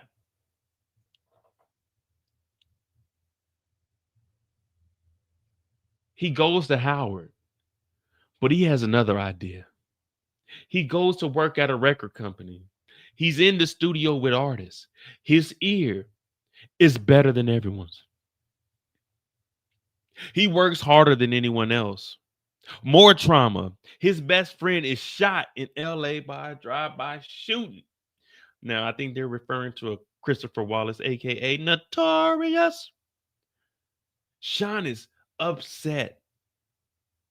He's trying to break down barriers. He has an operation and he gets addicted to painkillers he's given. He has been high from then until 2024. You heard of that trial? He was medicated because his body was hurt, his emotion too. On occasions, he would hit the women he loved. He loved Miss Ventura. I have been with Sean more than my family since I met him. He has taken responsibility. He would have pled guilty to the Ban Act, but they wouldn't offer that. I have been there when Sean has prayed for healing for anyone he has, it's supposed to say hurt. He has hurt. It is now 12 months, 17 days in the MDC. There are certain people who gain prestige if they hurt him. The guard, I'm telling you, guard, stop the man with the shank. He eats, Your Honor, out of bags and chips. This is Sean Diddy Combs. He's supposed to be eating lobster and shrimp. He's eating bags of chips, not Ruffles, not hot Cheetos, not hot fries, not baked potato chips, but the regular Lay's chips. He don't even have wrap snacks, Your Honor. He's eating bags of chips every day in the MDC. 12 months and 17 days in the MDC. A nigga with a shank tried to stab him, Your Honor. All we're asking you to do is let the man go home today. That's all we asking. We not asking for nothing else. Between you and me, Judge, you know how calamari tastes right now? Calamari, this is the season. The eggs just got laid in late September. Calamari, Diddy ain't had calamari in 12 months, 17 days, 6 hours, 4 minutes, and 44, 45, 46, 47, 48, 49, 50 seconds, Yana. Ain't no calamari done touched that man's tongue. Now, my client apologizes for the drugs he took. My client apologizes for putting his hands on women. My client apologized for everything else except for paying for dicks. Now, I'm not going to mention my client paying for dicks. We're going to talk about apologizing for everything else. But he's eating bags of chips now. Can you believe that, Your Honor? My client is eating bags of chips. Bags of chips. If I'm the judge, well, that nigga gonna be eating more chips, nigga. Calamari, not calamari. What's the other shit? I don't eat it. Calamari is squid. It's the fucking egg shit. My bad. Yeah, that's too prestige for me. I had calamari once, and what's the fucking shit called? Escargot. My bad. My bad, Your Honor. Diddy been in here so long, we forgot what Diddy be eating. Escargot. I apologize. I get it mixed up. He's eating bags of chips. His mind is diluted with bullshit, junk food. They don't even give some states don't even give junk food on Snap no more, Your Honor. He's eating bags of chips. He's supposed to have squid, shrimp, lobster, all kinds of vermin from out the goddamn ocean. My bad.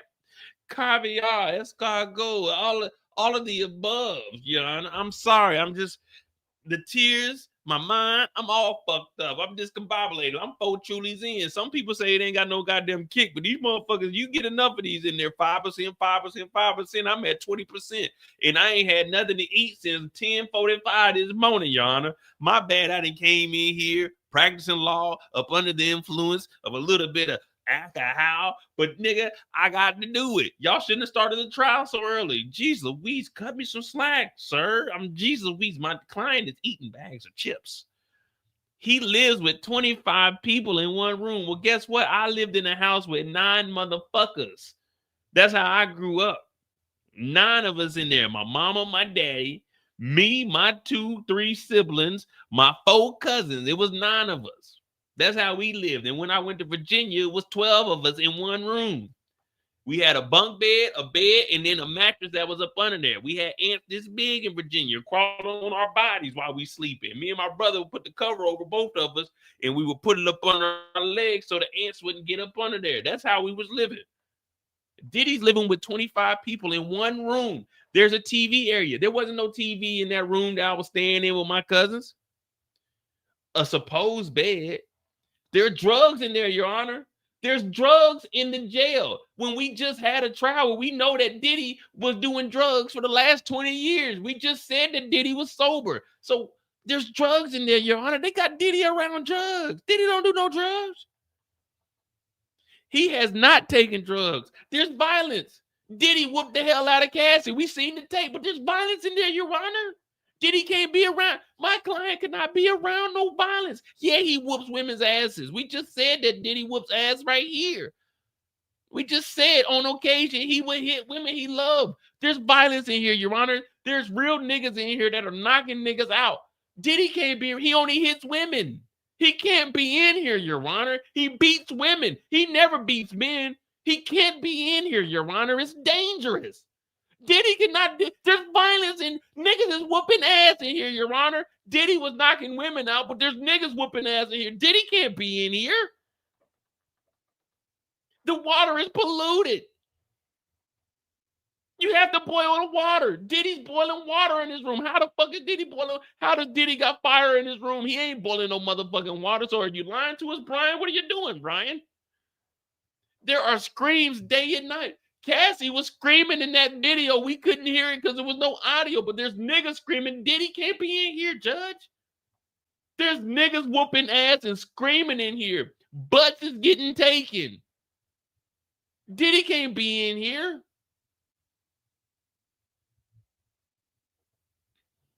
He can't be in here, guys. There's violence. There's drugs. There's people screaming. Everything that we said that Diddy did was regular, was a rock and roll lifestyle, a domestic dispute. Diddy can't live around that unless he's the one doing the whooping.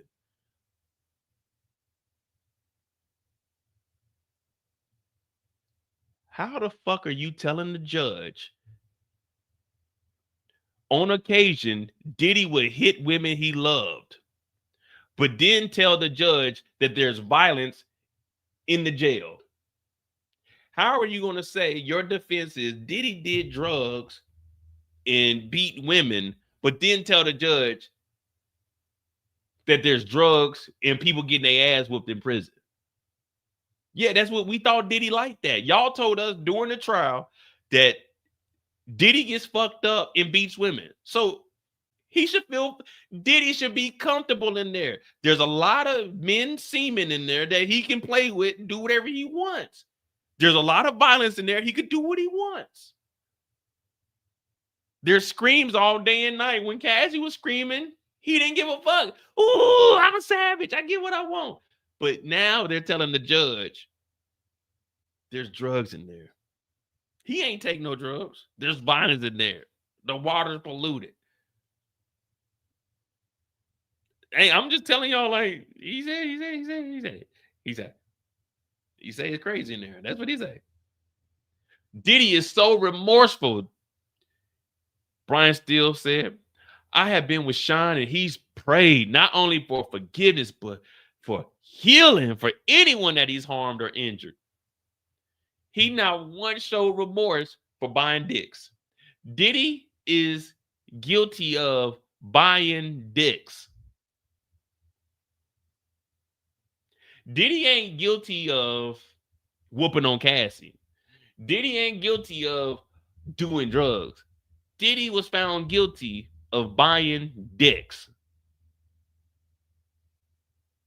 And like the judge said, not once have we heard him say, I apologize for buying dicks.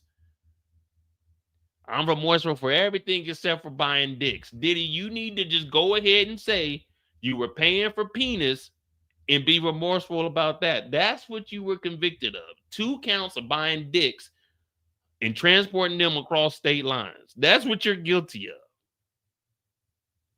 It's really that simple.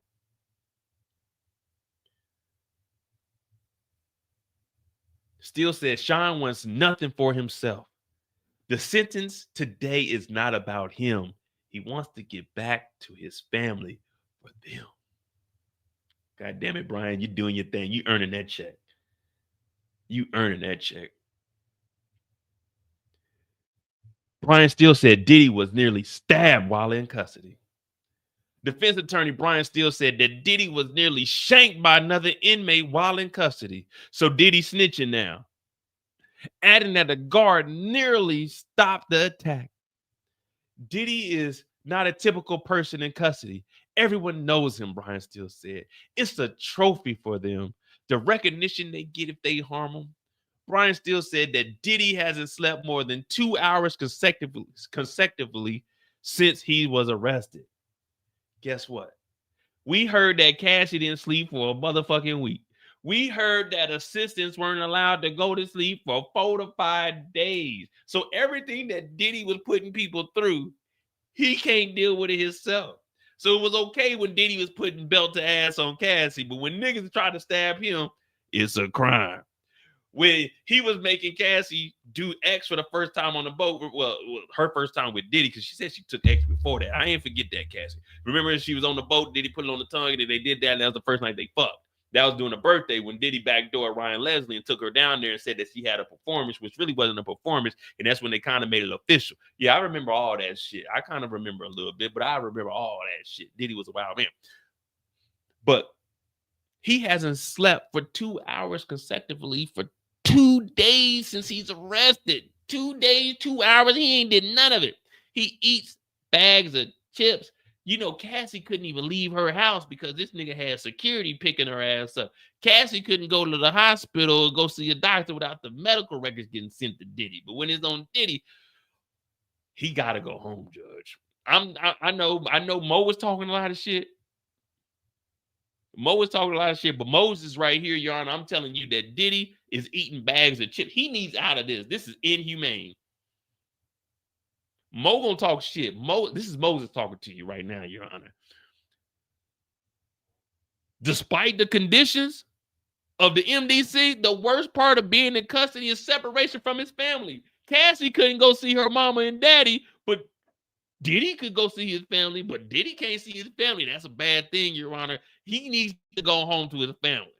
Yeah, there were some crimes committed. We're not going to acknowledge buying dicks, but he needs to go home. He sometimes would tell me, it's not worth going on. There's nothing here. There's no more hope. Wait a minute. I thought you told niggas you was giving them free game. Chase your dreams. Remember to wake up. Have hope. So wait a minute, Diddy. The same advice that you've been lying to us that you were giving free game to niggas, you're not applying it to yourself? So what are you saying? You don't want a second chance at life?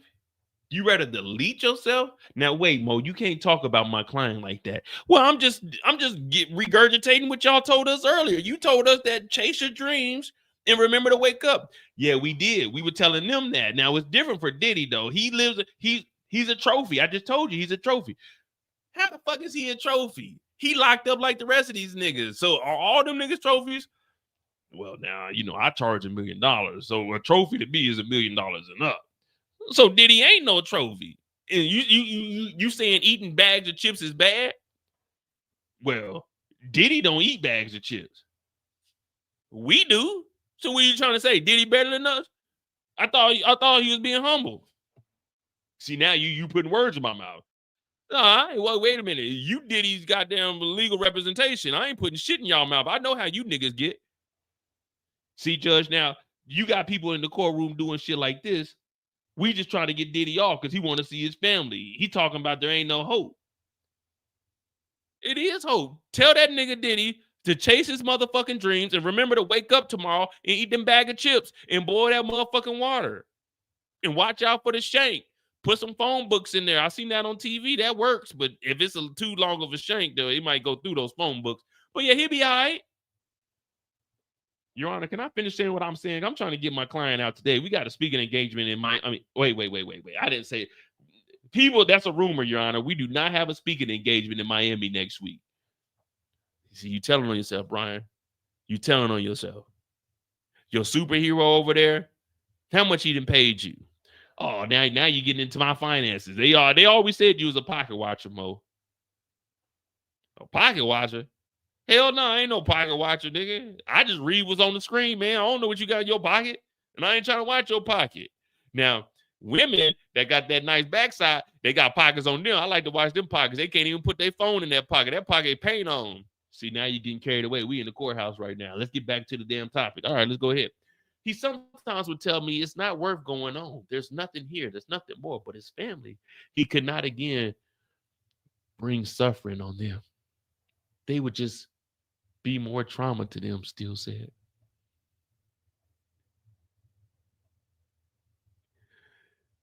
Diddy has punished himself more than anyone will ever be able to punish him, the lawyer said.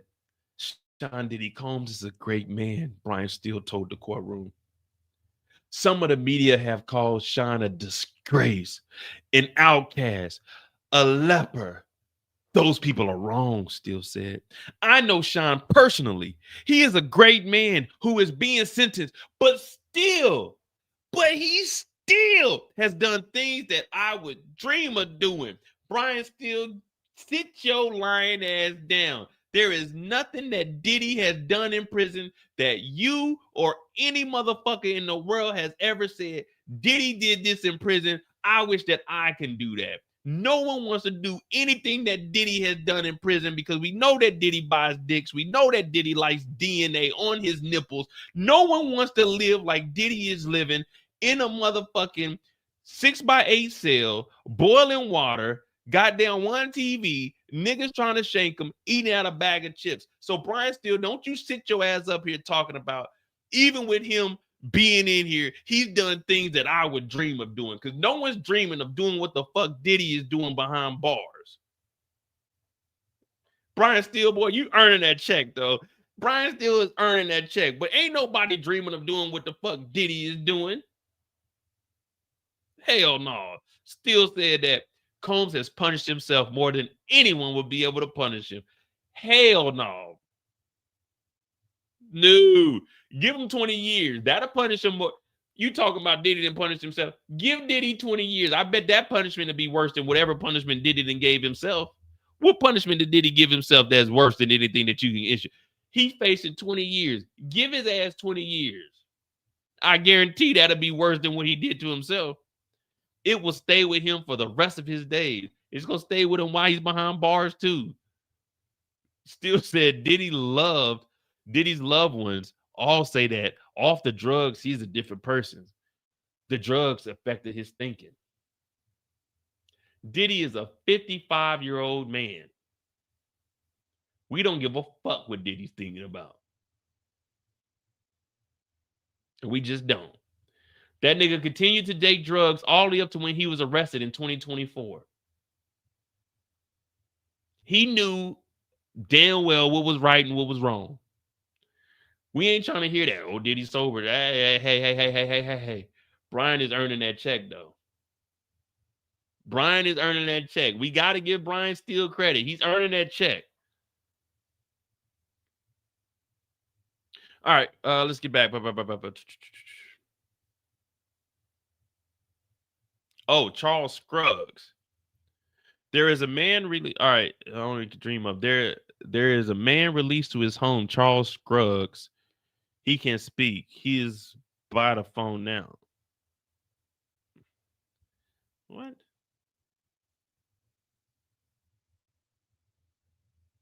So, hey, here we go. Here we go. So the speaking engagement that we were talking about.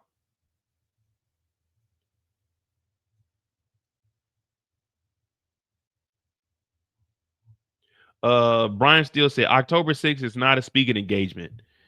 It is that people realize he is different.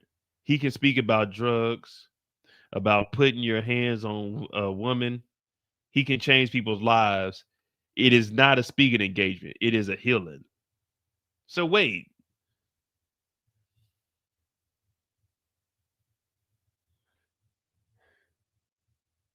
Hell no, Maurice. Wait. So October 6th, which is next week, remember they said it's supposed to be a speaking engagement. Brian Steele said it's not a speaking engagement. It's so people can realize that Diddy is different. What is he going to do there? He can speak about drugs. So it is a speaking engagement. If Diddy goes anywhere and speaks in front of people, that is a speaking engagement. So this is supposed to be for next week because they're planning on Diddy getting out today. But Brian Steele is saying October 6th is not a speaking engagement. It's so people can realize that Diddy is different. He can speak about drugs and putting your hands on women. He can change people's lives. It's not a speaking engagement. It's a healing.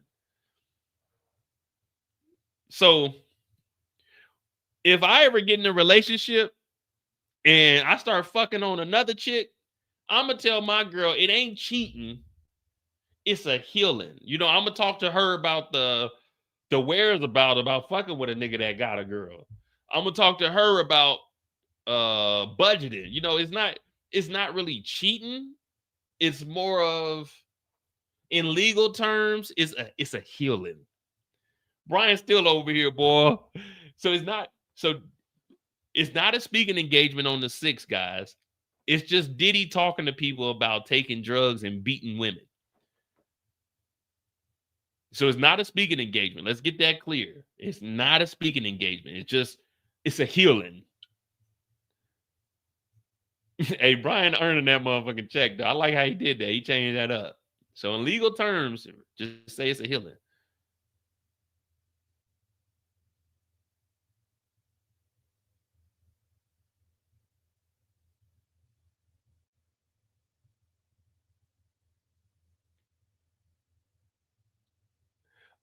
This was a voluntary actual encounter consenting to by two adults. I agree with Miss Shapiro. This issue preclusion double jeopardy, a due process violation. This was a voluntary X encounter consented by two adults. This issue preclusion double jeopardy, a due. What? We're missing something.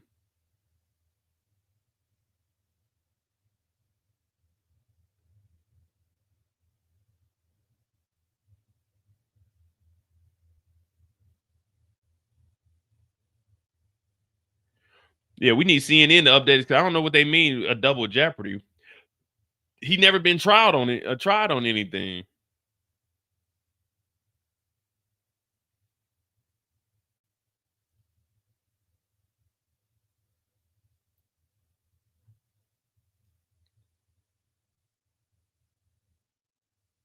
I'm really confused right now.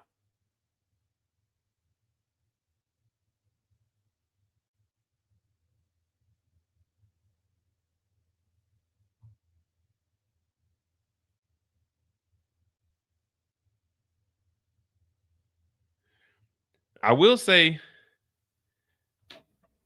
the comments now, they definitely different than what they were during the trial. It looks like everybody in the like in the tweets and shit, they didn't all turn like.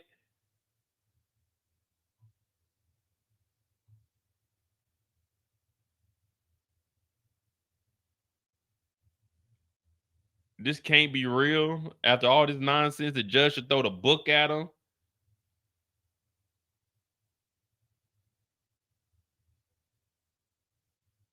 The jury just left. Still no. What the? I don't know what the. I don't even know what we're doing anymore. Like, what is Brian Stevens? The defense addresses Combs' event next week. All right, so here we go. We can get a little clarification. Brian Steele has addressed the speaking engagement that a prosecutor said that Diddy arranged to do in Miami. Where is this speaking engagement? How the hell the feds find out about this? The October 6th event, Steele said, is not a speaking engagement, but rather a healing for Diddy as well as the community. The community ain't affected by Diddy. He wasn't fucking with the community.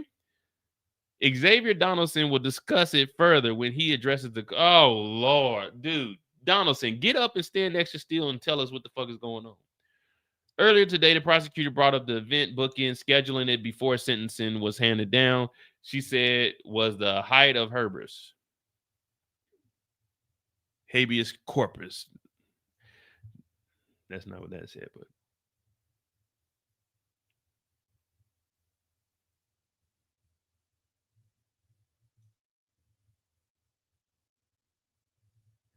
let's see. Should I look up Diddy's October 6th healing?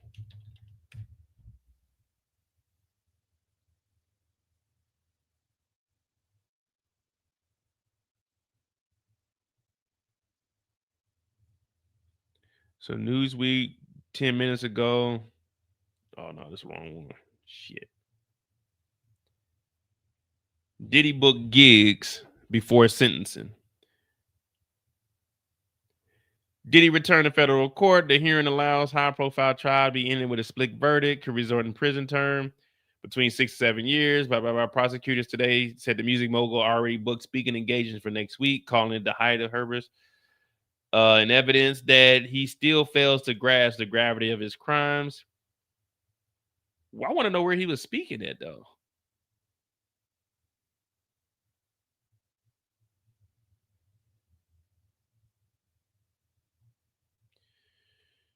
Oh boy, this is some wild shit. I don't know, man. I think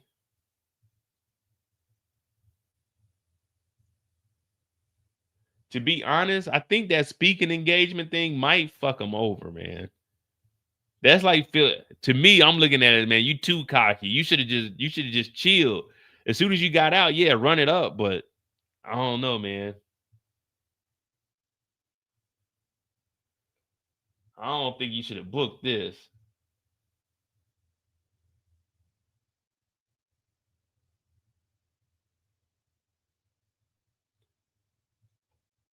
Look up Madison Square Garden.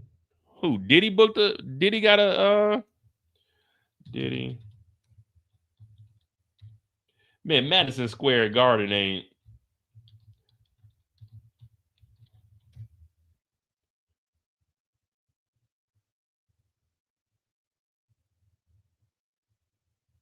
Diddy is reportedly considering a future comeback performance at Madison Square Garden following the recent release in jail, sentencing prostitution-related charges, according to his attorney.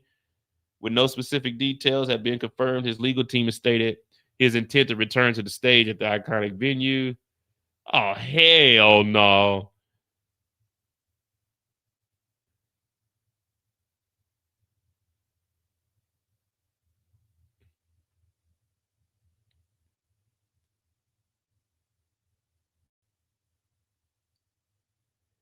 He's going back to Madison Square Garden, and I said, I'll be there. The legal honcho added, I'll be missing you, musician is keen to get back with his mother and people. I think this is that's just him talking. You know what I mean? Like, oh yeah, man, the hype is coming up. But you don't see anything else. I don't think Madison Square Garden even booked that shit. I think that's just them, that's that wishful thinking. Oh yeah, we're gonna get out, man. We about to beat this, man. We about to go turn it up a little bit.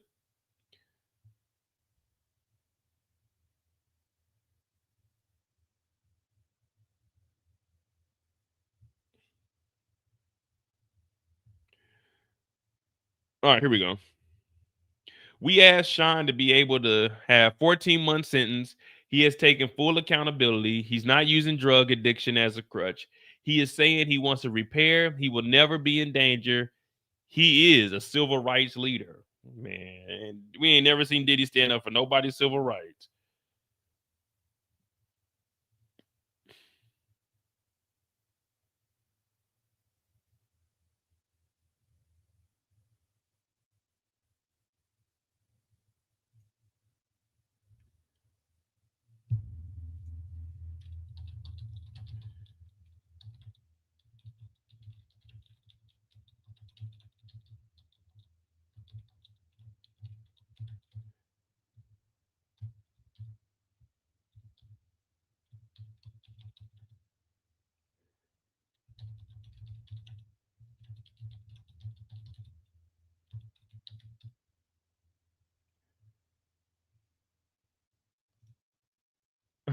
This dude gonna say this is the dumbest trial ever. Not a single person can name a crime he did besides prostitution.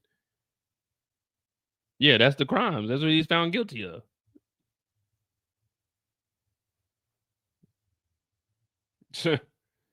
That's what he was found guilty of. We don't need to name off any other crimes. The crimes that he was found guilty of is what we here talking about. Waiting on the sentence.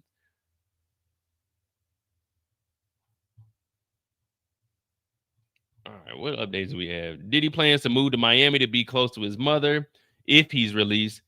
If Diddy is released, the rapper plans to move back to Miami to be close to his mother.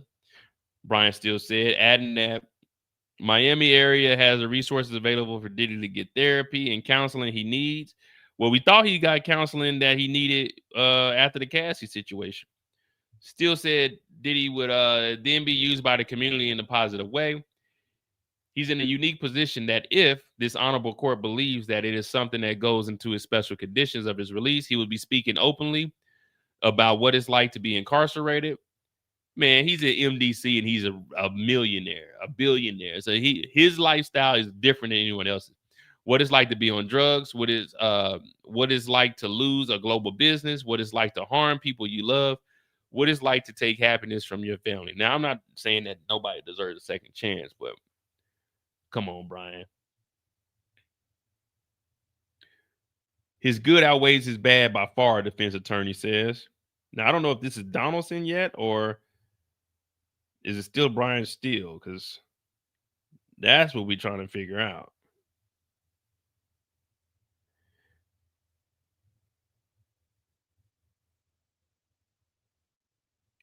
Definitely what we're trying to figure out. What's cracking? What's happening? You know what I mean?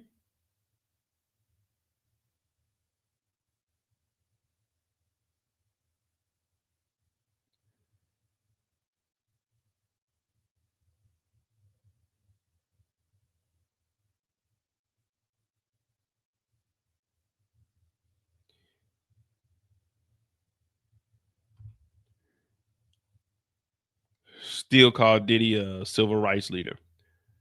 She's a wheeze. If we can, man.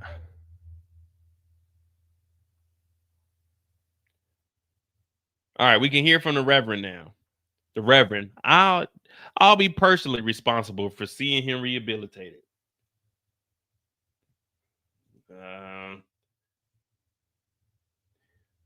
Reverend. I'll personally be responsible for seeing him rehabilitated. I close with this. As Michael Jordan said, these sneakers are just sneakers, but when my son put them on, Sean needs an opportunity. Man, TD Jakes, remember TD Jakes stepped down.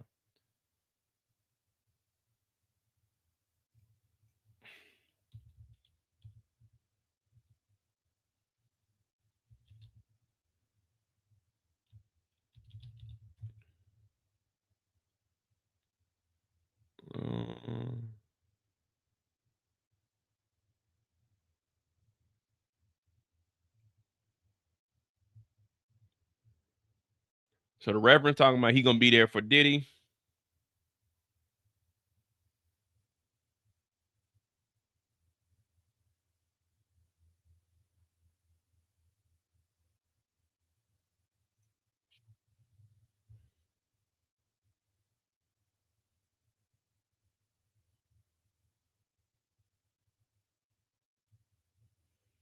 We're just waiting on these damn updates now, man. I tell you.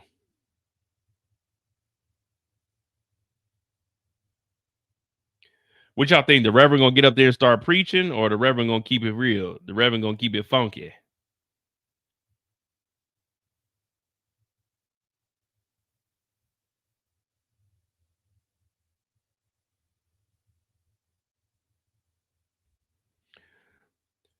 I'm not thinking we can believe the Reverend, man. The Reverend might be on some BS also.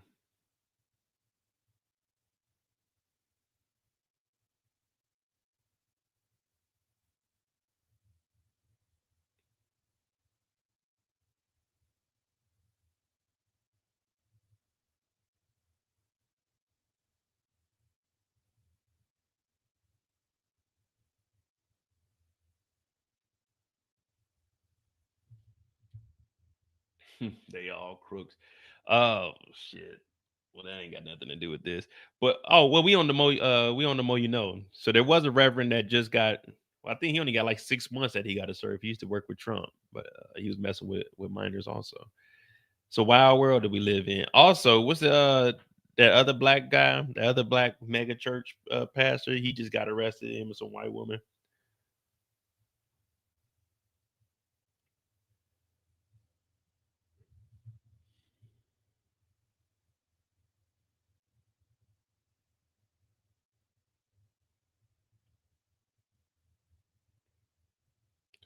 I will say this though, they need to get this show on the road.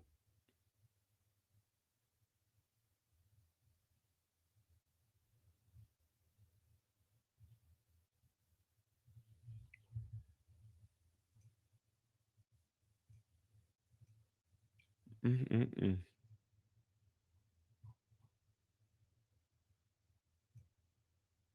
I don't think the pastor finished the quote. My bad, Reverend.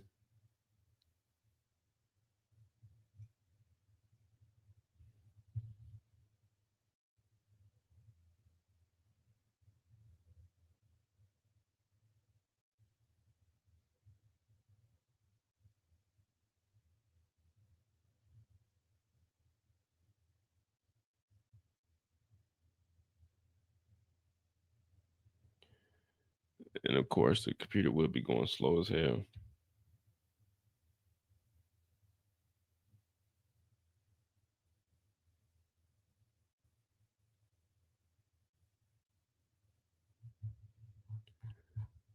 Do we got any updates? He's good, outweighs the bad. That's still from Brian still. Yeah, so we just waiting around now.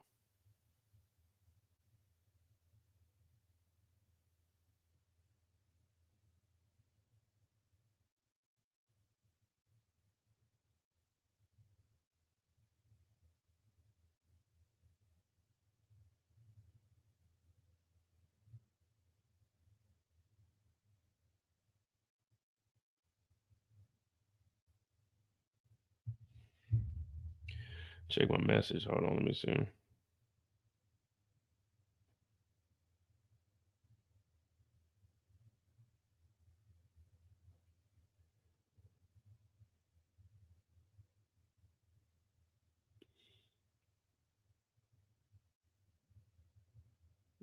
What was this?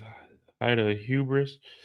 Prosecutors say that Diddy's speaking event lined up in Miami next week. Prosecutors said that Diddy already lined up speaking engagements, aka healings, starting next week, which she called the height of hubris. In the face of today's sentence, we tracked down what she was referring to. One of the letters of support for Diddy comes from the head of a nonprofit organization, Reentry One, which is based in Florida and works with the private prison company Geo Group. Executive Director Giovanni writes that Diddy has been scheduled to teach entrepreneurship and life skill classes in underdeserved neighborhoods such as Little Haiti starting on Monday.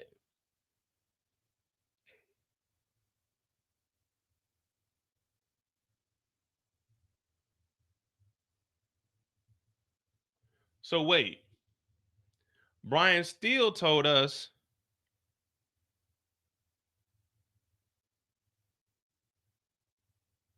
that Diddy's going to be talking about drug use, incarceration,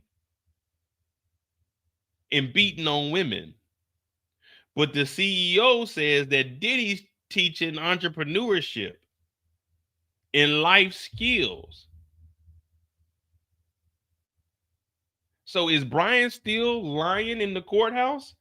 Because the executive director said that Diddy has been scheduled to teach entrepreneurship and life skill classes in underdeserved neighborhoods such as Little Haiti starting on Monday. He is scheduled to speak at a Miami North Work Release Center on October 6th. So Monday he's supposed to teach entrepreneurship.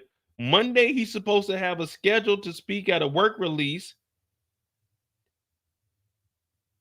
And then followed by a success school in Miami on October 14th.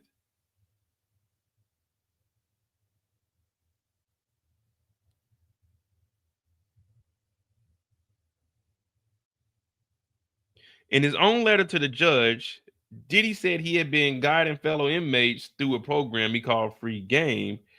His influence and ability to connect with justice impacted individuals is uniquely powerful. So on Monday,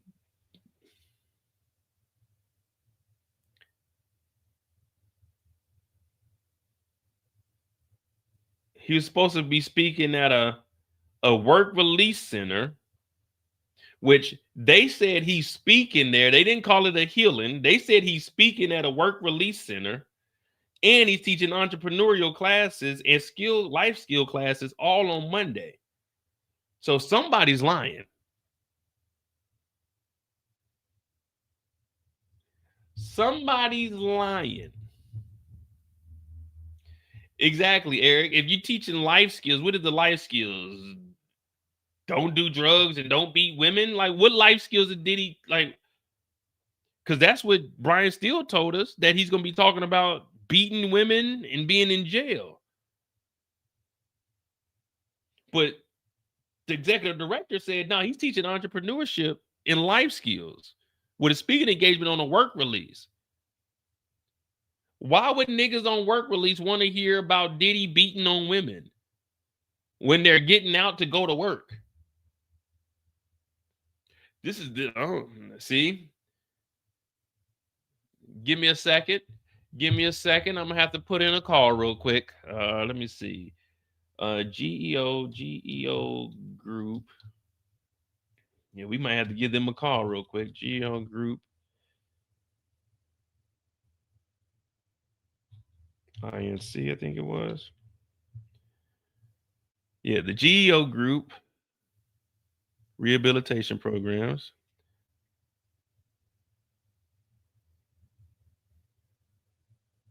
Is this one here? Yeah. So this is in Florida. It works with private prison company. Executive director Giovanni said that Diddy was scheduled to teach entrepreneur and life skill classes.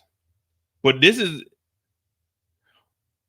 so the entrepreneurship and life skill is in Little Haiti, not in the jail. But then the work release is scheduled on the 6th also.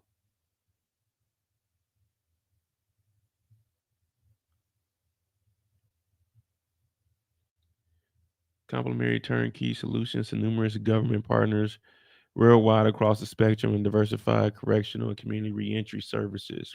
From the development of state-of-the-art facilities, the provision and management services, the evidence-based rehabilitation, to post-release reintegration, and supervision of individuals in the community, GEO offers fully diversified, cost-effective services that deliver enhanced quality and improve outcomes. And then we got Sprouting to Success School.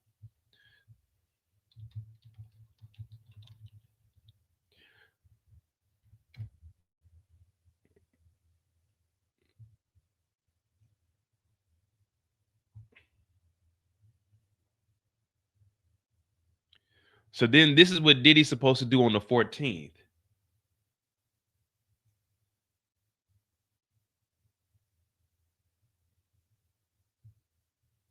So Diddy had 3 things planned already. So he just knew he was getting out today, huh? All right, give him to us and we won't let you down, the Reverend Gary Johnson says of Combs. I think Reverend Gary Johnson is the one that works at the sheriff department in Florida.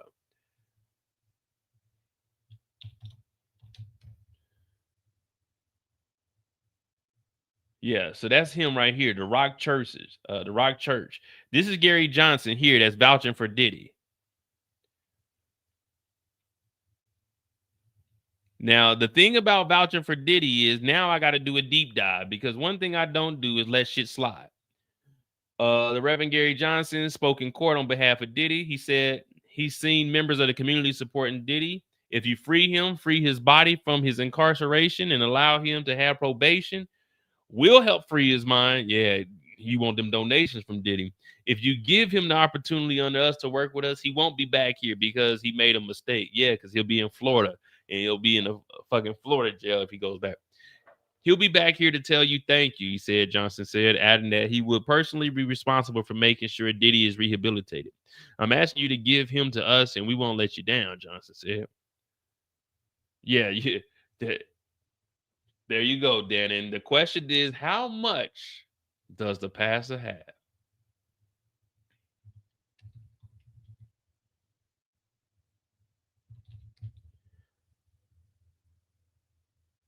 All right, here we go. Reverend Gary Johnson. Oh man, I gotta download this. We got the minutes, y'all. I know we a little off topic, but we gotta follow the money. We gotta see what's the financial play here. So here we go.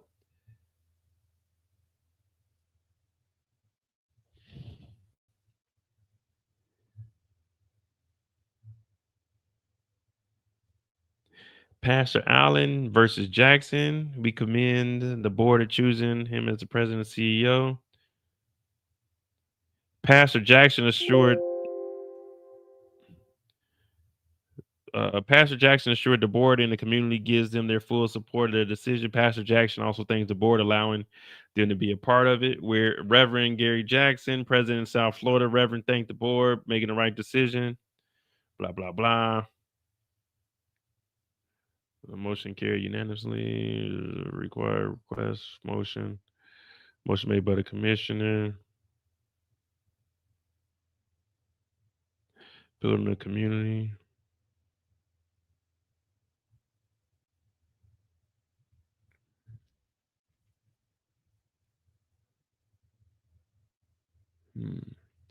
Well, I got this saved. I'm gonna do a deep dive on this.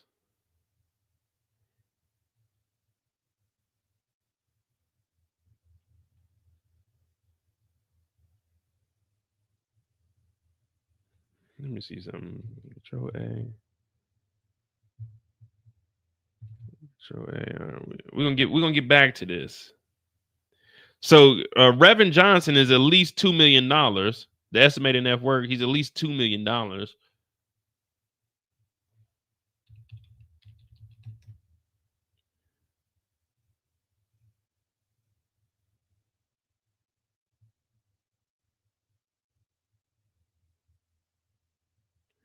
Case view: Gary Johnson versus state of Florida.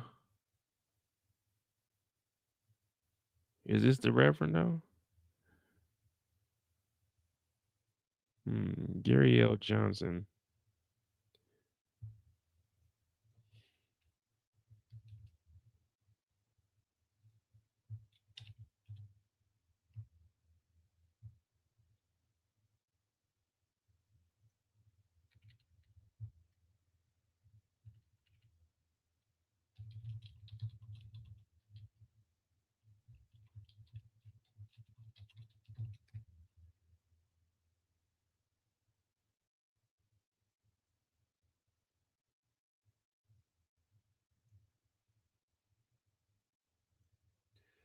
Yeah, give me by the end of the weekend. I'm gonna do some research on this Gary Johnson pastor. We're gonna see what the hell's going on down there in Florida.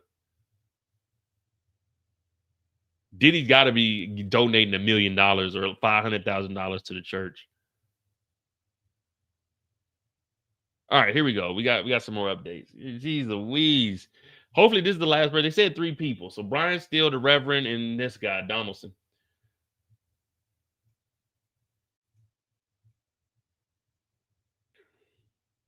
Reverend, you have been very honorable in this court. All right, get the hell out of here. Brian Steele, we have Mr. Donaldson, Xavier Donaldson. It has been a long day, but I think it's been worth it. I want the record to be clear that Mr. Combs is not a pimp. What? We never said he was a pimp. He's not guilty of being a pimp. He's guilty of buying dicks. That's it. Penises. Diddy is guilty of buying penises. That's what he's guilty of. He's not guilty of being a pimp.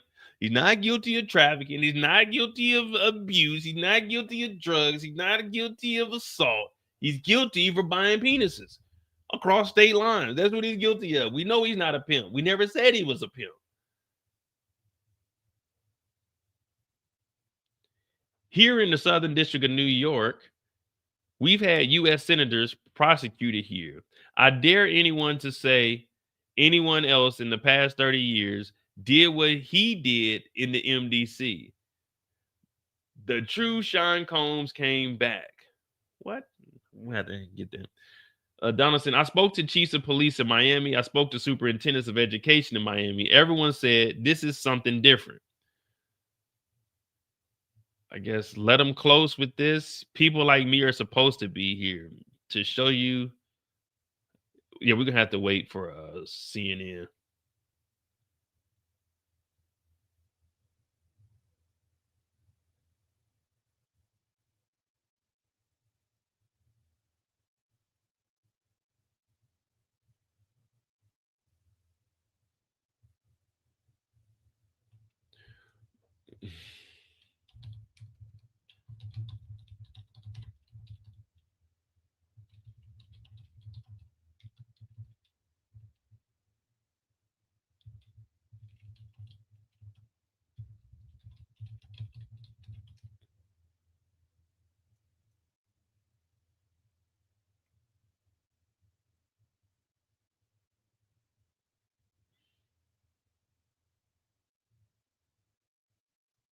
Transporting adults. We ain't looking for transport. We're just trying to see what's the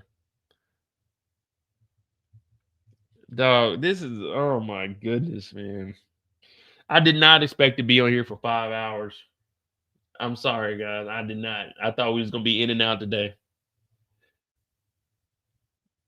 I thought we was gonna be in and out. All right, so you talked to the Miami police, but man, we ain't in Miami, man. We in New York. This is federal.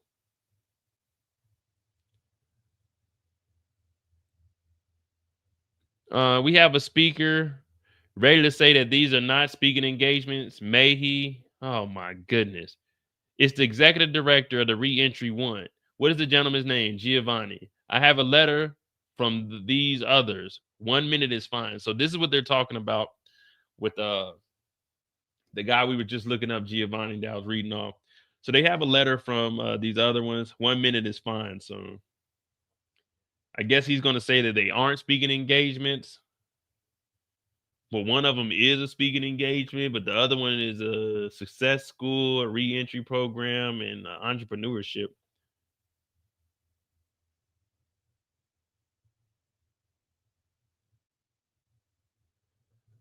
Oh my goodness. My name is Giovanni. For Reentry One, we serve a couple hundred people per year. I have read the letter of those impacted by the teaching and mentorship of Mr. Sean Combs. As formerly incarcerated person myself, I see the impact.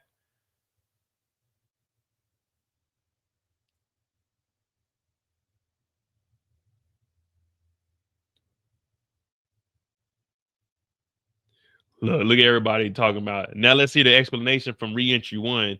Why the specific date of October 6th? But why was anything booked Monday, premature before a sentence? Don't you think? This is a get the stopwatch out.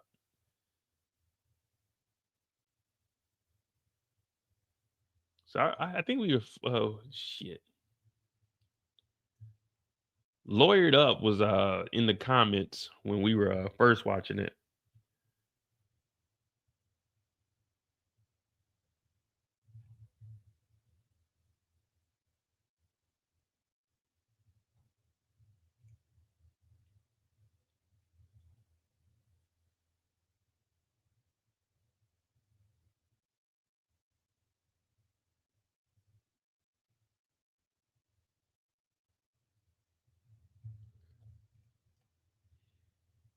Oh man, we gonna see, man. Giovanni, don't be lying to us, man. We want the truth, the whole truth, and nothing but the truth. Damn it.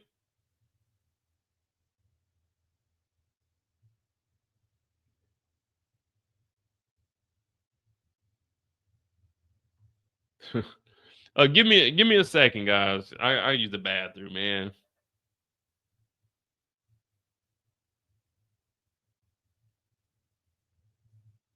If we go to prison for the rest of our life, whoop-de-doo.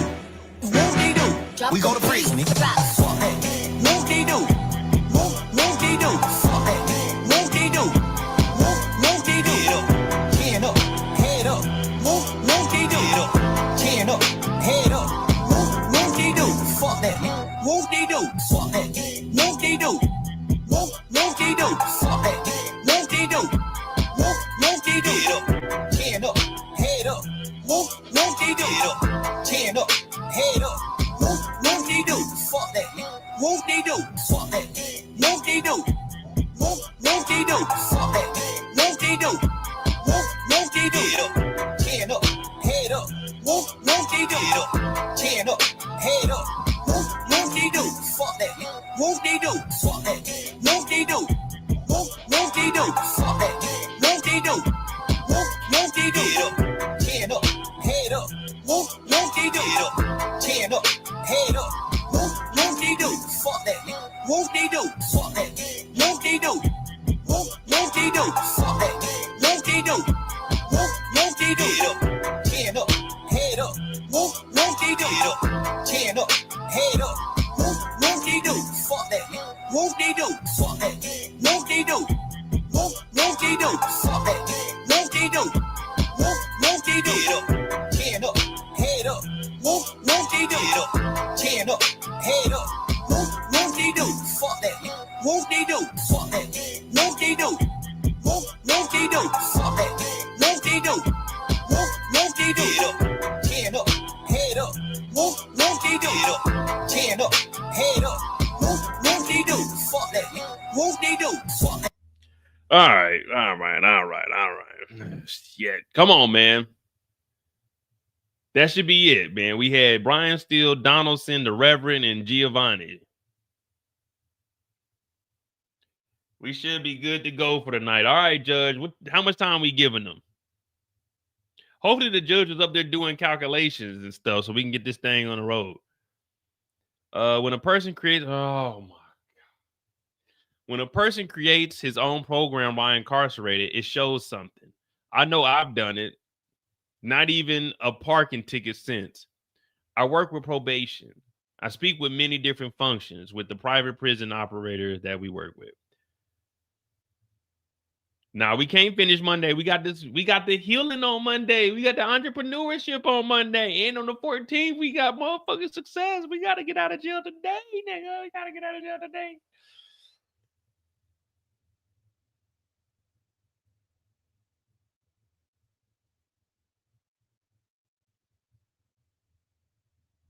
You know what I mean? Do you guys think the judge is up there like, all right, man, I'm calculating my time when they get done with this shit? All right, this is how much time I'm gonna give you.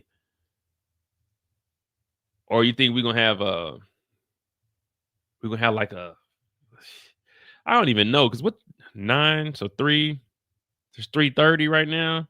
Yeah, they should finish up in like the next 5 minutes. It'd be 3:30, and then that'll get a judge till 4 o'clock, man, to give us a sentence.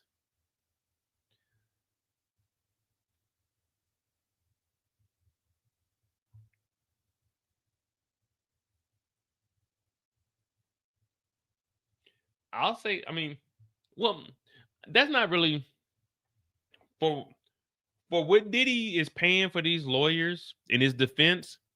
We can't really say anything that they're doing is impressive. This is expected from a $1 million team, from a dream team. You're definitely not getting none of this. If you're a regular person with a regular ass lawyer, well, it's rare that you're going to get a court appointed lawyer for a federal case. But I don't know. You would,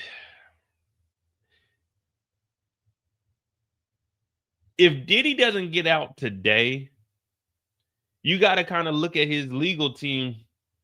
Like, why did y'all schedule shit for fucking Monday?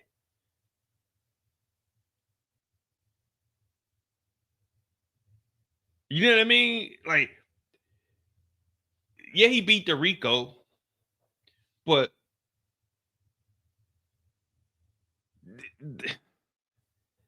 they supposed to be, you supposed to just have an agreement with this guy and say, hey, look, if we get out Friday, Monday we can do it. The niggas that he's going to be talking to are in jail. These niggas, it's not like they got anywhere else to go. You just, all right, look, this is what we'll do. If Diddy gets out Friday, we can do it on Monday. If he don't get out, then whoop-de-doo. We'll schedule it for another date. But I wouldn't, they scheduled 3 different things. 2 on Monday and then 1 on the 14th. I don't know what they were doing here. You would think for this dream team, they wouldn't be putting solid dates on anything until after the sentencing. But they obviously had to plan this in coordination with Diddy because they were presenting it. That's why they have Giovanni's number. They have all the locations. Oh, the $7 man. They did. The $7 man was not allowed to talk during this. No. We already got an uphill battle. The $7 man, hell nah, he can't come out. No. We definitely not let him do no kind of talking, no presentation.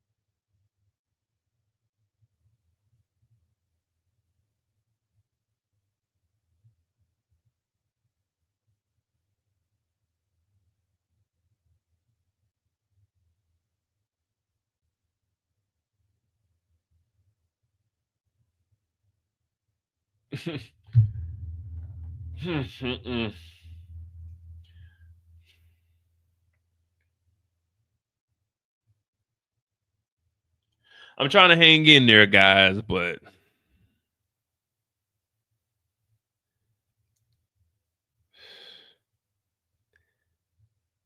Judge, we are eager to work with Diddy in the same way we establish engagement in communities in need. Lastly, our mission is centered in the idea that those closest to the problem will solve it. Judge, okay, thank you very much. So the judge said, get the fuck off the phone. Another lawyer for Diddy. It's getting late. I'll be brief. I started Manhattan. Oh my goodness. This nigga talking about I'll be brief, but I started off in the Manhattan DA's office in 1990.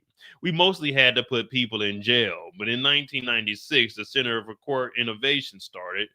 John Jay did a lot of studies. DV tends to some from childhood as trauma. Nigga, you said you're gonna be brief. What you got to say, man? What are we even talking about, DV? I don't want to have to do this again, guys. I don't want to have to do this again. Why are we talking about domestic violence for a nigga that was convicted of transportation to engage in prostitution? We don't give a fuck about Diddy putting his hands on Cassie. That's not what he was guilty of. Where is the remorse for buying dicks? That's what the trial is. It's over with. We're here because Diddy bought a handful of dicks. Not one hand, not two hands, a handful. Two hands. Just like Christmas ornaments. He had his hands over there and was doing whatever he did. He was guilty of 2 counts of transportation to engage in PD. Why are we talking about childhood trauma and domestic violence when the nigga is not guilty of that? He's guilty of buying men's penises. What are we doing? You're supposed to be brief. You're not even talking about what he's charged for. This is what the judge was saying. There's no remorse for the actual counts that he's charged with.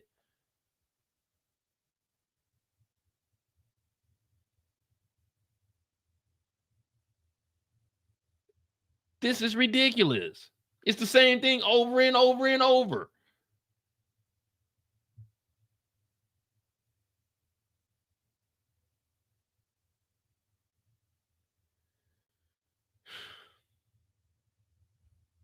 I'm sorry, though. We here, though.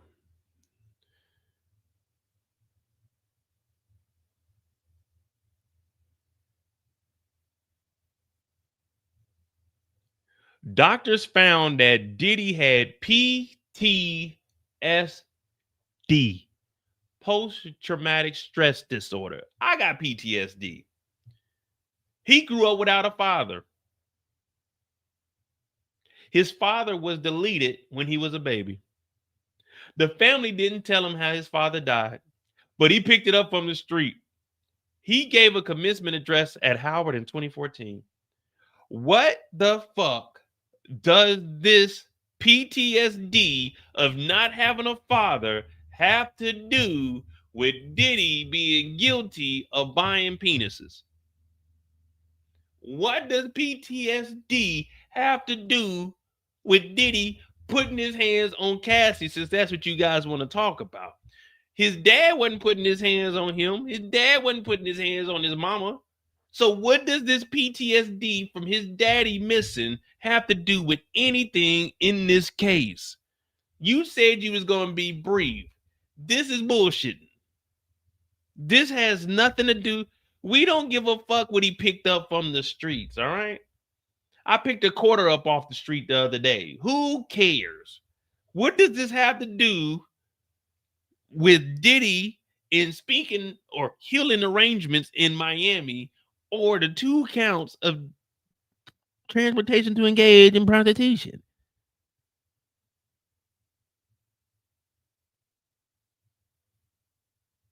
I got PTSD.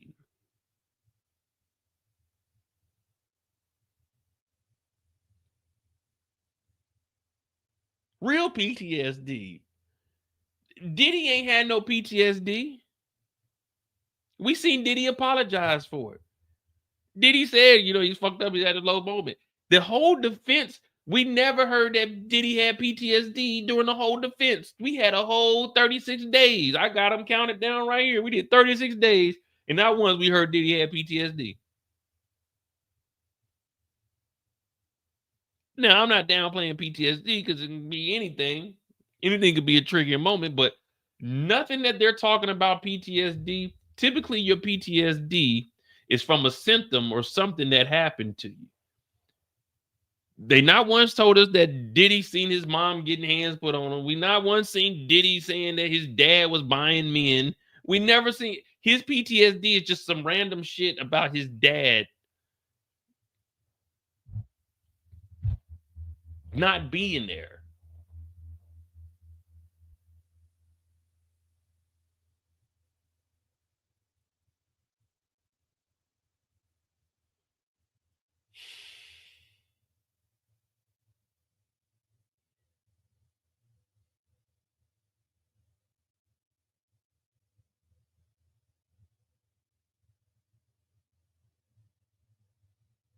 I mean, this is what the defense is supposed to do, but I wonder what the judge is.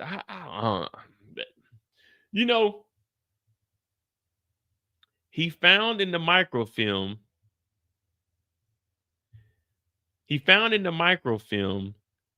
there how his father died in a drug deal gone bad.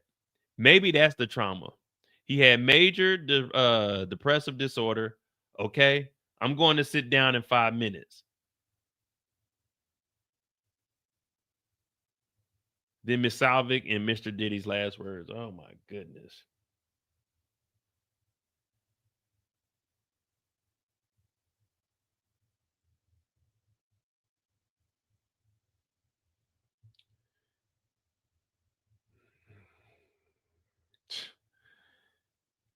So Diddy's going, oh man, what is Diddy about to talk about? Miss Salvik, oh my goodness, Jesus.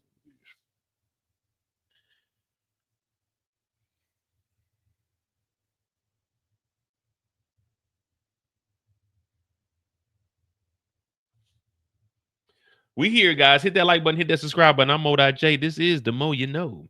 We're just waiting. I think we got 2 more people. We got Miss Salvik, the prosecution, and then Diddy's last words. And we're going to see if the judge gives a damn about anything that was said. Is Diddy going home today or is Diddy doing time? Find out next week on Dragon Ball Z.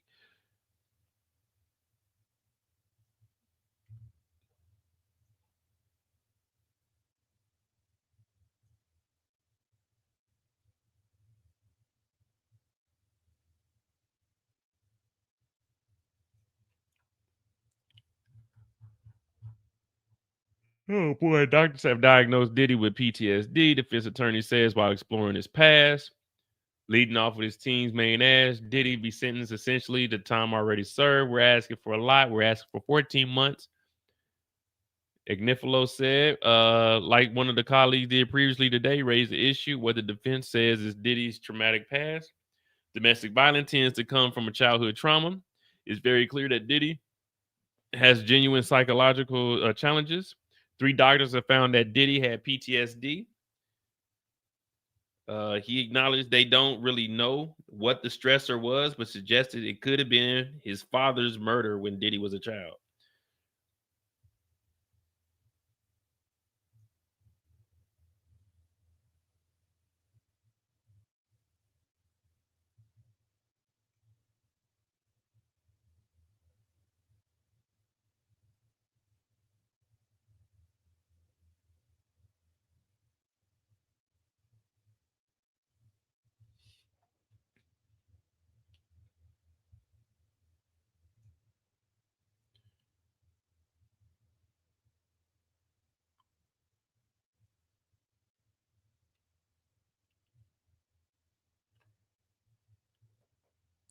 The lawyer acknowledges the doctors don't really know what the stressor was. Who is the doctor that administered Sean Combs with PTSD if they don't know what the stressor was? How can you have PTSD if they don't know what the stressor is? How can you have PTSD and you didn't even know what was going on when your father passed? What are we doing here, guys? Oh yeah, just childhood trauma, and they just gave him PTSD. Oh my goodness, what are we doing here? This is what they're doing in federal court right now. They acknowledge that the doctor don't even know what the stressor was.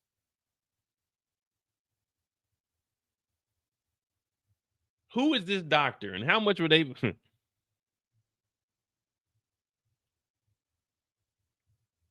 just $35,000. I go up there and tell him that Diddy got PTSD. I'm not a lawyer. I am a doctor. Who is the doctor that said, yeah, you got PTSD? Fuck it.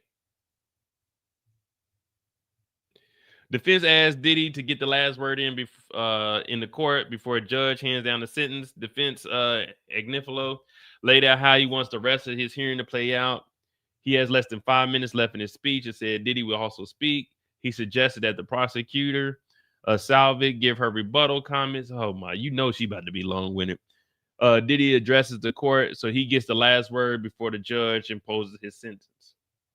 Yeah, we need to see medical records. I need to see who this doctor is. You already know I'm looking up any corruption.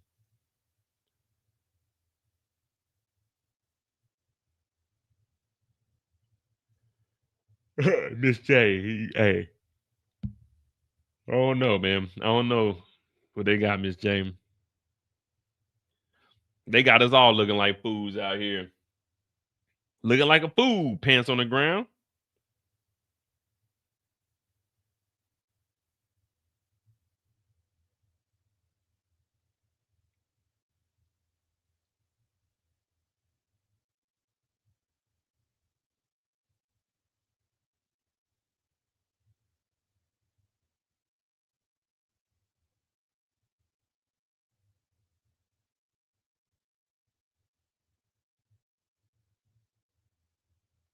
Looking like a fool, pants on the ground.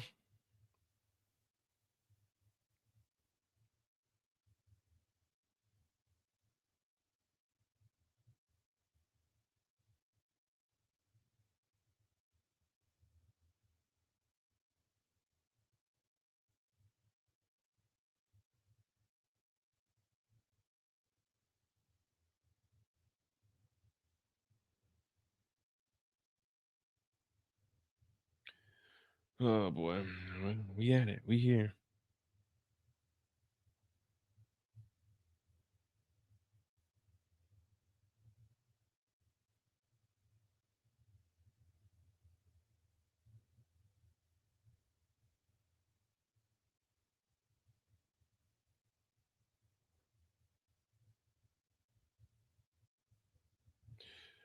Nah, he ain't been sentenced right now. Diddy's supposed to get the last word, but we got to wait for the prosecution. Diddy allegedly got PTSD, but no stressor. We don't know where the trauma came from, per the doctor and his lawyer. So right now, it looks like the defense is making a mockery of my court.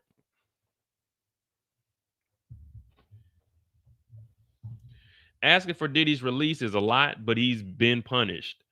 Defense says Agnifilo has told the judge that Diddy already has been published and I guess punished significant. Yeah, punished. Yeah, he's already been punished. I know it's a lot to ask, Your Honor, to release him, but he's been punished. He's been punished in maybe one of the most public ways. Nigga. The publicity that the case generated will be a form of general deterrence.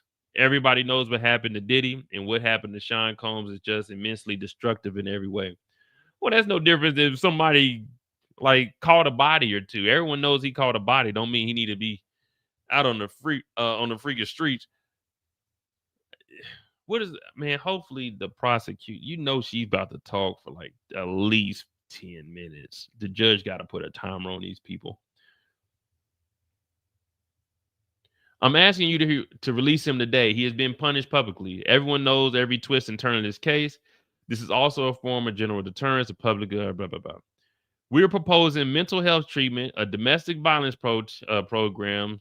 Sometimes group programs are the best. October is Domestic Violence Awareness Month.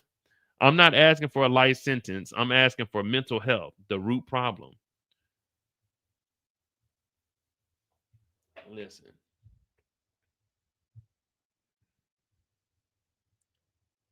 Why aren't they asking for help to stop buying penises?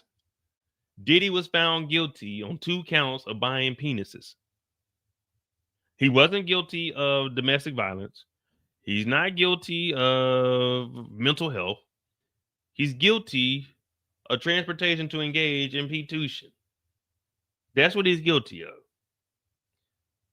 You don't need domestic violence classes. That's not what we're here for. You do that on your own time. It ain't the mental health. You do that on your own time. He can get mental health treatment on his own time. What we are here for is rehabilitation on him to stop buying penises and transporting them across state lines. That's what we're here for. 2 counts of that. That's it. Everything else, keep it to yourselves.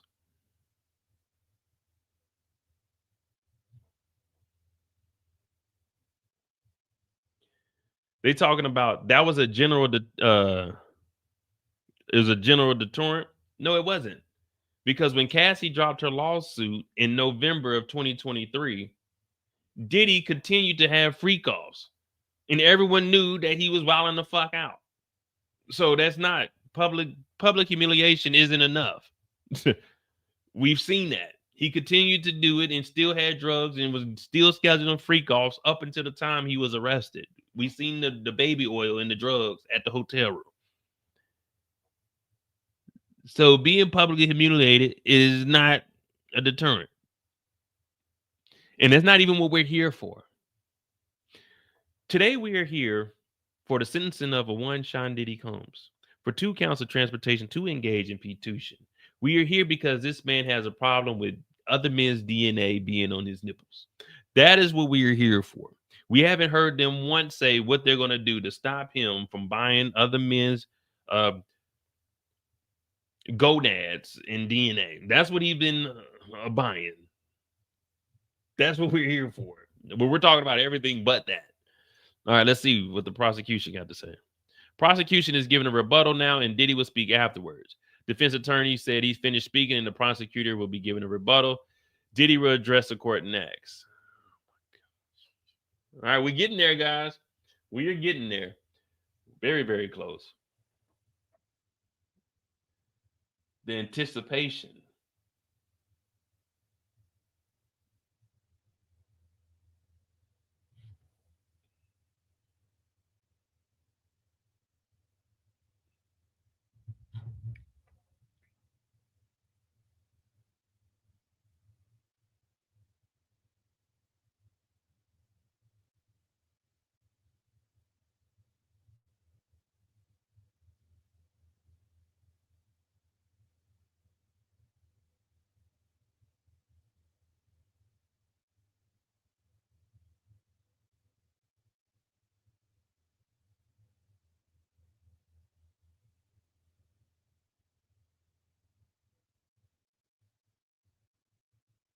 All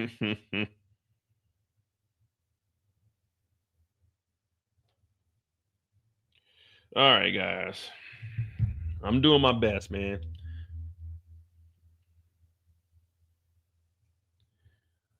She's probably about to say Diddy is a bad man. There's letters from Cassie. There's letters from other people. He doesn't need to be on the streets. We're recommending 11 years. Judge, if you can see it in you to keep this bad man off the streets. And then Diddy's going to get up there and say, Your Honor, I'm not saying what I did was all right. Trying to survive was a day-to-day fight. All right, here goes Salvik. Back to the Dylan Jordan. Oh, my goodness. Back to the Dylan Jordan case, which we found out he was doing some trafficking for at least 4 to 5 years, went on the run, got arrested, and then got sentenced to 5 years, but he did take a plea deal. Back to the Dylan Jordan case. Let's zoom out. Why did Judge Cornyn take into account previous sentence? Because Jordan knew it was wrong. He quit the business before he was prosecuted. Here, the defendant continues crimes. Pimps control their victims. That's what happened here. $1.4 million would be 90 some freak offs. There were more than that here. Mr. Driscoll challenged us to find abusive text like he quoted, but this case has physical abuse on video.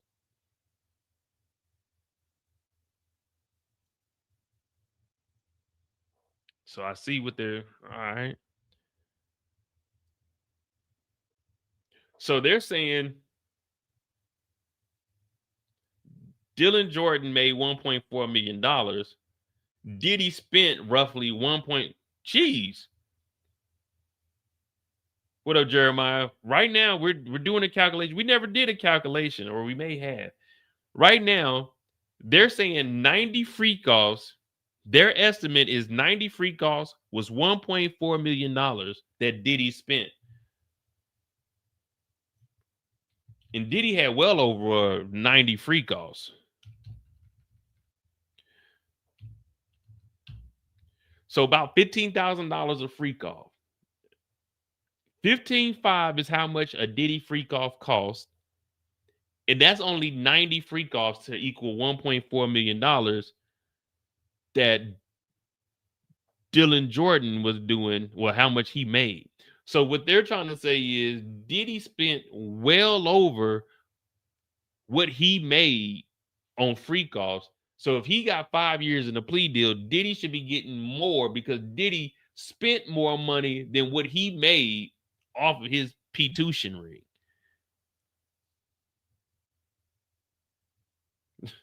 That is wild. Like, let's just say Diddy did in what, 10 years, 15 years, 15, 5. Diddy had to do at least 300 freak offs because some freak offs were multiple days. Yeah, Diddy's probably spent about $5 million on freak offs, guys. 300, and Diddy was doing freak offs, shit, multiple times a week. Yeah, Diddy probably did,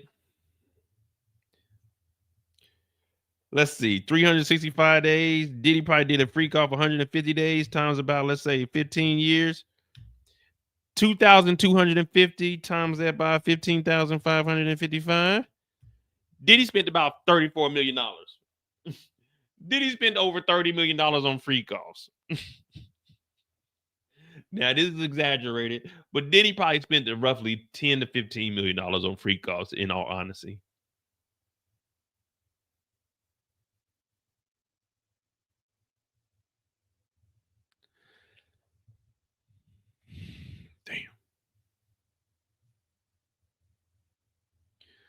Mr. Driscoll challenged us to find an abusive text like he quoted. But again, they do have the physical tape, and they showed that.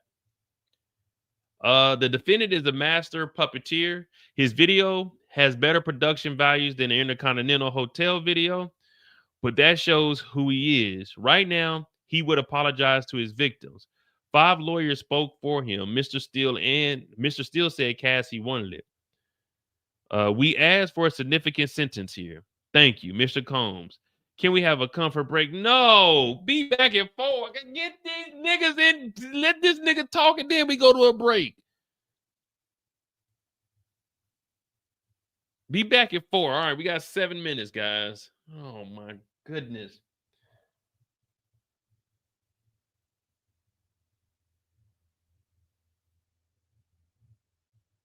Dog, they.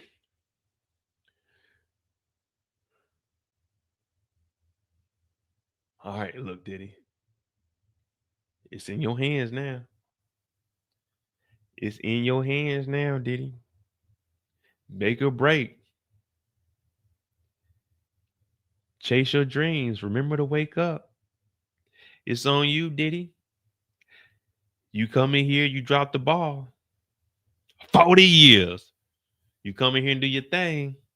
You got a speaking engagement on Monday. It's on you, Diddy. You got 7 minutes. You got 7 minutes. You better get right. They say only God can judge you. Whoever said that is a motherfucking lie, because the judge is about to judge you. The judge is about to hand down a sentence to your ass. So you better come correct. Be remorseful. Don't tear up too much, because if you're crying too much and we read that you crying and you get sentenced to 5 years, we got to call you a bitch ass nigga. You remember you had that YouTube video talking about bitch assness? You better not get up here and be crying. You better get up there and stand in front of the judge like a motherfucking savage that you told us you were, taking comfort breaks and shit. You should have said, hell no, I want to talk to the judge. When I watched Dead Presidents, you know what Anthony did? He threw a motherfucking chair at the judge. Diddy, you better not come up here and be no bitch ass nigga. You better get up there and talk to the motherfucking judge like you talk to Cassie. You better get up there and talk to the judge like you talk to motherfucking Daphne Joy. You better get up there and stand on business, nigga.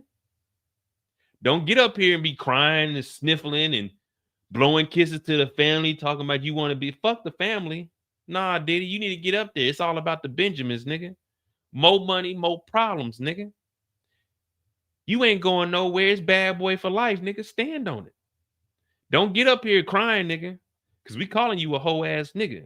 We gonna call you a bitch ass nigga. You get up here and do some hoe shit. You better get up there and tell the judge, nigga, I ain't remorseful for a motherfucking thing. I did what I did, and I am who I am, nigga. It's Diddy, nigga. That's who I am.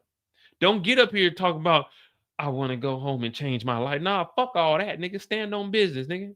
No bitch assness. It's an epidemic. Remember, you told us it was an epidemic of bitch assness going around. Don't be no bitch when you get up here. Tell the judge, fuck off, nigga. I don't give a fuck, nigga. I'm going home, nigga. Don't get up here and start crying about niggas trying to stab you. Don't get up here talking about you eating potato chips. Don't get up here talk about you got to boil the. We don't want to hear none of that shit, nigga. We want to hear motherfucking Diddy, the motherfucking black civil activist. We want to hear Voda died, nigga. We want to hear we ain't going nowhere. We want to hear it's all about the Benjamins. You better get up there and hold it motherfucking down. You a superhero, nigga. Don't let your son down. Your son told us that you was a motherfucking superhero. So you better get up there and be a goddamn superhero, not no bitch ass nigga. Tell the judge, nigga, it is what it is, nigga. I ain't remorseful for a motherfucking thing. I did that shit, nigga. My daddy was a dope dealer, nigga. I'm him, nigga. What's happening? You better get up there and hold it down for money earning Mount Vernon, nigga. You from Harlem, right? You from Harlem, right? You better not get up there apologizing for a motherfucking thing. You better get up there and tell the judge, judge, them was my booze and they wasn't Spanky's booze. It's my shit. I did that. I whoop ass. I put belt to ass. I do drugs. I got PTSD. I'm like that, nigga. Yeah. When they killed Biggie, what you do? You went to go sliding, didn't you? You better get up here and tell the judge straight up what it is. Don't be no bitch, Diddy. I ain't trying to hear nothing from nobody. Diddy better get up here. Tell the judge, look, I don't need no representation. This is me. I'm standing on 10. So only God can judge me. That's all I want to hear from Diddy. You got the reverend in here, then you better tell the judge that only God can judge you. You better not come up. If the judge tell you 10 years, you better tell the judge, fuck that 10 years. I ain't doing 10 years. You can't judge me, nigga. Who you think you are? You immortal like me, nigga. I'm motherfucking Diddy, nigga. Fuck we talking about? Sentencing. I do the sentence. The only thing that come at the end of a sentence is a period. And I don't give a fuck what the judge is talking about, period, nigga. Don't get up here and be no bitch, Diddy. A comfort break. Man, you better be ready to throw something at the judge, a water bottle or something, kick a chair or something. And if they do let you go today, you better not be crying either, nigga. You better goddamn hold your head high and get the fuck up out of here and go let speaking engagement. But don't be no bitch. Nah, don't be no bitch. Nah, don't be no bitch, nigga. We got 2 minutes. You on the clock, Diddy? You on the clock, Diddy? If we go to prison for the rest of our life, whoop-de-doo. Whoop-de-doo. We go to prison. Fuck that. Whoop-de-doo. Whoop-de-doo. Fuck that. Whoop-de-doo. Whoop-de-doo. Chin up, head up. Whoop-de-doo. Chin up, head up. Whoop-de-doo. Fuck that. Whoop-de-doo. Fuck that. Whoop-de-doo. Whoop-de-doo. Fuck that. Whoop-de-doo. Whoop-de-doo. Chin up, head up. Whoop-de-doo. Chin up, head up. Whoop-de-doo. Fuck that. Whoop-de-doo. Fuck that. Whoop-de-doo.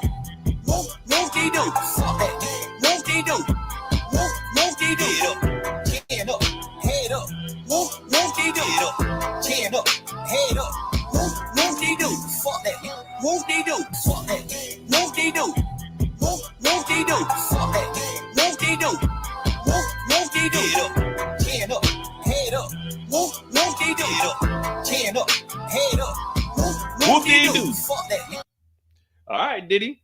Come on. Hey, bring them back in the bailiff. Bring their ass back in the courtroom. Let's get this show on the road, man. Let's get this show on the road. We got a comfort break. I think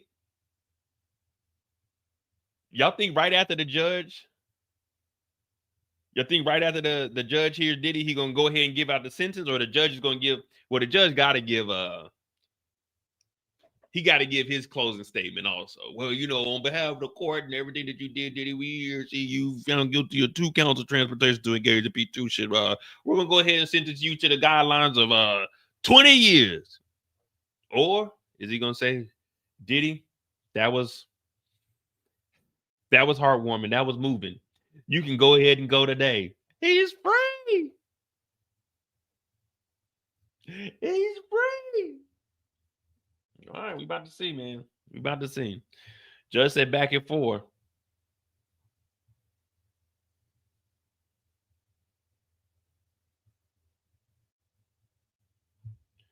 So what you need to do in a situation like this, if you're a lawyer, excuse me, when you go in that room,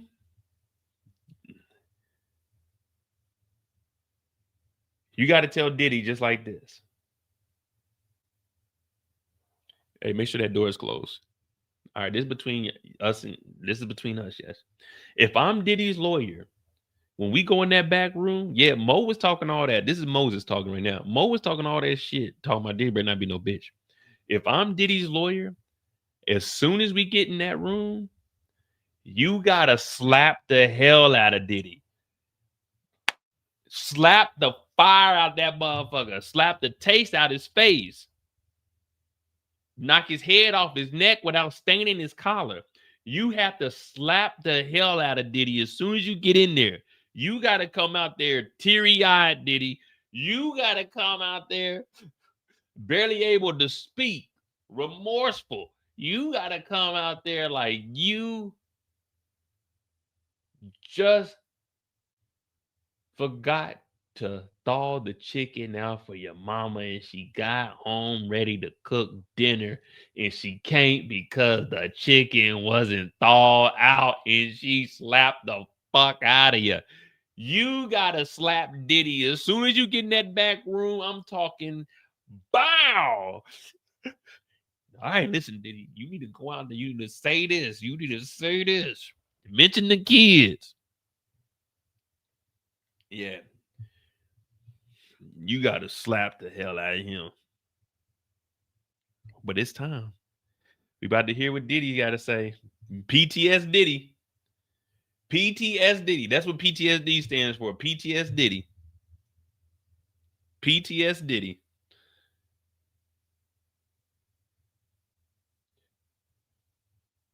Nah, you gotta give him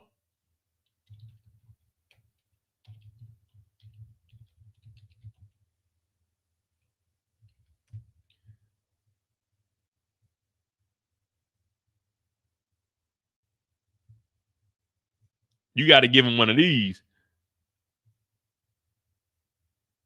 The Port Commission. I'm from the Athlete's Foot Foundation.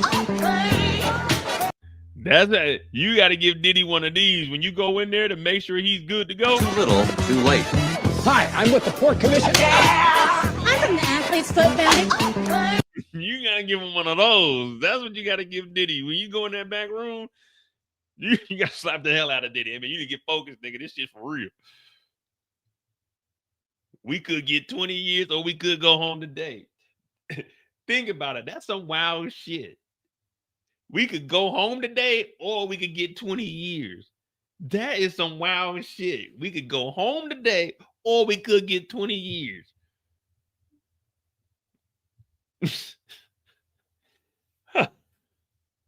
What up, Mason? Oh, my goodness. You could go home today or you could get 20.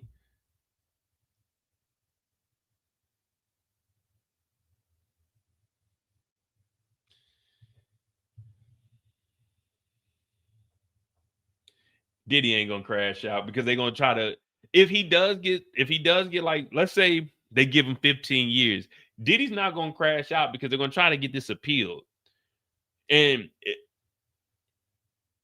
he can't really crash out because if he does some wild shit, then that's gonna have the public perception of him even worse. So that will kind of, because they're still going off of maybe Trump would give him a pardon, but if he wilds out, the public perception is gonna be like, oh man, you got him out, and Diddy was acting a fool in the courtroom. So he's just gonna have to take this on the chin, man.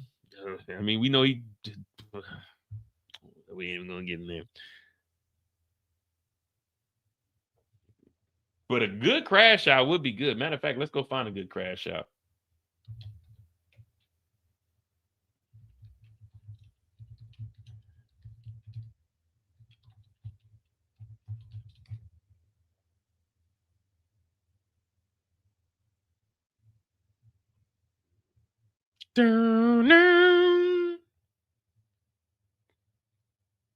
What's the name of this show called? Here's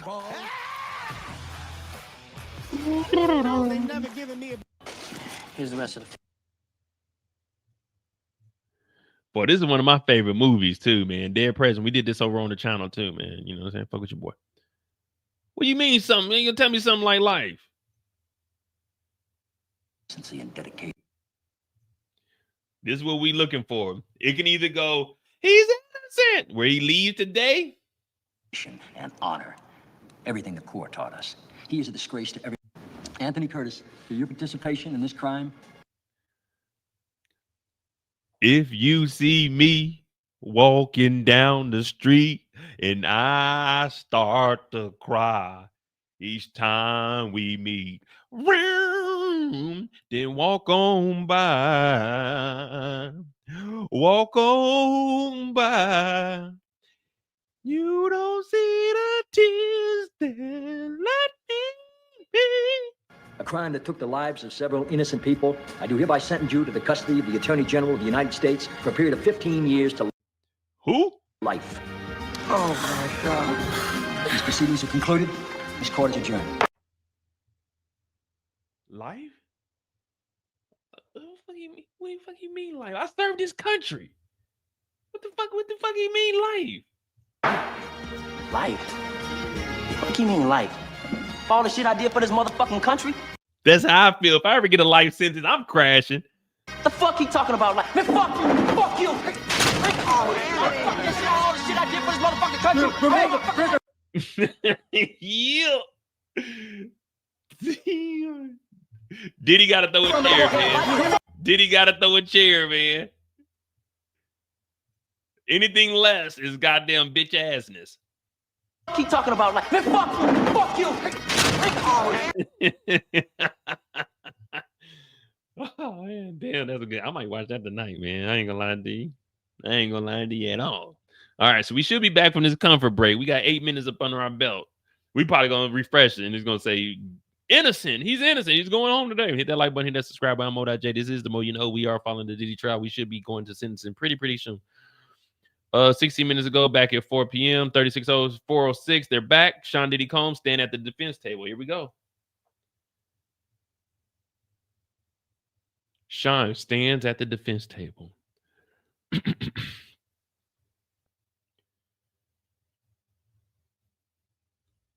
One of the hardest things I've had to do, one of the hardest things I had to handle has been having to be quiet and not express how sorry I am for my actions.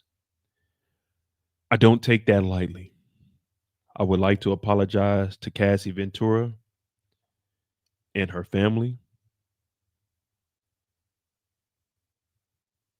I apologize to Jane for bringing you into my mess. I would like to apologize to all of the victims of domestic violence. I know that the disgusting video triggered people. I was sick from the drugs. I needed help, but I didn't get that help.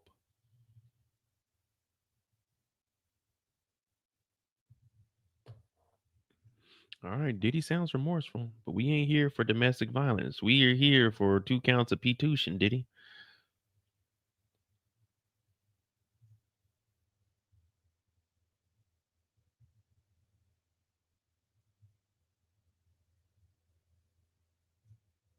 All right, we waiting. What's he got to say? I want to personally apologize again to Cassie Ventura. Any harm or hurt that I caused her emotionally or physically, he said. Guys, come on. Come on, guys. Let's be classy here, right? Let's be classy here. Put the violins up, right? Let's be classy here. There's a man apologizing. All right, let's put the violins up. Bring out the electric guitars. Bring out the electric guitars. Let's have some class here, okay? We're better than this, guys. We're better than this.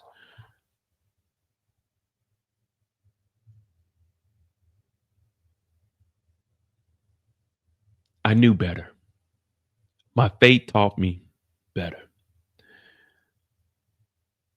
I'm not this larger than life person. I'm just a human being. I'm trying my best. I lost my freedom and the opportunity to raise my children and be there for my mother. I lost all my businesses.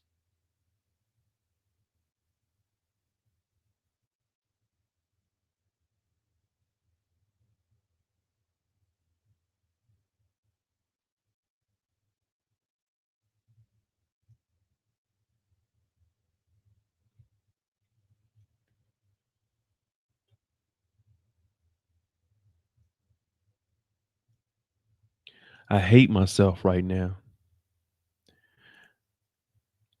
I've been stripped down to nothing. I want to apologize to my 7 children. I'm so sorry. You deserve better. To my mother, I feel you taught me better.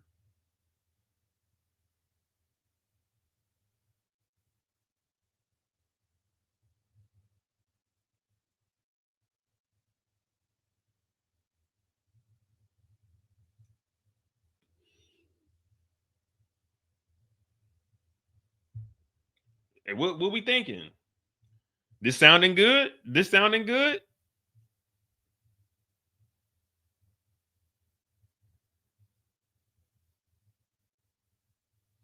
He also said that he wants to personally apologize to all the victims of DV because he knows that video was disgusting and despicable. It triggered a lot of people around the world. DV will always be a heavy burden that I will have to forever carry, Diddy said.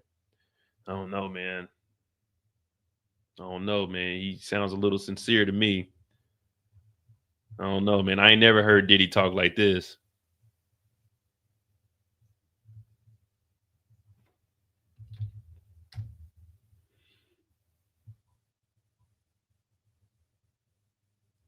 I let down my community. I wanted to show we could take care of our own problems. I got lost. I'm not a bad person. I'm sorry to my community. I'm sorry to my community. I let y'all down. But people can change. I've changed.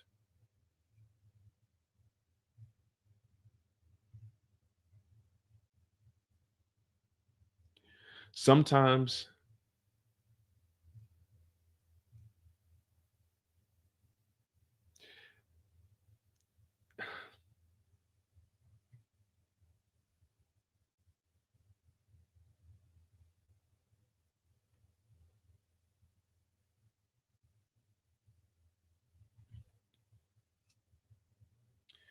sometimes you have to go through life experiences.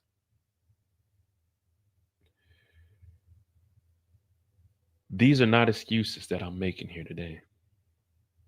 I can't change the past, but I can change the future. I beg your honor for mercy.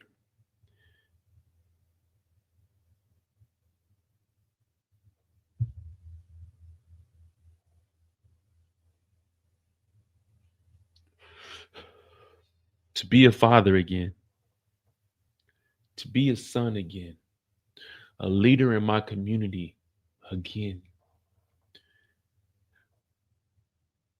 to get the help that I desperately need.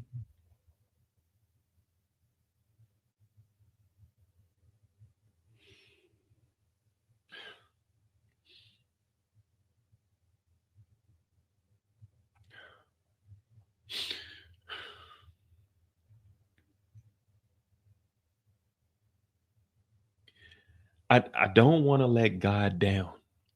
I have no one to blame but myself. I know I will never, ever, ever, ever, ever, ever, ever, ever, forever, never put my hands on another person again. I'm willing to comply with any conditions. Me sharing my story is not a scheme to get less time. This story is tragic. Give me a moment, Your Honor. I need a comfort break, please.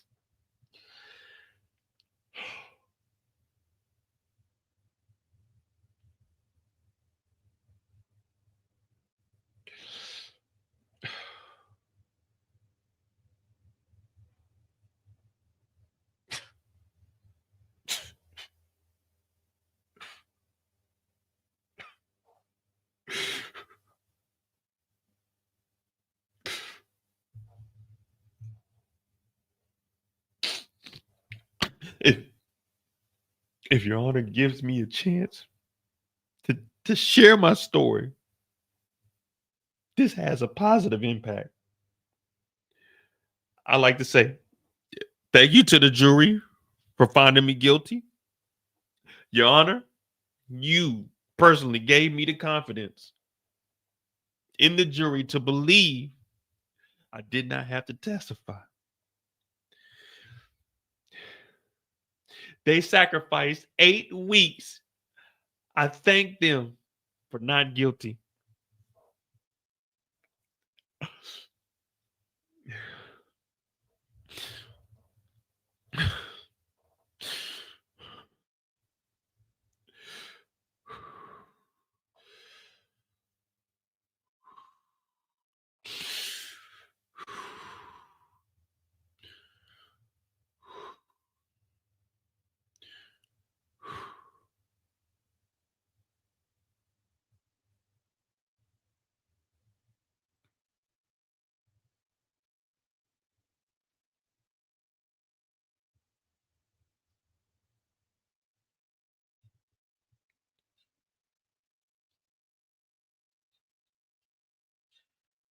I take full responsibility for my man act convictions.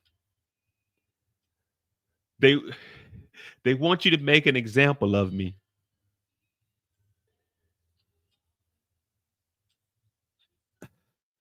I want you to think about making an example of what a person can do if they get another chance.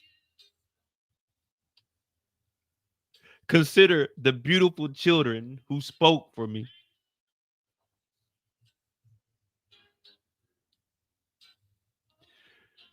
No matter what anyone says,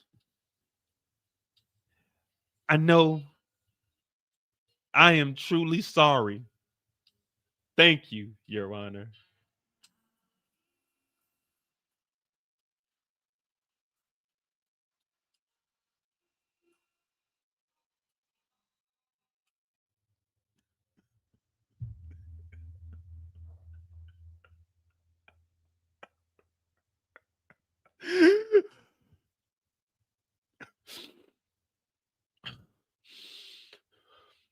I stand before you, Your Honor, with my head held high.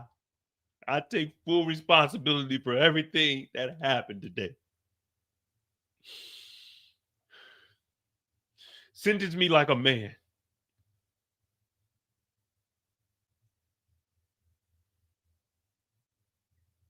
Judge, let's take 5 minutes. 5 minutes on the clock, guys.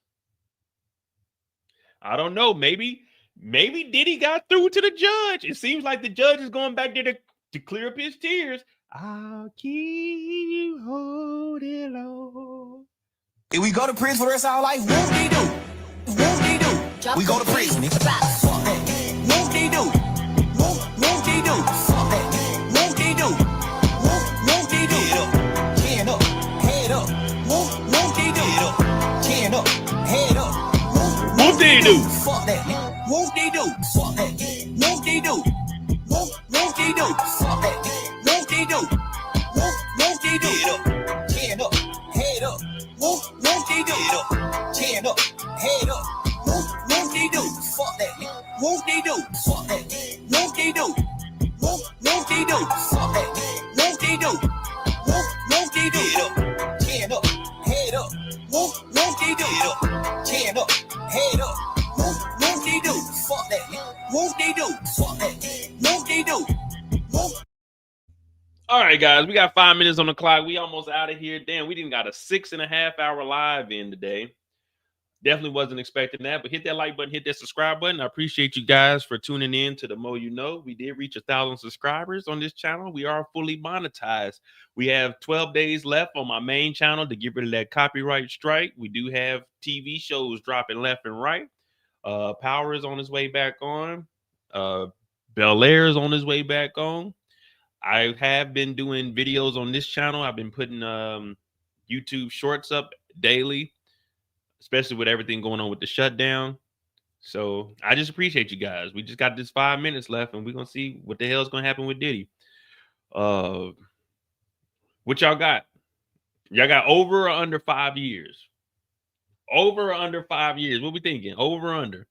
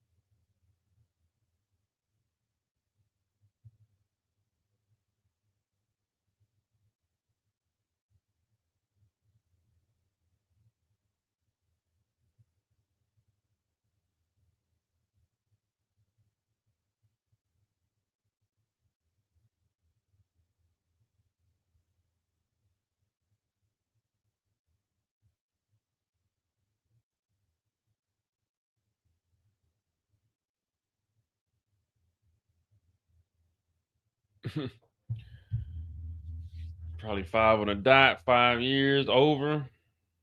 Dang. They saying Diddy, they saying they want you to do more than 5, man.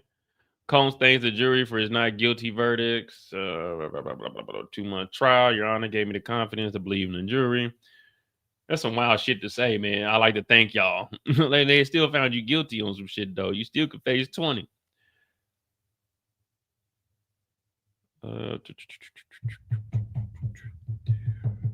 Got 5 minutes 3 minutes ago. Oh, man.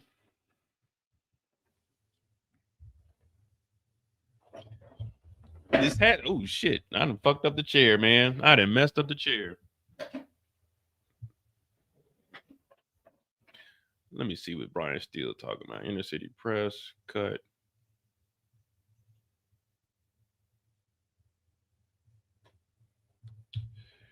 Whoop-dee-doo. That there go Brian. Oh, shit.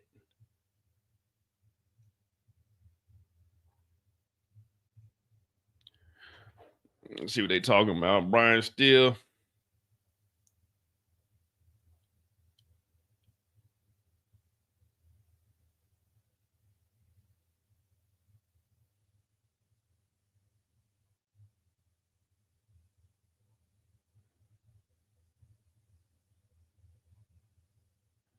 On occasion, he would hit the woman he loved. Brian Steele, Diddy's attorney.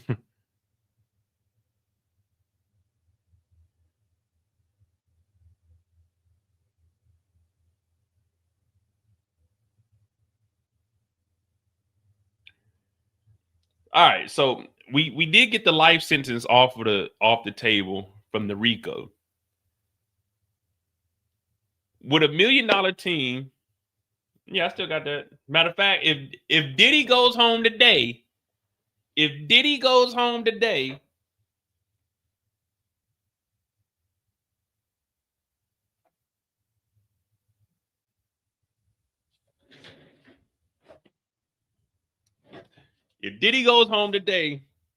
we'll open up the pink grapefruit Syrah.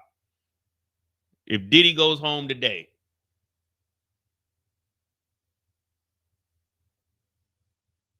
Even though I don't want to open it.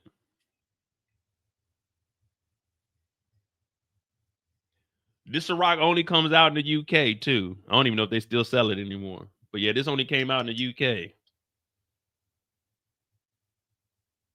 I got this back in 2016, so it's aged almost 10 years.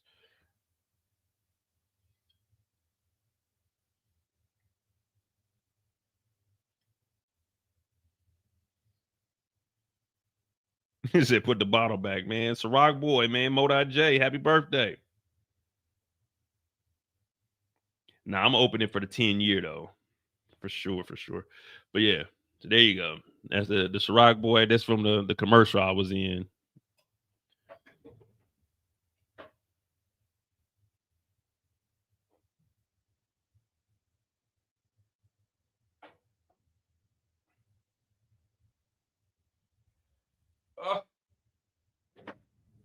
All right, man. 5 minutes is up, man. What we got, Judge? What we got? What up, RC? Oh yeah. So I got we got the free game rant, we got the superhero rant, we got the OJ rant, and then 608. I forgot what the hell. Oh, we got the Diddy. We supposed to finish this up right now. That was 620.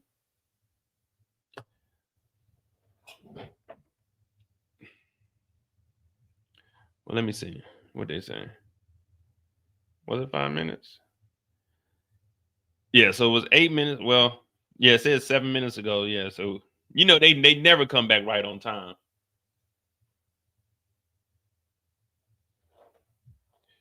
What we got? See, if I'm the judge, I'm coming in there. All right, thank you for everything everybody had to say. All right, you got 4 years. Go ahead. Boom, get them out of here. The 4 years time served, 3 years going home.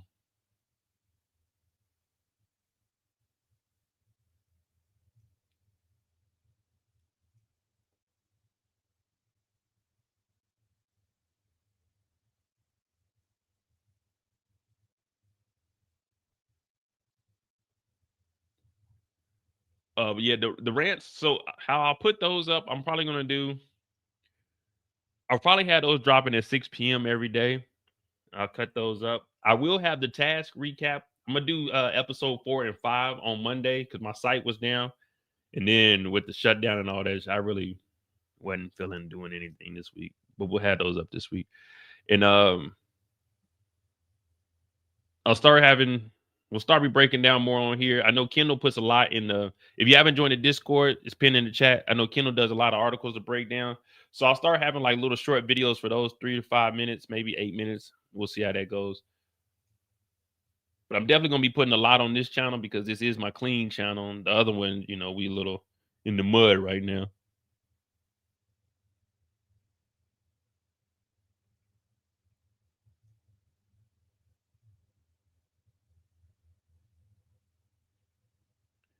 Five minutes.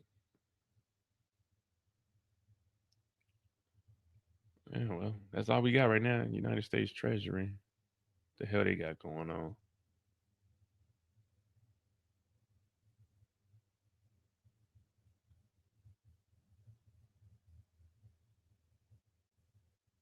No portrait or likeness of any living person shall be used on any coin, metal, or currency issued by the United States Minister.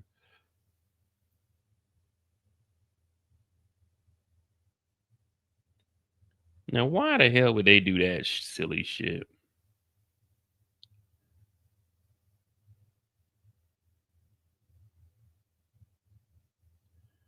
They talking about getting rid of pennies, to save money, but they want to make a coin. Like, this is the dumbest shit ever.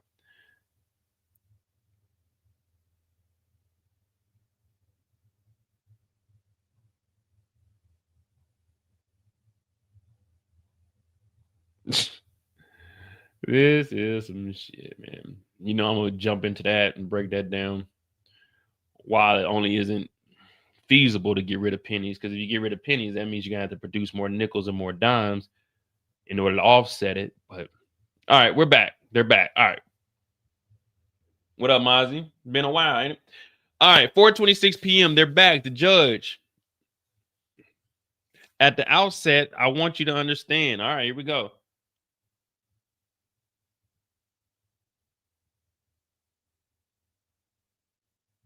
All right, Diddy sentence.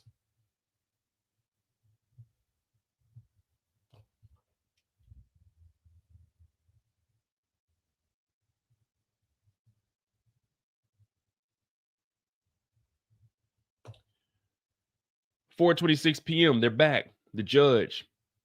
At the outset, I want you to understand, Mr. Combs, you are not being sentenced for acquitted conduct, but under 3553, I must consider many things. Mr. Combs, you are a self-made artist who has inspired community of color. We saw the video, the free game course in the MDC. The court hopes you continue to expand it. You are devoted to your family. The court, of course, considers all the collateral consequences. The court has to consider all of your history here. Now, the judge saying your course in the MDC, the court hopes you continue to expand it. That means he ain't going home today. We hope you continue to expand that. That's what I'm taking it. When I hear, I hope you continue, because if I get out of jail, I'm not giving niggas free game in no prison. A history of good works can't wash away the record in this case. You abuse these women. You use that abuse to get your way. Freak offs, hotel nights. The evidence of the abuse is massive. I was sitting right here doing the testimony.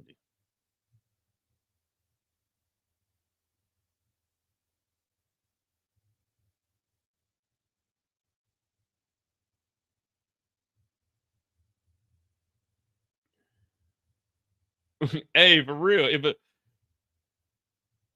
if the judge tell you, I hope you expand on what you're doing in prison. Like, well, what do you mean by expand on that? Like, this is it. Like, I got 3 speaking engagements. Well, 3 healings down in Miami. I ain't got time to be expanding shit in fucking New York, Your Honor.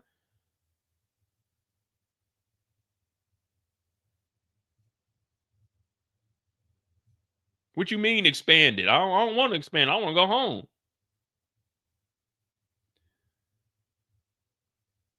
This is the reality of what happened. These offenses are irreparable or irreparably harmed 2 women.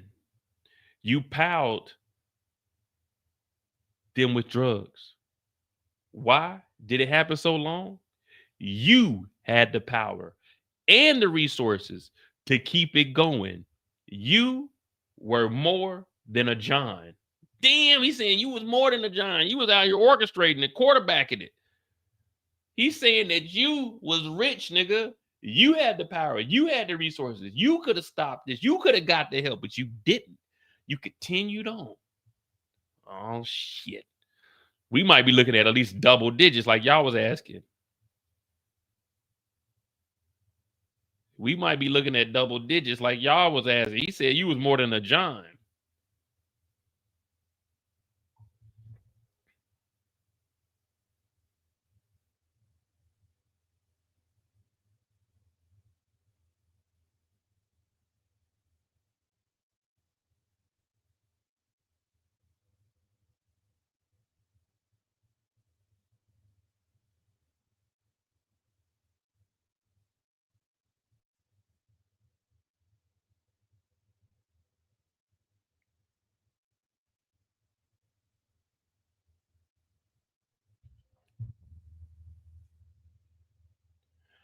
From the way the judge is talking, it sounds like it might be double digits.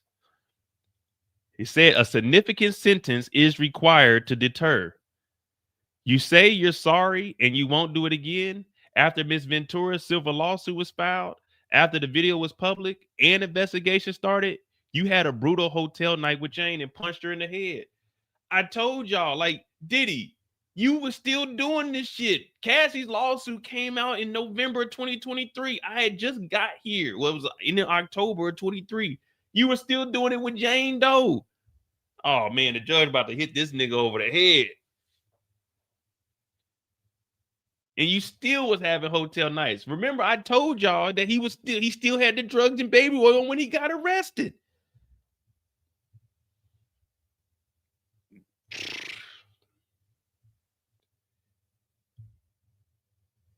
Oh shit. Now, of course, it's going out of order now. Right when we get to the end of the day, geez Louise, don't do this to us. Now it's all out of order, man. And we get to the end of the day, and this is what they do to us. Jane says he told her, take this pill. Go out there and suck his F him. I don't care. The court is not convinced this would not happen again. The court has considered the programs. They are outweighed by the trial record in this case.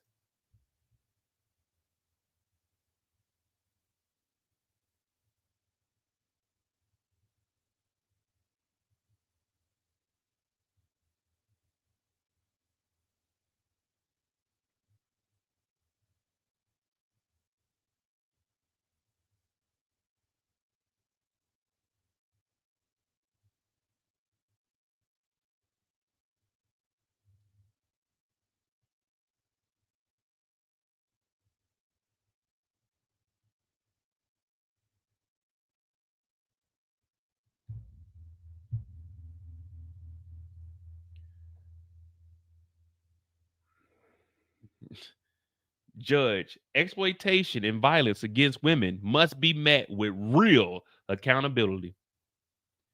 To promote respect for the law, the court reaches a few conclusions. 135 months would be more than necessary. God, 135 divided by 12, 11 years. God damn, they gave him 11. 135 months would be more than necessary.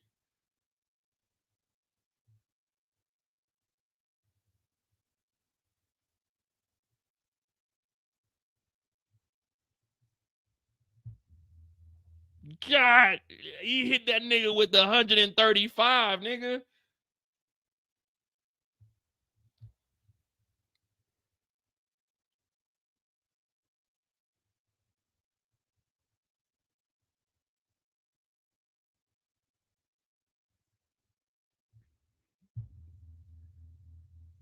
Sheesh.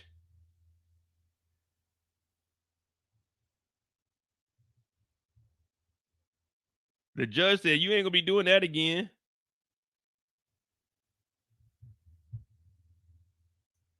If we go to prison for the rest of our life, whoop-de-doo. We go to prison.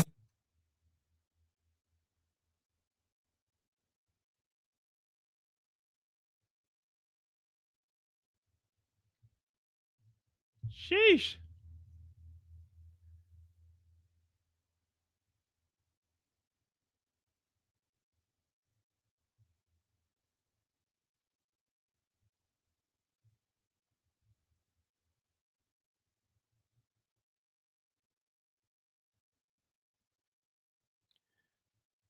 Golly, 11 years.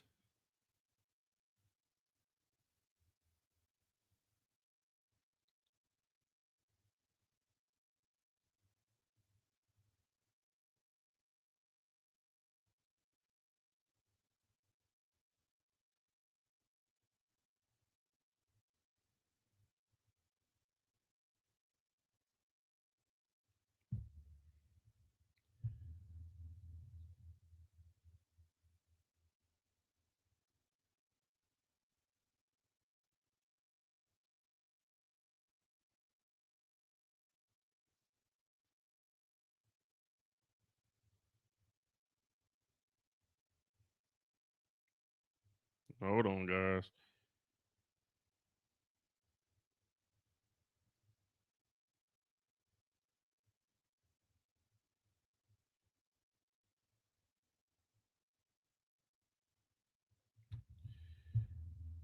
Sheesh.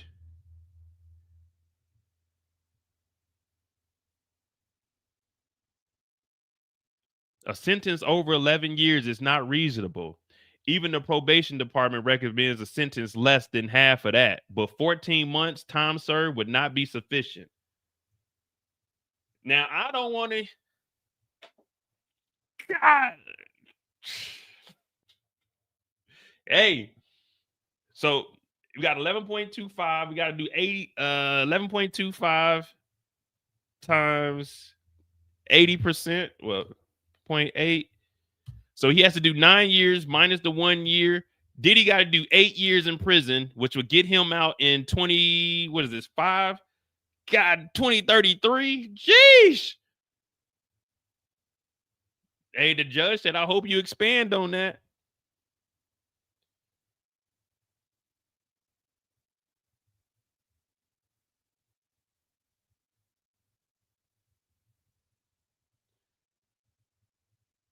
Damn.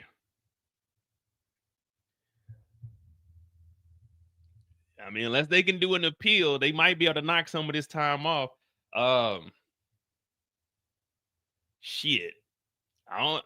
Maybe Trump will pardon them, but then again, Trump is pissed at the Democrats right now. So I don't know if he's gonna fuck with Diddy, because remember he said Diddy was kind of harsh on him, and if he lets Diddy out, that's kind of helping the Democrats. So I don't know if Trump's even gonna be involved in this. At least not right now. Maybe before he gets out. But he got at least 8 years he got to do. Exactly, Jeremiah. Trump don't like him, and then the shutdown and shit.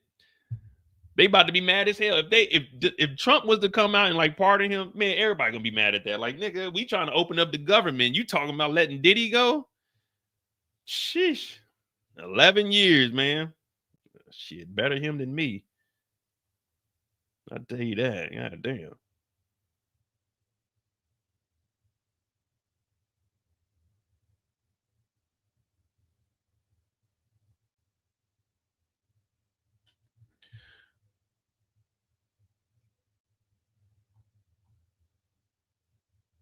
All right, so the data shows a wide variety of sentences. Weighing all the relevant factors, the court determines the sentence is 50 months of incarceration. So 50 months in jail.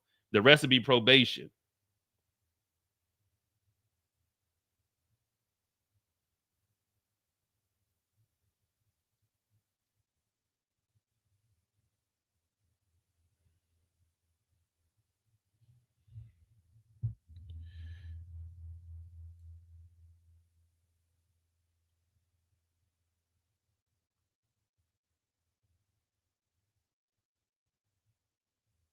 That's what I was saying.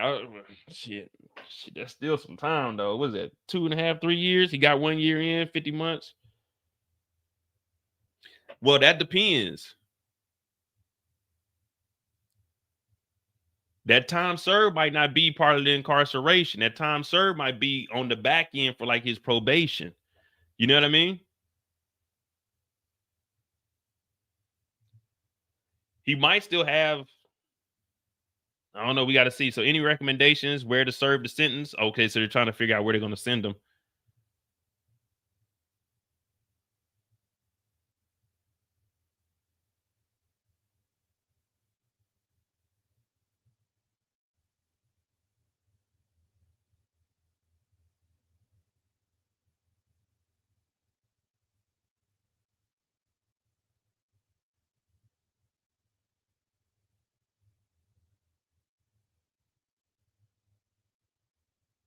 So he still got 3 years to serve. If they count that, he still got 3 years to serve in jail. So that'll put him at 28, like we were saying initially.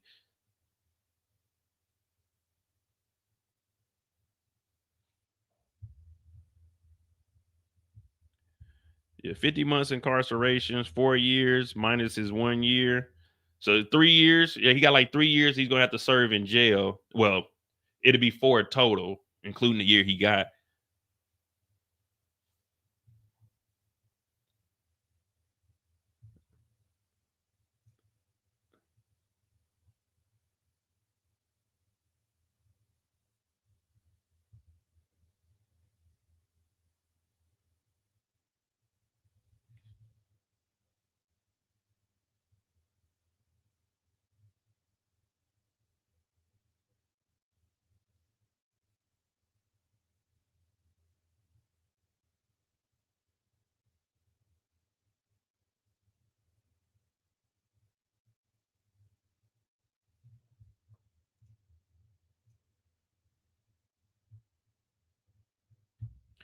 But we got, I don't know. See, I'm not sure if the 80% comes out of that also, or is it he just got to do the whole 50?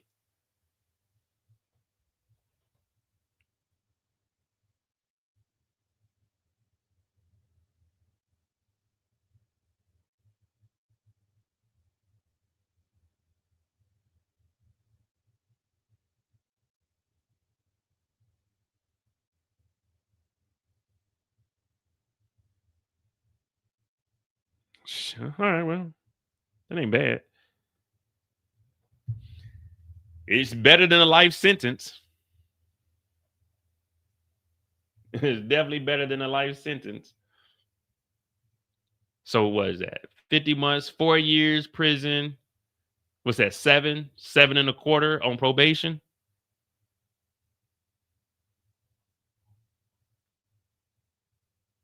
Yeah, Diddy has been sentenced to 50 months, just over 4 years in prison for his conviction, up to 2 counts of transportation to engage in prostitution. Well, there we go. There we go. Whoop-dee-doo.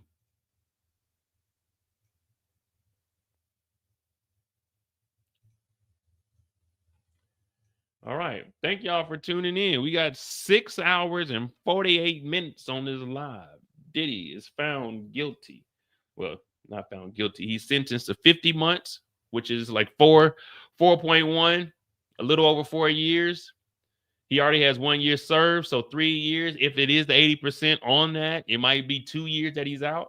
2 years is still a long time. I've been in Germany for 2 years, and I'm free. And let me tell you, it's been a long ass time. Even though time flies, it's a little bit different when you're in there.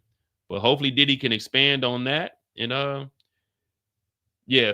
So no, he's sentenced to 11 and a quarter. So 11 years, 11.25. He only has to serve 50 months incarcerated. And then the rest will be on probation. So 4 years in prison, 7 years of probation.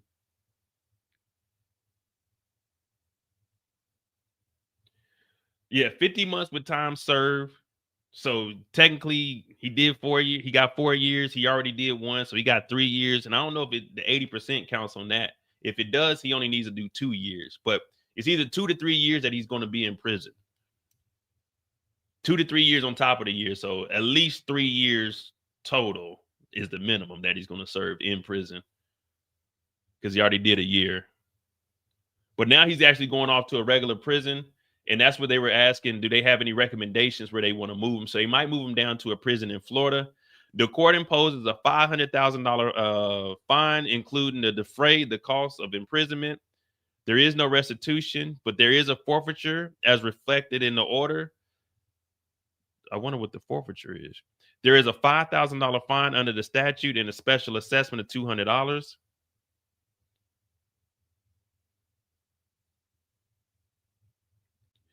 You weren't just speaking to the jurors, but to other victims. You stood up to power. It's not easy.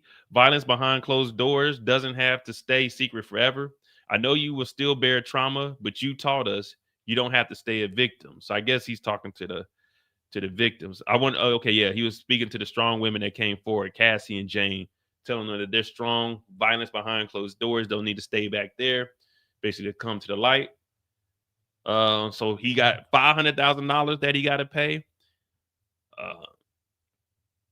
I'm not sure when they said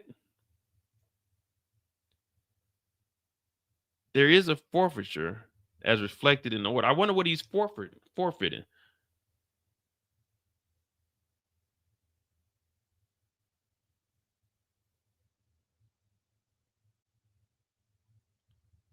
Yeah, I wonder what he has to forfeit. I don't think it's any properties or anything.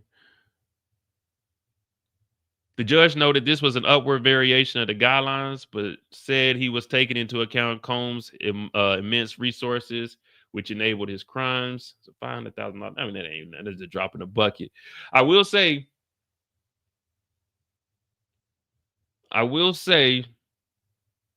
it's better than life. But let's make it clear. Diddy did not beat the feds.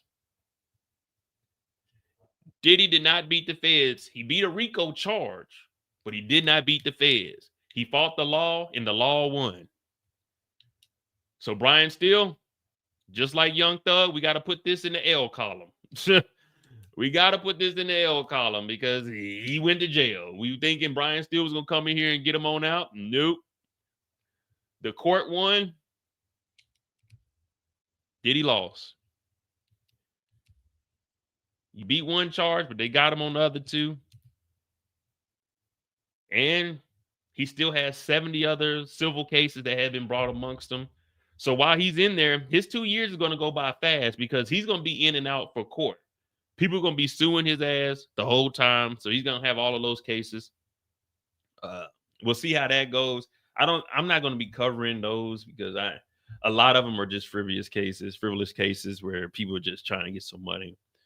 We covered this one because it was the big one. He does still have an appeal, like Dannon said, so we'll definitely see how that goes. But being that it's only 50 months, and he got a year time served, I don't even know. Shit, that appeal might take at least a year. But I mean, you still got to try because I mean, you got these lawyers on retainer. Fuck it, might as well try. 500,000, 50 months, 11 years total, 7 years probation, 1 year time served. That's the Diddy case, guys. But as I said earlier, and as I said when the trial was going on, guess what? When we get off of here, no one's going to care about Diddy anymore. We're not going to think about Diddy. When he gets out, we're like, damn, he was in jail that long? Damn, that's crazy. Damn, he already out? We're not going to care. No one gives a damn anymore. You know, hey, Diddy, it is what it is. Do your time like a man. Hold your head up high. Expand on that free game when you go to real prison. But it is federal. I don't know if he's going to be in a medium security. I don't think sex offenders can be in a low security.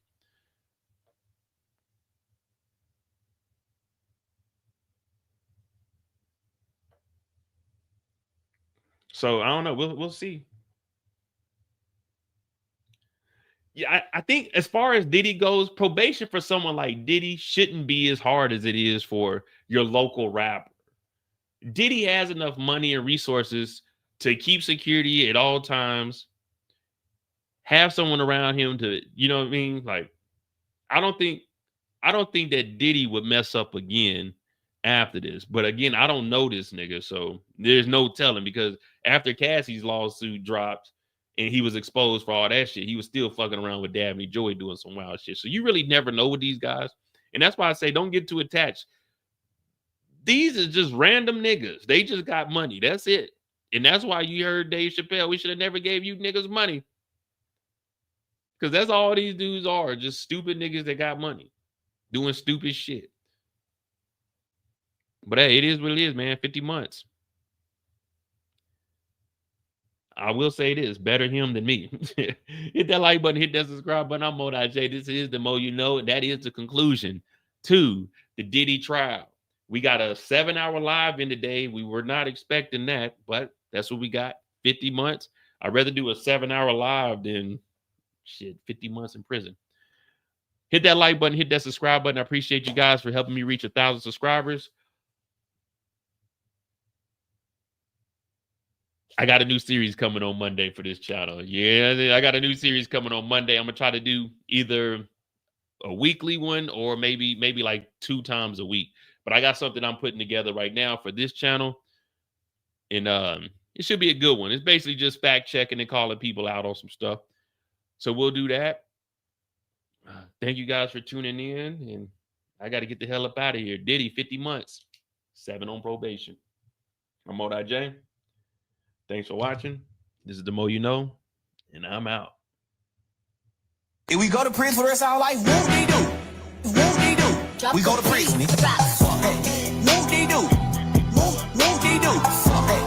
Whoop-de-doo. Whoop-de-doo. Chin up, head up. Whoop-de-doo. Chin up, head up. Whoop-de-doo. Fuck that. Whoop-de-doo. Fuck that. Whoop-de-doo. Whoop-de-doo. Fuck that. Whoop-de-doo. Whoop-de-doo. Chin up, head up. Whoop-de-doo. Chin up, head up.